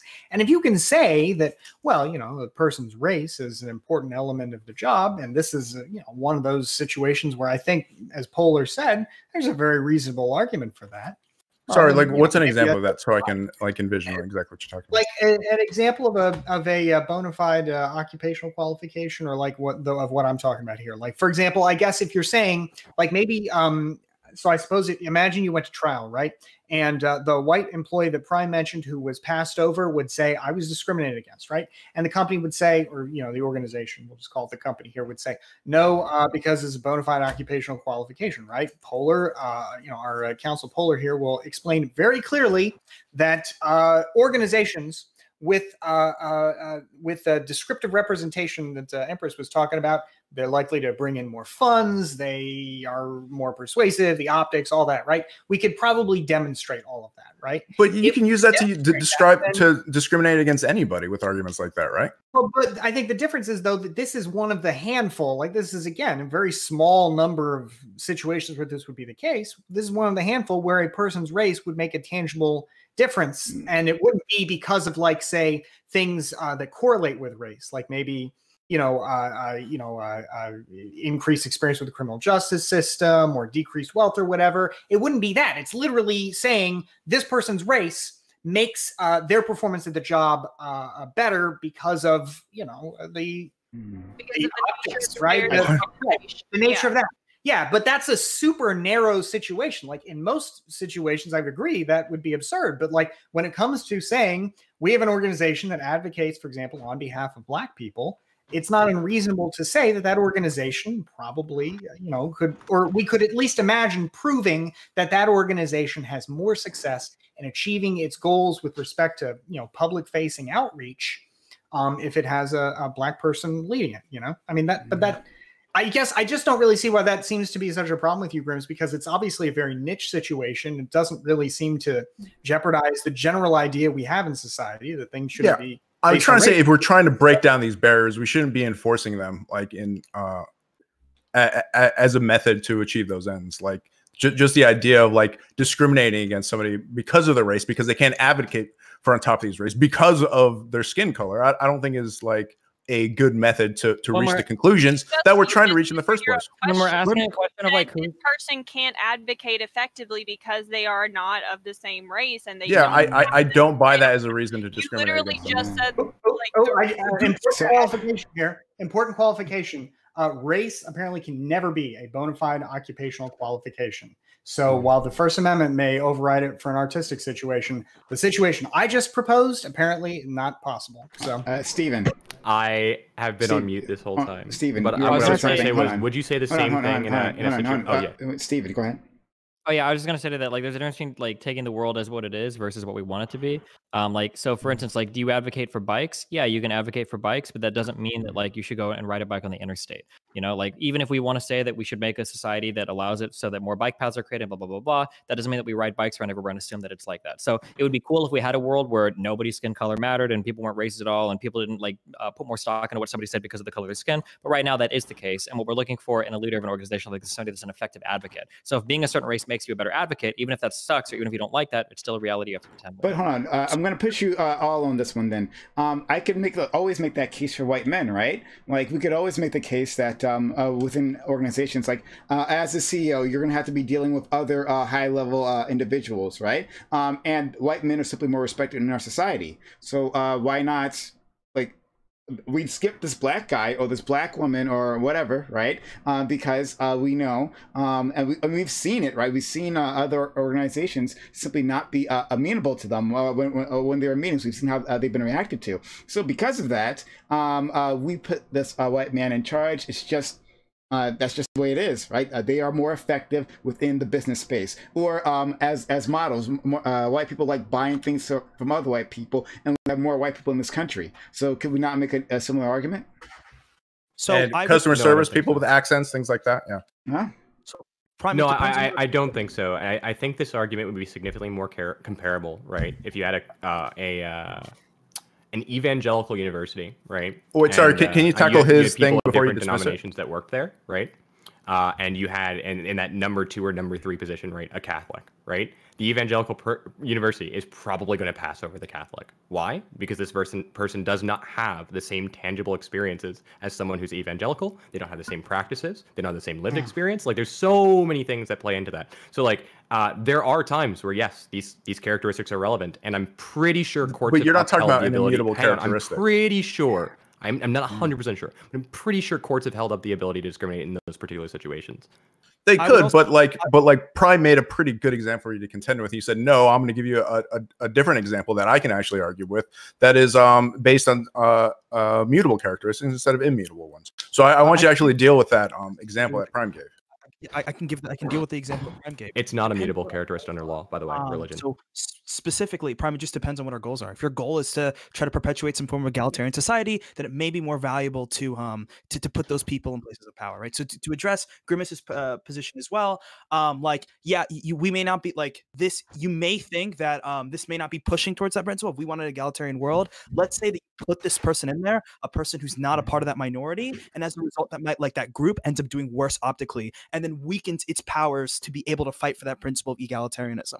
The same principle probably apply to what Prime is talking about. The goal is for a company to make money, right? And to make high level deals. So I would say that we would probably disagree with that because we have different principles than what a firm has, right? If a firm's goal may just necessarily be to be. I get that. Polar. I understand. Polar. I understand that. Right? Yes, we would disagree. I would disagree with this argument. However, I'm saying someone else can make the argument that for our shareholders, right, to get the best value for our shareholders, right, we want the person who can deal with these. Yeah, you see the deal. I would make the argument. I'll make the argument. Yeah, like let's say that for instance you have to do like your company has to do a business meeting with another company, and you know that company is full of like racist people, and you've got like 2 ambassadors you can send. One is black and one is white. You're probably sending the white guy. But I guess the argument is like for all of the stuff we were talking about with respect to, say, some ethnic or religious organization, picking the head of that, right? None of us really seem to have an issue with that, or except for Grimace, right? But now suddenly we have some issues with this, right? That's basically the call of your question, right, Prime? Mm-hmm. Well, I think though these two organizations aren't really comparable because a firm has a fiduciary duty, whereas organizations like civil rights organizations and which is why I gave the university example, are non-for-profits. Yeah. Okay, but yeah, so they're fundamentally different. So then, but that's most like universities are 501(c)(3)s. It seems like a legal argument, though. Like, right? We're talking about whether it's right or wrong. Well, that's what I'm saying. Right? They're fundamentally different, right? Like, I don't particularly care about the profit motivation of a company in terms of discrimination, which is why we have those laws in the first place, right? Because it was economically this was the argument that was made, right? It was economically unfeasible to hire black people in certain cases for waitering jobs, so they would put them in kitchen jobs, and they would be paid less on average. So we've seen that play out in the real world before, which is why we made these laws in the first place. We also understand when we made these laws that there was a distinction between those for-profit industries, right, and special what's the word, special interest groups, for example. You know what? Nonprofits that are focused on the basis of religion. Maybe Grimace is right. Maybe they're wrong. I mean, maybe there really shouldn't be any distinction here, and that really to say that this is a special exception is kind of ridiculous. I mean, I do also want to say something though with regards to the principles of equality and egalitarianism. These things are metrics, not goals. If you are using that as your goal, you lose sight of a lot of different issues. You can have a system that is fully egalitarian, but still has racism. You can have a system that's you can have equality of outcome, which is generally what people like completely, and you still have a racism within your system. Right? Okay, that's fine, but you can still combat both, right? I guess what I'm trying to say is it's very important to be very careful when using egalitarianism as a goal compared to a metric for understanding something. And I think there's a bunch of solid arguments against that because people are fundamentally not the same, be it on the basis of any identity characteristic. I just get very weary. Gosh, I'm kind of feeling like I'm in shambles right now after Prime's hypothetical. I just feel ridiculous for the argument I just made about why in this particular situation it makes sense to discriminate. I mean, should have been a situationalist, man. It's a fun ride. No, but it's it seems like probably more often than not the person best qualified is also the person who's probably the most involved and interested in the organization. Probably more often than not that will be somebody whose race aligns with the organization, but not always. And in the situation Prime described, I mean, honestly, I feel like my position on this has changed in real time. Yeah, and to go back to the religious argument, there's no way a religious organization is going to promote somebody who's even have somebody in the organization in the first place that's not a part of that religion. They do. No, I mean, as someone who is engaged with religious institutions, I'm saying they wouldn't be qualified. Hang on, and is not a member of those religions. Yes, they do. It does happen, and they do discriminate against you for leadership positions. So, that's a real world example. Wait, I mean, as far as putting religious leadership forward, there's no way that organization would not do that. And if they did, wait, what do you mean? Sorry. What was your examples specifically about promoting leadership? A high-ranking Catholic, and they seemed like they were next in line for the position at an evangelical university, right? Okay. So two different Christian. Oh yeah, they definitely they're going to promote the evangelical, right? They are going to, but they shouldn't. Okay. There's no way he or she doesn't recognize how Catholicism works or what's important to a Catholic university, right? So why does he need to be? I don't know. I don't think that somebody who's a Catholic has the same experiences or metaphysical worldviews as the evangelical, and they would make the argument that it's going to affect the running of the organization. They literally have different. They can make the argument, but all of these things can be overcome by working in this place in the first place, right? They didn't get to the position they were in by not knowing about this or not being capable of engaging in this. But I'm saying an organizational head, you generally want someone who reflects the views of your organization. So it's going to be a problem when you have an evangelical compared to a Catholic. They don't have the same worldview. So why would a Catholic be next in line? Why would a white person be next in line at the NAACP? These are hypotheticals. Exactly. But I'm saying, because they're qualified in some capacity to be there, right? Sorry? It's because they're qualified in some capacity to be there. Yeah, they can be qualified and still not have the same views that the organization endorses. That could be with somebody who actually is an evangelical. Yeah, and they're probably not going to promote that person either. That's the whole point. Yeah, exactly. Then that's no problem, right? If somebody's But it's not gonna be a qualified to be the fundamental problem leader, if you have someone who has fundamentally different views. At least in the case of the evangelical, right? They have a base set of views that they affirm religiously as having in common, right? So like again, so like I don't think evangelicals and Catholics have the same experience in religion.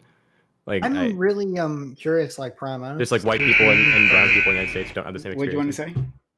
I mean, I'm curious. Well, Like, these this were is too incapable of soon for you understanding to each other. Give your Sorry, own Dustin. opinion or what? But I'm curious. Like, what do you think about this? Like after that? Okay. Of Well, the example you gave. okay. I mean, if you want to wait. No, that's I fine too. will. The round is just over. So we're going to begin voting for our final while we go into our final round. We're going to be voting. 2 people will leave here, and then we'll be going into our final round after this. Okay, right? So you're voting for which one of these amazing people you want to stay, who you want to keep, not kick, the poll is in chat. Vote for your favorite person. Don't blame me later on if your favorite person gets eliminated. That'll be your own fault, not my fault. But you're gonna blame me any which way, and fuck you. Just to start off with. But okay. The timer's set. Like, don't fuck up here. All right. So you want my opinion on this? Yeah. Because the situation you just raised like really made me feel super uncomfortable by the argument I was very comfortably making before, and so I'm curious like how you feel about it. Before you do that, can I ask you a question? I was confused on that, and I think I know. No, so I just want to clarify. Sure. Are you saying whether the situation is right? Like that was Bastiat saying this is a moral situation. Are you asking whether the situation is right, or do we empathize with the situation? Because this is something that I had an issue with. Well, I mean, Bastiat had used very specific arguments, right? And my contention was with his arguments. So it moved away a bit from the topic at hand, which Empress correctly pointed out. In that contention, like, I think if capitalism is your bag, right, then yes, this is a really good argument, right? Like, yes, we should have a white guy or maybe a white woman, depending, at the head of the organization, because they will be most effective. And a white one doesn't have a strong accent or anything, very nominal human being or something, right? But according to our society, but if we are actually trying to build a better world, like if they make this argument in court, like fuck you, right? Like you're simply upholding white supremacy, the patriarchy, all of that.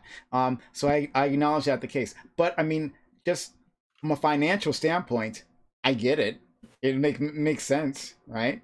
But I also say fuck capitalism, so I'm free to do this. I don't even know how like the situation you raised with capitalism even changes things. You can imagine a situation in a non-capitalist system where somebody might still conclude that, you know, maybe, for example, we're dealing with foreign relations with some really racist society, you know, and we want to, you know, whatever situation you could imagine. Like it doesn't even like, I could see how maybe you might say it would be worse or better in one or the other, but I don't know. That I'm really just curious what people think about it, because to me, if I'm making this functionalist argument for why it's okay to discriminate in this one situation, and Prime has basically turned the functionalist argument against me, I'm curious what people, you know, what argument somebody would use to basically engage in that sort of discrimination, which I think it's fair to call it that, without that functionalist argument I made. That's why you don't engage with identity politics. It's usually self-contradicting, and you have to like play all these games to legitimize your opinions to make yourself feel better. I would say. Well, I mean, like I had the framing. Sorry. So I was just gonna say, this doesn't this have to deal with like the way that we look at like corporate ethics and stuff? And I know you're a fan of like Milton Friedman, right? To a certain extent, and I would probably assume like you're also a fan of like the way that he changed corporate social ethics in the sense where like firms like only have a responsibility to their shareholders in that sense. Yeah. Whereas like maybe if you took a like I know pre that, like the different way of looking at it would be that a firm has a responsibility to not just its shareholders, but the people that they sell to, their workers, and yada yada yada. So I wonder if in that situation this would be different. And that may be an interesting one to think about as well, as if you have a different view on corporate social ethics. Yeah, I guess I would say that generally I feel like the idea that corporations will take another form of ethics beyond the one that Milton Friedman advocated, to me, I find that very, you know, spurious and unusual. I think generally speaking, the reason they do all these other things is for the reason of maximizing the bottom line. And that's why we need laws to do things like, for example, say you can't discriminate.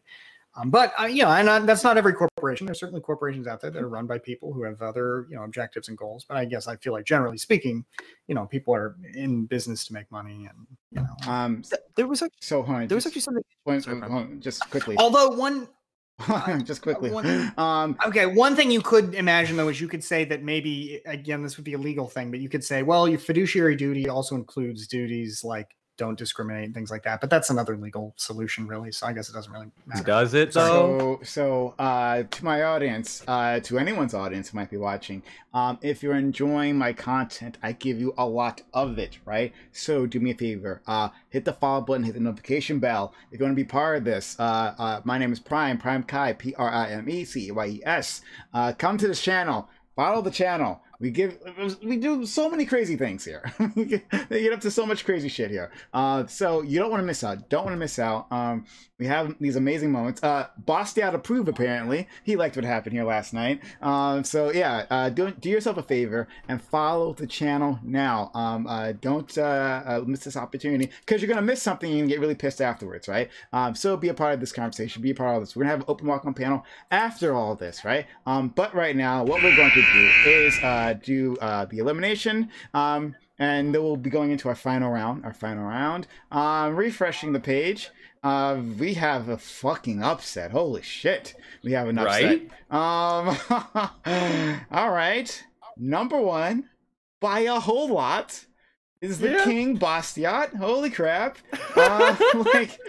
Like not even close. Holy shit. Like what happened? And after getting owned on that hypothetical. Yeah, right. But it was a good hypothetical, Prime. Thank you so much. But yeah, like Bastiat, like, oh wow, this is just is unexpected. Bastiat stands firm at number one. Then Steven comes in strong, well, at a distant number two. Then our good friend Empress, once again holding up number three, the bronze, right? But again, my VIP in my heart. Now we are going to have two people eliminated, two people from the bottom, right?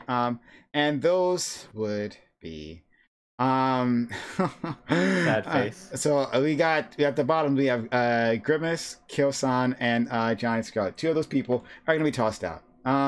So Grimace, Kyosan, okay, and Johnny Scarlet. Okay, so you're gonna make your case to Bastiat and Destiny. You're gonna make your case as to why you should be kept. All right. So Kyosan, go. So I'd like to think that I've added some interesting content to this panel that I know I shared. This last round I was a little bit quiet. I'd hope that we can have some interesting conversations coming up, and there'd be like some interesting contention for interesting content. If not, I'd understand. Love both of your guys' content, so have a good day. If not, I understand. What? No, like, gotta fucking draw blood. It's like, no, I'm better than these other two. Well, I am the best here, easily, right? But I'm making my case to someone else. Okay. He's appealing to the audience. I appreciate it. Gotcha. Next, we have Johnny Scarlet. Johnny Scarlet, my good friend. Johnny Scarlet, why should you stay? What's up, friends? I should stay because I've been mildly good at all of this stuff, even while drawing at the background. So imagine what I could do if I actually put 100% of my brain into this, which I won't. Well then, great, fantastic, love it. Moving on, we have all Grimace. Grimace, despite being my arch nemesis, I want you to be around, of course. But Grimace, tell the world, well, the world being Bastiat Destiny, why I should stay. Yeah, sure. So if you disagreed with my take going forward right there, remember that I'm a person of color and you want this kind of representation on panel shows like this. And if you agree with me, you're going to keep me in. Mother, God damn it, Steven. That's what I'm saying. Steven, fucking identity politics is so dumb. Steven, what did I do? Steven, who do you want to kick? Holy shit. You're telling me. Are you kicking two people or just one person? I'm kicking two people. You tell me, you give me one name. One name. Just you give me one name as to who. Wait, so we kick one person or keep a person? Oh, you're voting. Oh my god, you are impossible.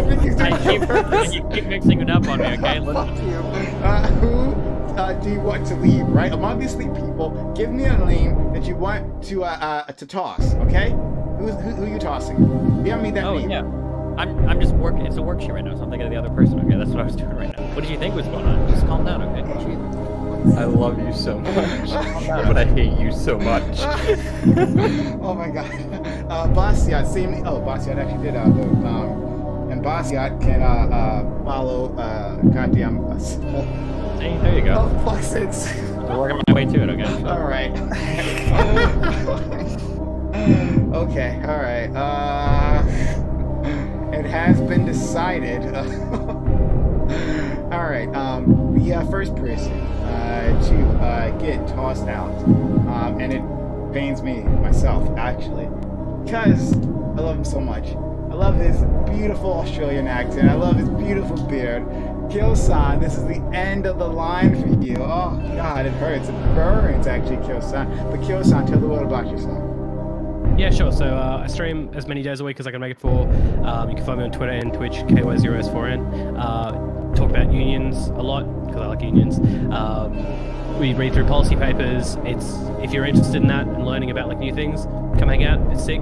I really appreciate you bringing me on for this one, Prime, and it was really good to have very large team against Destiny and Bastiat. And I know that Destiny was very busy today, also doing an AMA over on Cali Event Club, so it's super cool to see.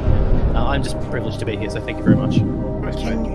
Before you go, can you spell your Twitch name again? KY0S4N. The numbers are cringe. I wish I could just have my fucking name. There's a motherfucker on Twitter who has it with like 4 followers, and I can't contact them, and I hate it so much. I'm so sorry everyone has listened to that. But the link is in chat. I'll put it up and again in my chat. The link is in chat. Please, everyone go follow. A good friend, Kyo-san. He's a fantastic guy. I love having him on my panels, especially when he's arguing with me, because he's really fun to argue with, and he doesn't toss out straw men. Okay, thank you so much, buddy. Good to meet you. It's lovely to meet you too as well. Okay, the next person to leave, and another heartbreaker, because you know what? This proves that people with accents can't make it in this world, right? White men are discriminating against people with accents. It's happening. I'm sorry, Johnny Scarlet. It hurts so much. It's happening. You have no idea. I saw like 3 different comments in the chat tonight that was like, "You're from the South. We don't care what you think." Seriously? And what the fuck? Who are those people? Fuck you. Yo, people hate on the South. Get out of here. By the way, I was informed that a lot of rural areas are actually very developed outside of Louisiana, which is known as one of the most underdeveloped states in the entire country. So I was definitely wrong on that demographic, you guys, earlier. But yeah, I'm super happy to have been here. It's a real privilege, honestly, to be among so many heavy hitters and to have made it this far in the competition. I hope to see you guys again. My name is Johnny Scarlet with 2 T's at the end, and I stream in the educational tag. If you want to see more people like Prime, or if you want to see more people like me or Bastiat or anybody like that, you should follow the politics tag and some of the educational tags, because we stream there specifically. We really have a cool community going, and we would love to have you as a part of it. Thank you so much to both Kyo-san and Johnny Scar. The links are in the chat. And if you have other links you want to toss in there for people to follow you at, please feel free to do so. But yeah, I will talk to you 2 later. Bye. Thank you. Bye. Okay. All right. Final round. Holy crap. Yes. And then there were 5. Yes. This is actually happening, people. This is not a drill. This is not a drill. This is the final round. But I want to thank again every single one of you who came here and has been participating, the ones who have been eliminated and the ones who are still here. Thank you so much. This round we'll pick our winner. We'll pick our winner from among these people. And as Bastiat showed, right, this is not a lock. This is not a lock. The game is still up, right? Anyone can win. It's anyone's game. It's all up to you and your performance. Okay. So the final topic will be, and it depends on how you react to this. If you guys don't like this one, we'll pick it up. But I think this might be a really good topic for us. Is it morally justified for hacktivist groups to dox extremists they consider to be a danger to society? So, is it morally justified for people on the left, right, to dox people who would suspect to be Nazis? And on the other side, if that's fair game, then shouldn't people on the right be able to dox leftists? So is it justified to be using this tactics at all? So, 25 minutes left on the clock. Final round. Let's go. Let's do it. As Seems someone like who totally moderates, contextual, right? As someone who moderates one of the largest politics Discord servers, actually the largest politics Discord server, we do have to deal with issues like this. And the problem is more complicated than you think, right? So there's the element of, obviously, I think it's pretty unequivocal, and I don't think many people are going to disagree on this, that doxing is bad. I don't like using moralized terms, but I think it's ethically wrong in almost every case. I think there are some specific edge cases, particularly, for example, we've had to deal with some people who were legitimate threats of violence. We had to report those people to the FBI. You know, like these things do happen, right? There are edge cases, but the problem with doxing is that you have no control over the consequences, right? So, for one, right, if they're doxing the actual individual and they did manage to get their actual information, like, you are putting that person in harm's way.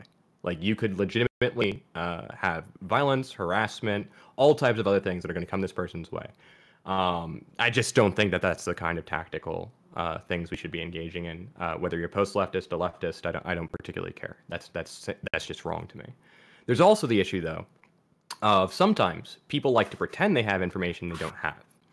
And then it gets really complicated when you accidentally put innocent people in harm's way, thinking you're doing the right thing. And there are real world instances where this has happened multiple times, both on the left and the right, where innocent bystanders got their information put out there saying that they were a Nazi or that they were these Antifa terrorists or BLM terrorists, right?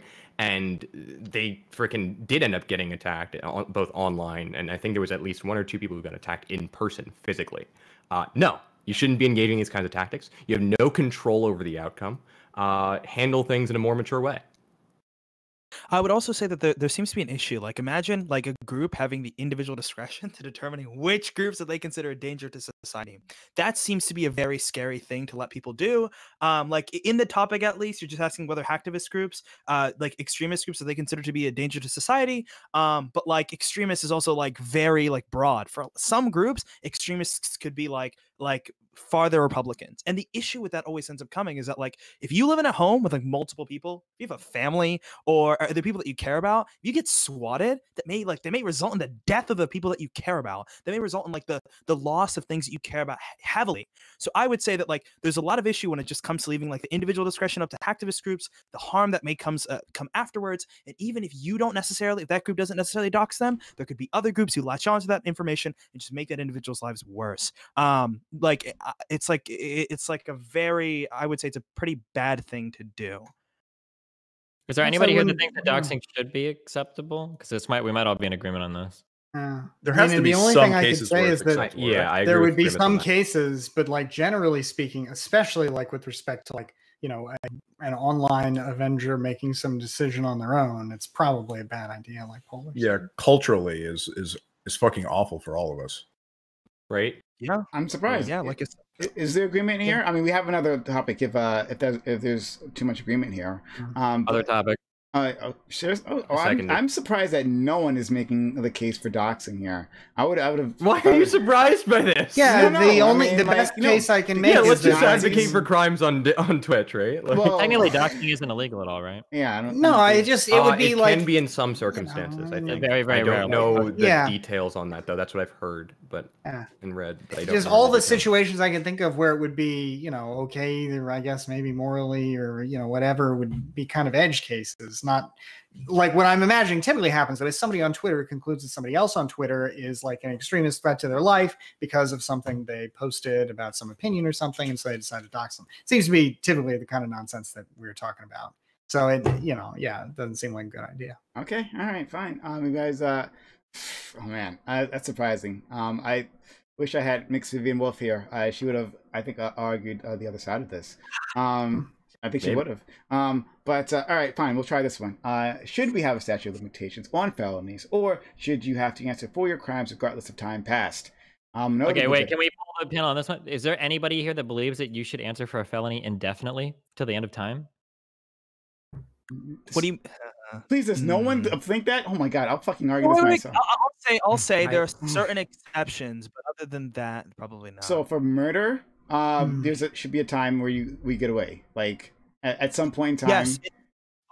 Yeah, so Prime, one of the reasons why is because you may not create a fair trial for the defendant, right? Like, let's say 15 years later, getting witness testimonies, getting some forms of evidence is really difficult. Like it becomes very difficult to give the defendant a fair trial. The case that I would say maybe is like with DNA kits and stuff, like sex crimes. You may be able to do it because like that's one of the issues that comes with like sex crimes as well, is that it can be really hard to give a fair trial. But if you have that evidence, it may be a little different. That's exactly for sex crimes.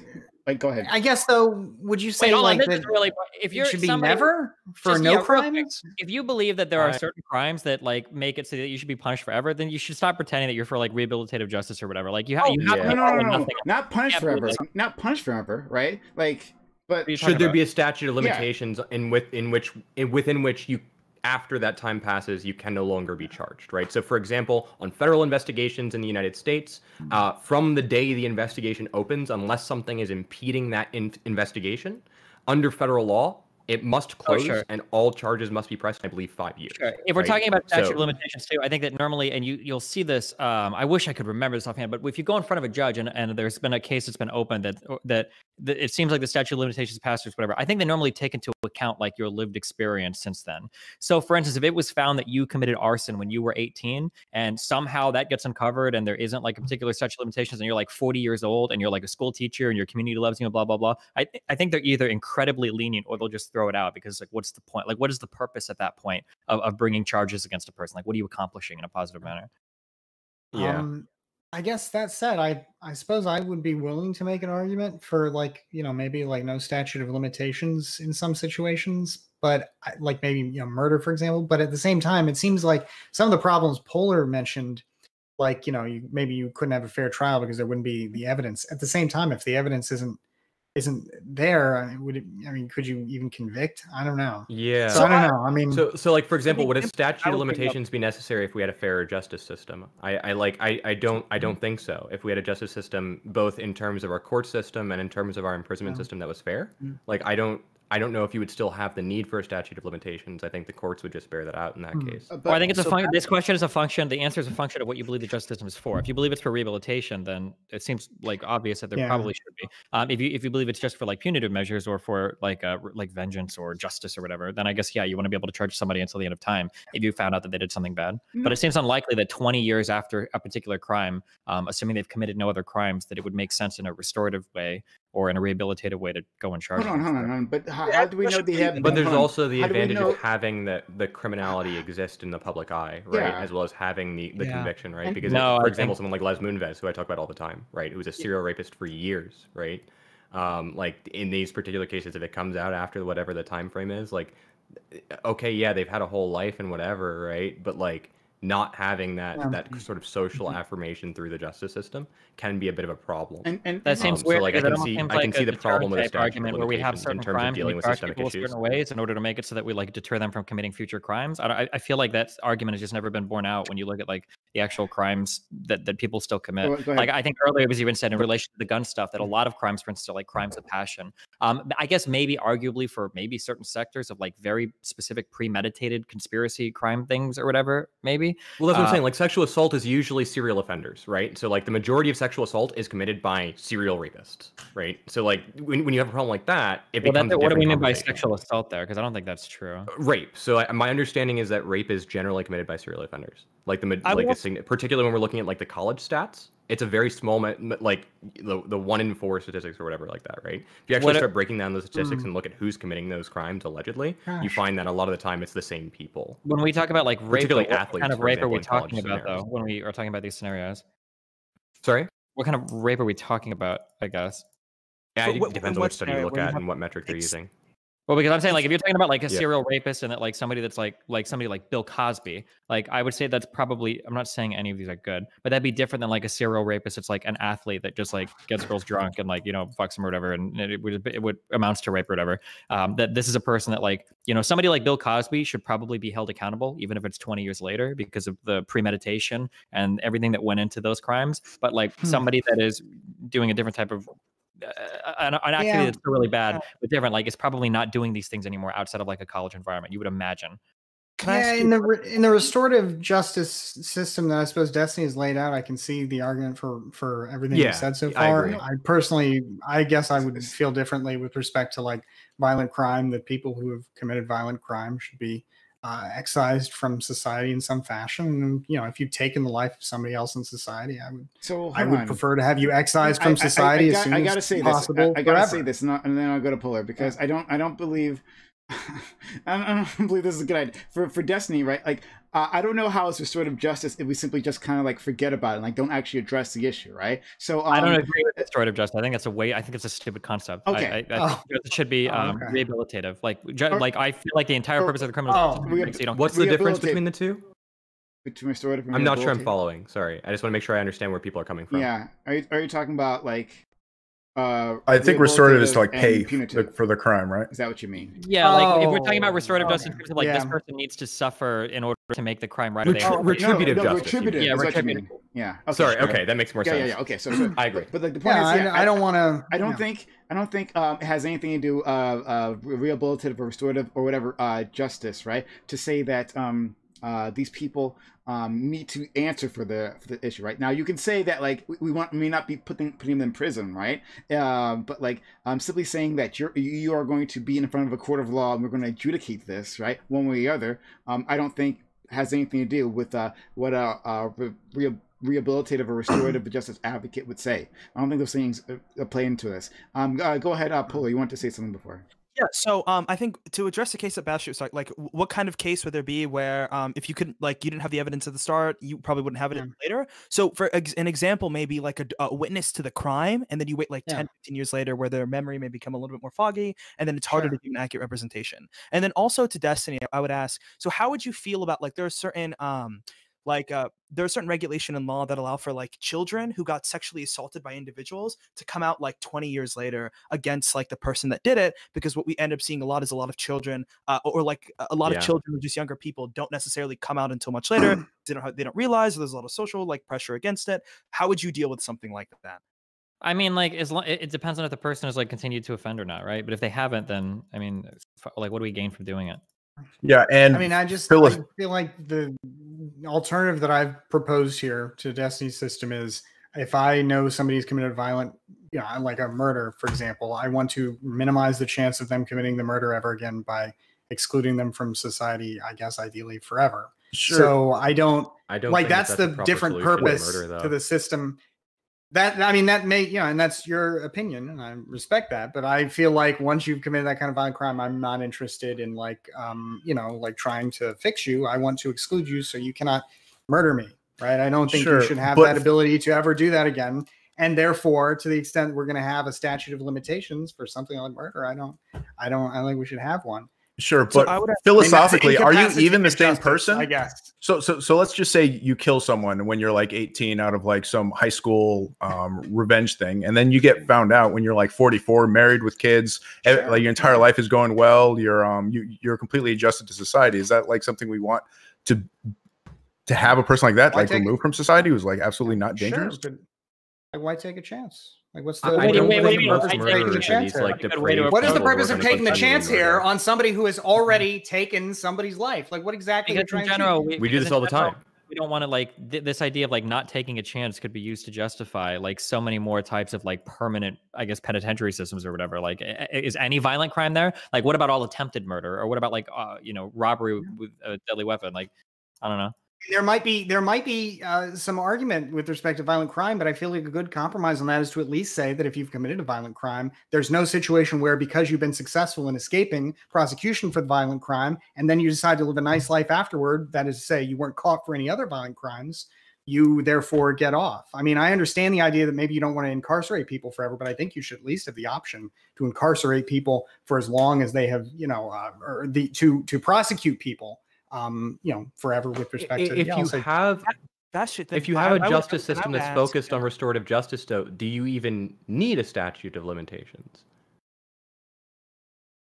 Like, I don't think it becomes relevant anymore. Wait, are you talking about rehabilitative justice? If their goal is to rehabilitate? Yeah, restorative justice, rehabilitative justice. Yeah, what's the point of continuing to have a statute of limitations if, again, like in instances like Polar's describing, where memories aren't fresh, there's not substantive evidence. Like, this would all come out during discovery, right? So, like, I don't see that these kinds of trials where there's not enough evidence are going to go to trial. The vast majority of crimes that are where charges are pressed don't go to trial, right? So like I'm not convinced on the argument that if you're focused on restorative justice, that this means eliminating statutes of limitations. I think it eliminates the need for a statute of limitations, if anything. I would also say, maybe in response to the example that Bastiat's giving, is that like if they haven't committed anything in that time that they haven't been like held like accountable, and they've changed, you said putting them back in there. Why would you do that? Like, well, first of all, how would you know, like, with any complete certainty that they had quote unquote changed? I mean, how would you know that they had not committed some other murder and just been able to get away with that? I mean, we know that in this situation, we know they've committed at least one murder theoretically. Right? Correct. Or at least we know that there's one murder we can prosecute them for in that situation. I mean, this is a very real problem. Your point only makes sense if we know that they've made more murder. We know with full certainty that they have lived a good life ever. How do we know that? And beyond that, like someone like Al Capone, right? Who like they knew was responsible directly or indirectly for a multitude of deaths, right? But they get them on tax evasion, right? I do think that there is, once a federal investigation is opened into tax evasion, like I'm pretty sure this is for all federal investigations. There's a 5-year statute of limitations. The investigation must close and the charges must be pressed within that 5-year period, unless there's something explicitly preventing them from doing so. So, for example, one of the common examples where it might be applicable is the Trump situation. If he gets pressed with federal crimes after leaving office, they may be able to make a solid argument that because he was president of the United States and couldn't be charged with a crime, right? In that particular case, they can extend the statute of limitations. So, like, I guess I'm just not following. I'm not following the lines of argumentation here in terms of it. Like I don't understand the justification at all. Well, in under I guess my goal, or no for Destiny's for the punitive justice in your case and for the removal of the statute of limitations, it just doesn't make sense to me if you want to move towards a restorative justice system. Or are you against that, Bastiat? I'm not against that, like, you know, like as a like ipso facto, but like, for example, with respect to murder, I am more interested in incapacitative justice than like restorative justice. Yeah, for other right. crimes, Separating absolutely. from society, but like certain crimes, yeah, at least certain crimes, no, I don't want to take that chance. I feel like it's very easy to live a life without ever committing a murder. And, you know, while there may be, you know, perhaps there are situations where that's not the case, hopefully, right, it is our justice system where we determine whether or not a murder should be punished or not. Once we get to the state, you know, once we get to punishment, though, you know, I mean, and I will say that I would qualify all of this perhaps by saying that, you know, look, our justice system is not perfect and it exists in the world, you know, that we live in, and on and on and on. But I guess if we're not talking about that, if we're talking about like, what is our ideal justice system? You know, what would we want it to look like? Then I would want it to exclude murderers, so that when I know somebody's committed murder, I never have to worry about them ever murdering me. I don't have to take a chance on them being a good person because they're in prison forever. I have a question for you, Bastiat. This is more of a specific legal one. But how do you feel about necessarily like associate murder with an individual who may have just been a getaway driver and their friend is like like felony murder? Yeah, I'm not really a big fan of a felony murder. I mean, I see the case for it, but it seems like it's used to, you know, it seems like it seems a little tougher. I gotta say, I'm do you very think someone in their surprised 50s is the same as someone in their 30s? Yeah, I think that, you know, people certainly change. But again, I don't think it is incumbent upon society to say, oh, well, you have changed. Perhaps you won't murder me. No, you committed a murder at some point in your life. And while you may make a philosophical argument for how people are different at 30, at 50, at 70, and on and on and on, at the end of the day, I know you committed a murder and you have shown your capacity. Well, you run that back. I don't see the purpose of doing that. Do you run that back for every single violent crime? You know, I think you could I think you might be able to make an argument for that, but I think murder is a very clear, bright line, or, you know, very clear situation, right? Because there's no restorative situation with respect to murder. I can make some. I don't think most murders are premeditated. You should always be convicted of life in prison with no chance or opportunity of parole if you murder someone. Yeah, I'm open to that. And I mean, if we're talking first degree murder, maybe. Yeah, I guess it would depend on what kinds we're, you know, going at, but like the idea of you know, killing somebody, you know, intentionally, right? Not like some kind of homicide here, but an intentional killing. I mean, look, I don't see what is the purpose of then letting this person out? Right? Well, then, so I think someone in chat pointed. I mean, they have done the most fundamentally wrong thing we can imagine here. They have terminated your right to live in society, full stop. And there's no restoration there, by the way. There is no restoration of that. You can restore a property crime in some ways. You can make up perhaps for a violent crime in some ways, but there's no way to restore a life once taken. So if you find that to be an uncomfortable line to draw, again, I disagree with you. It's true. Murder is indeed a very unique crime. But we also, like, for example, right, we don't hold soldiers who might kill in war to the same standard, right? So, like, we understand that soldiers who kill in war, they killed with intent, right? And will often kill people who didn't need to be killed, but we're not going to necessarily vilify those soldiers for having done so. I'm not arguing the morality of it. I'm just saying, this idea that because someone's taken a life, they must be necessarily ostracized and permanently removed from society. I don't, especially in light of the fact that we know the majority of violent crimes are committed by people in shitty circumstances, with, you know, who deal with elements of systemic discrimination, right? Who are in their years of formative youth, right? And I'm not just talking racial discrimination. This goes to economic discrimination. This goes to over policing. This goes to other biases in our even if you take race out of it completely, right? As I'm sure Grimace would love me to do for once.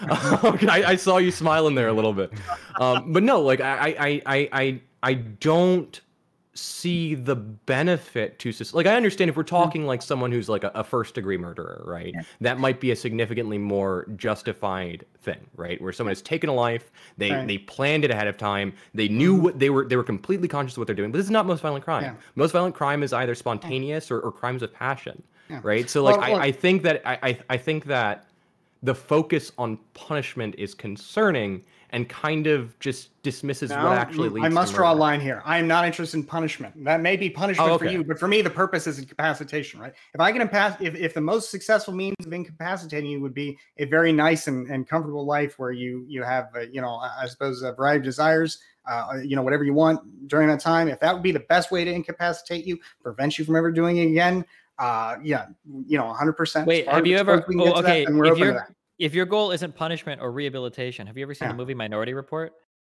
Yeah. I was going to say the same thing. Let's say that you know. So let's say there was no Minority Report. Let's say that you know with 100% certainty that somebody will commit a crime. Would you be in favor of just locking them up instantaneously and forever immediately? Because they haven't committed a crime. But in the situation you described, they've committed a crime. Wait. You said that didn't matter. You said that your goal was incapacitating them to make it so they can't do it anymore, right? Right. I mean, you're right that you can't. You have to have some foundation for that incapacitation. They have to transgress, the foundation would be your the rights of another person. No, they have to transgress the rights of another person. And by the way, in the movie, the big plot hole or the big plot point is that it's never actually 100% anyways. It's not really a particularly strong gotcha. But I mean, in that situation, it's one thing to say we know that somebody is likely to break the law, even though they never have. Well, you know, at the end of the day, you know, people in society have to have the right to live their lives. But once somebody has taken that ultimate transgression of killing another person, you know, intentionally, you know, engaging in murder. Yeah, again, I have to say I'm very surprised that there's so much pushback. This idea that you should at least be able to prosecute them forever, even if you disagree with me. I agree with perhaps, that one. You know, even if you well, I guess then the original call to the question is, should we have a statute of limitations on felonies? Perhaps some of them, but on others of them, certainly not, at least murder. And I would go further and say that I personally do not want to take a chance on a murderer who has been convicted of murder, then, you know, not murdering again. And I think life in prison for a murder is indeed a very reasonable response to murder, right? But yeah, I'm kind of surprised this is a very controversial point, because the alternative is to say that we in society have some moral obligation, I suppose, to give the person a chance, perhaps not even to punish them at all, or not even punish them, not even incapacitate them. Well, and it seems like at that point you basically just made a different value. You've made a different value judgment as to where you want to roll the dice, right? You want to roll the dice that it's been a long time and therefore they'll never, you know, they probably won't do it again. And I'm not willing to roll those dice. Should we automatically execute every first degree murder? No. Well, because again, in such a situation, there's no way, even after you've engaged in conviction, right? We could never really know for sure, one, that the conviction is 100%, right? So as long as the person is alive, there's at least some hope that, again, if there's been a miscarriage of justice, that could be restored, right? They could be brought out of prison and somehow, you know, you can never be made whole for the time lost, but we could do something, right? But, you know, yeah, I don't really understand why this is a crazy argument here to you, it seems like, because the alternative you're posing is to make it to make it easier for people who have committed murder to be out in the world to perhaps do it again. That doesn't follow from what anyone in this room advocated for. Yeah.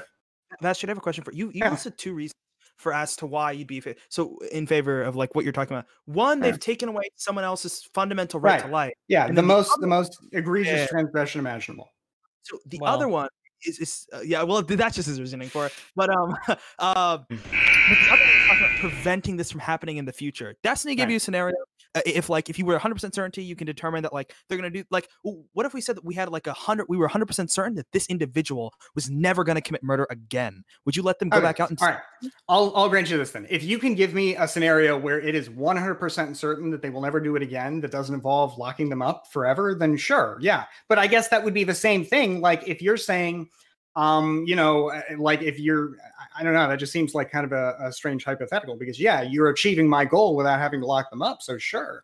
But I mean, that's not, you know, that's not reality. Right. But from like a original perspective, as somebody like with the hypothetical I gave earlier, of them like, committing murder when they're 18 and they're 44 now, completely invested in their life and their future and their retirement. Like we can also say that that's probably a good chance that they're not going to commit murder. Yeah, again, probably a good chance, right? We're basically comparing percentages. Like I suppose one thing that might persuade me is if you could prove empirically that restorative justice is likelier to lead to people, I guess, you know, not committing murder.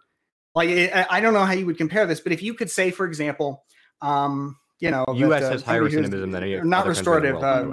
What's that? Finish it. U.S. has higher recidivism than any other country in the world because of our justice system, at least in the developed world. Finish your point. Yeah, so, like, I mean, restorative justice does work in reducing recidivism. Bastiat, finish your point. Finish your final point here. Okay.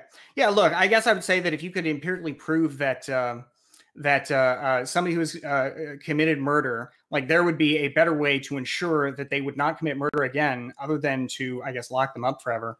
I'd be open to that. But I mean, you know, I think that it's, you know, it's passing strange to say that society has some obligation to you know, to do something less secure than lock them, you know, up forever for committing murder. Okay, that's the round. That's the round. The round is like over like 3 minutes ago.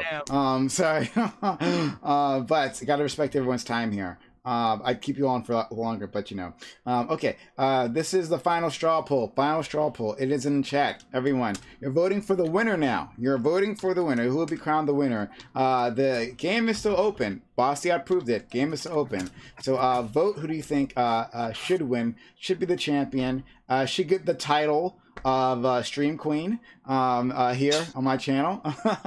So for the week, please vote right now. Excuse me. Oh, I'll put the timer up. Vote right now and don't get fucking upset at me. Don't get butthurt when your person doesn't win because you didn't bother to vote. So do it right now. Timer's on. But I have to say, hell yeah. I'm sorry, by the way, guys. Get that upset. I've been having some trouble with my headset here, so I apologize for, you know, cutting out and occasionally having trouble hearing here. But well, it is a good thing that you know.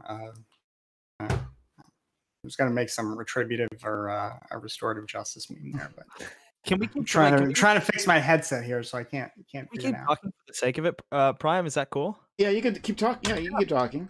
Yeah, sure. Yeah, so then I would ask, like, you keep on saying like murder's the ultimate harm. Yeah. If would you is that comparable to any other crime? Like, let's say we had, or like another. Yeah, you can make an argument that there are certainly crimes, like, you know, for example, rape. I mean, to ask somebody to suffer that traumatic experience or to face that risk, you know, I could be persuaded by that argument.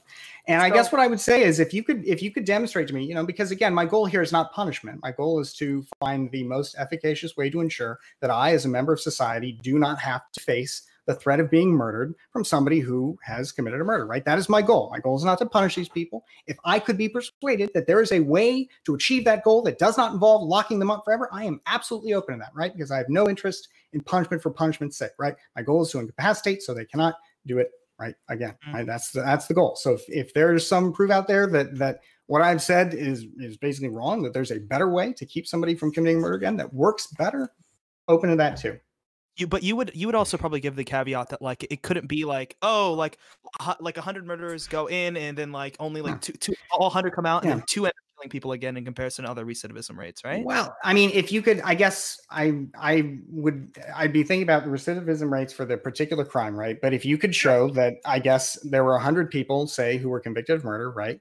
And I don't know, you either lock them up forever, like I've suggested here. You know, maybe you would get I don't know, one murder, and it would be a murder in prison, right? And then you would have a the alternative justice model proposed, right? And maybe that would be 2 murders, or maybe it would be no murders, right? And I guess if you could show me that it would be no murders, or maybe not no murders, but just fewer murders, then I would be open to that, right? But I gotta say, so far I haven't been persuaded that that's the case. Mm-hmm. I think this is really interesting because I think you could also make the argument from like a different societal aspect. Like, let's say if I lock all these murderers, and like you have regular like current recidivism empiricism, and you're like, hey, they can like they don't commit as much murder on the way out, but you also see like they get to be fathers again, or they get to have like a net positive kind of effect on society again. I think that's something like a value, right? Like one of the issues for when it comes to Grimace is probably going to hate this, but like when it comes to Black communities or POC communities, is that like a lot of these crimes may take away like fathers or important role models in these communities.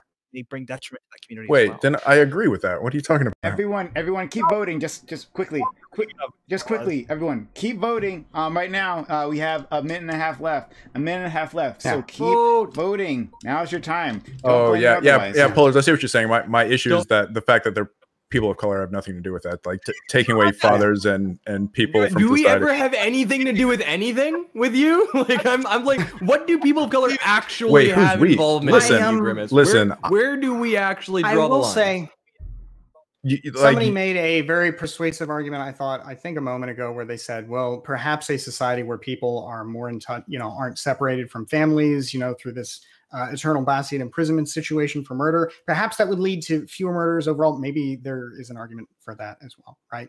I'm open to that. But that is primarily the goal, right? To ensure that I can live in a society, I'm saying me specifically, that I can live in a society where I am as unlikely to be murdered as possible. And to me, my first thought was to ensure that somebody who has committed murder will not have the ability to do it again. Yeah. I think that's always a really interesting part, is like whenever we talk about like crime, it's a very sociological thing, like massive broad effects. So I think it's always something interesting to bring in. So everyone, with our remaining time left, once again, vote. We have just a few seconds left on the clock to vote. Do it now, or forever hold your peace, for the person who would take home the crown. And it's just the crown of clout, because I'm a small streamer and I have nothing to fucking offer you people. But still, yes, please vote right now. And to the audience, if you haven't done so already, please follow the channel. We do this all the time. We do this every week. We do it on Saturdays every week, but we also have random, not random, but closed panels. We have the Reverie on Monday night, right? Big panel. We have a lot of huge guests that come on, and we talk about American politics mostly, right? Really blood sportsy, rip Fedor's face off. Amazon Lily is on Tuesday nights, and it's more of a conversation, and we actually come to agreements, which is fucking weird on Twitch politics, I know, right? On Thursdays, we have All Black Everything, extremely chill panel. We had a really good panel this week talking about the movie Judas and the Black Messiah. That was actually a really good discussion that we had. I hope you didn't miss it, because the VOD is fucked up, so you can't watch anymore. But beyond that, of course, we have on this day the Primetime Royale, and 6 days a week. 6 days a week we have these open panels where audience members like you, yes, you at home, I'm talking to you, yes, you can be involved too. We open it up to everyone. We love to hear your opinions, right? So take this time right now, follow the channel, and please support. Okay, so the voting is done. Let's take a look. Oh, wow. All right, I'm gonna. Do I go on? I will. Have I made it through one more round? Yeah. Okay. So we'll start from the bottom. Start from the very bottom, right? And look, I'm not going to say that I'm happy that my arch nemesis is at the bottom. I'm not going to say that I'm happy, but I'm also not going to say that I'm not unhappy. So, buddy, Grimace. At the very bottom, look, Grimace, I have a lot of love for you. I have love for you. But no one else, over 900 people, don't have love for you. So anyway, you're at the very bottom. Thank you so much for participating. Next, we go to our boy Polar. Polar.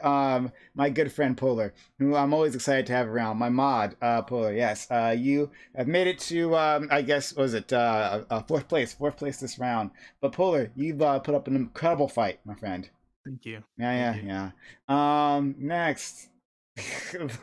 The most valiant effort and the winner in my heart, frankly, right? We have Empress at number 3. It's rigged. We need ranked choice voting. Ranked choice voting. Exactly.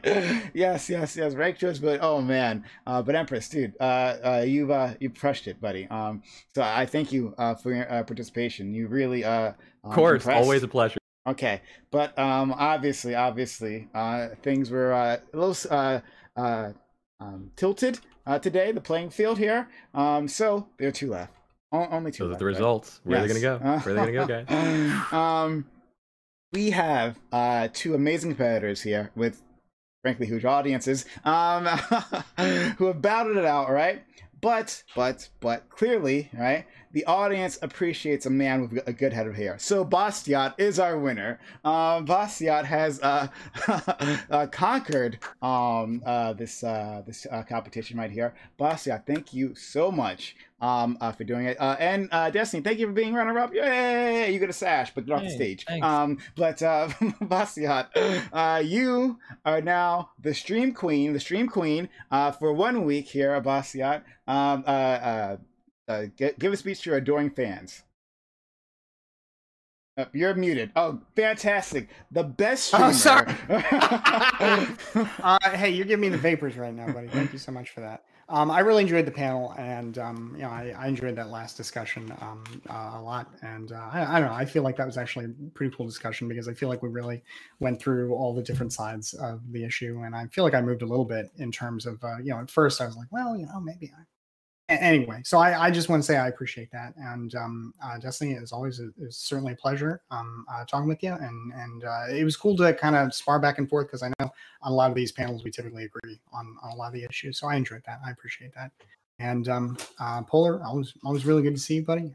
Grimace, you are as ever a fan favorite in our little community here, and Empress, I really enjoyed meeting you. I don't think we've been on a panel before, or if we have, we didn't get a lot of time, so I really enjoyed it. It was kind of cool seeing somebody come to some of the same conclusions as I did from a very different perspective, and then seeing somebody come to some very different conclusions. So I just really enjoyed it. And I got to say, folks, as many people in here know, I recently had a brush up with some coconuts, and it was a whole rigmarole disaster. And so it was pretty cool to have another debate that maybe was a little smoother. So I am lost, but it sounds fascinating. It wasn't my best performance. It was a debate with Vosh. Okay. So it was cool to be able to have a debate that went a little better. So thanks for the invite. My chat's annoyed that you didn't say I had awesome hair, by the way. Oh, yeah, absolutely. Empress, again, your hair is iconic. Never seen anybody with hair like that. It's very cool. So hey, I appreciate it. Grew myself. Right on. Nice work. So thanks, and thank you to everybody watching and voting. And of course, I have to say, if you haven't subscribed to Primetime yet, you really should. This guy has been doing some top tier panel shows for a long time, and I think they only seem to be getting better. So very cool. Thanks so much. Really trying my best here. But to my panel, as I promised, this is not the end.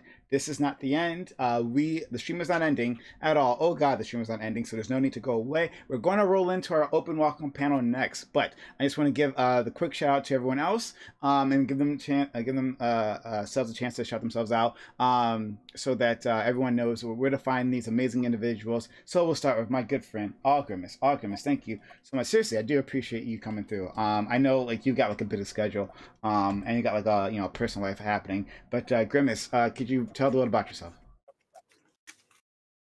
Oh my God, these fantastic streamers. Holy shit. Sorry. Twitch.tv/Grimace. Really, I want you to follow me on Twitter. I seem to be arguing with a lot of communist socialist types on Twitter, and they get 30, 50, 60, 100 likes on their comments, and I get none, which doesn't feel too good.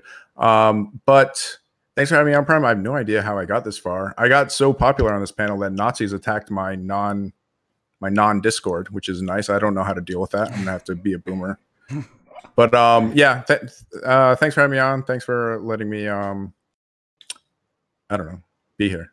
If you have any other links that you want to drop in to my chat, let people know where to find you, please do it. Do so. All right, next we have Polar's Real Polar. A man that I actually very much admire.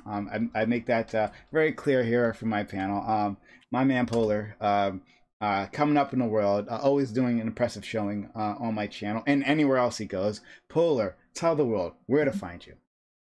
Yeah, so you can find me at twitch.tv/PolarsWorld. In these next few weeks, I have some pretty cool political partnerships coming out. So catch your eyes, okay?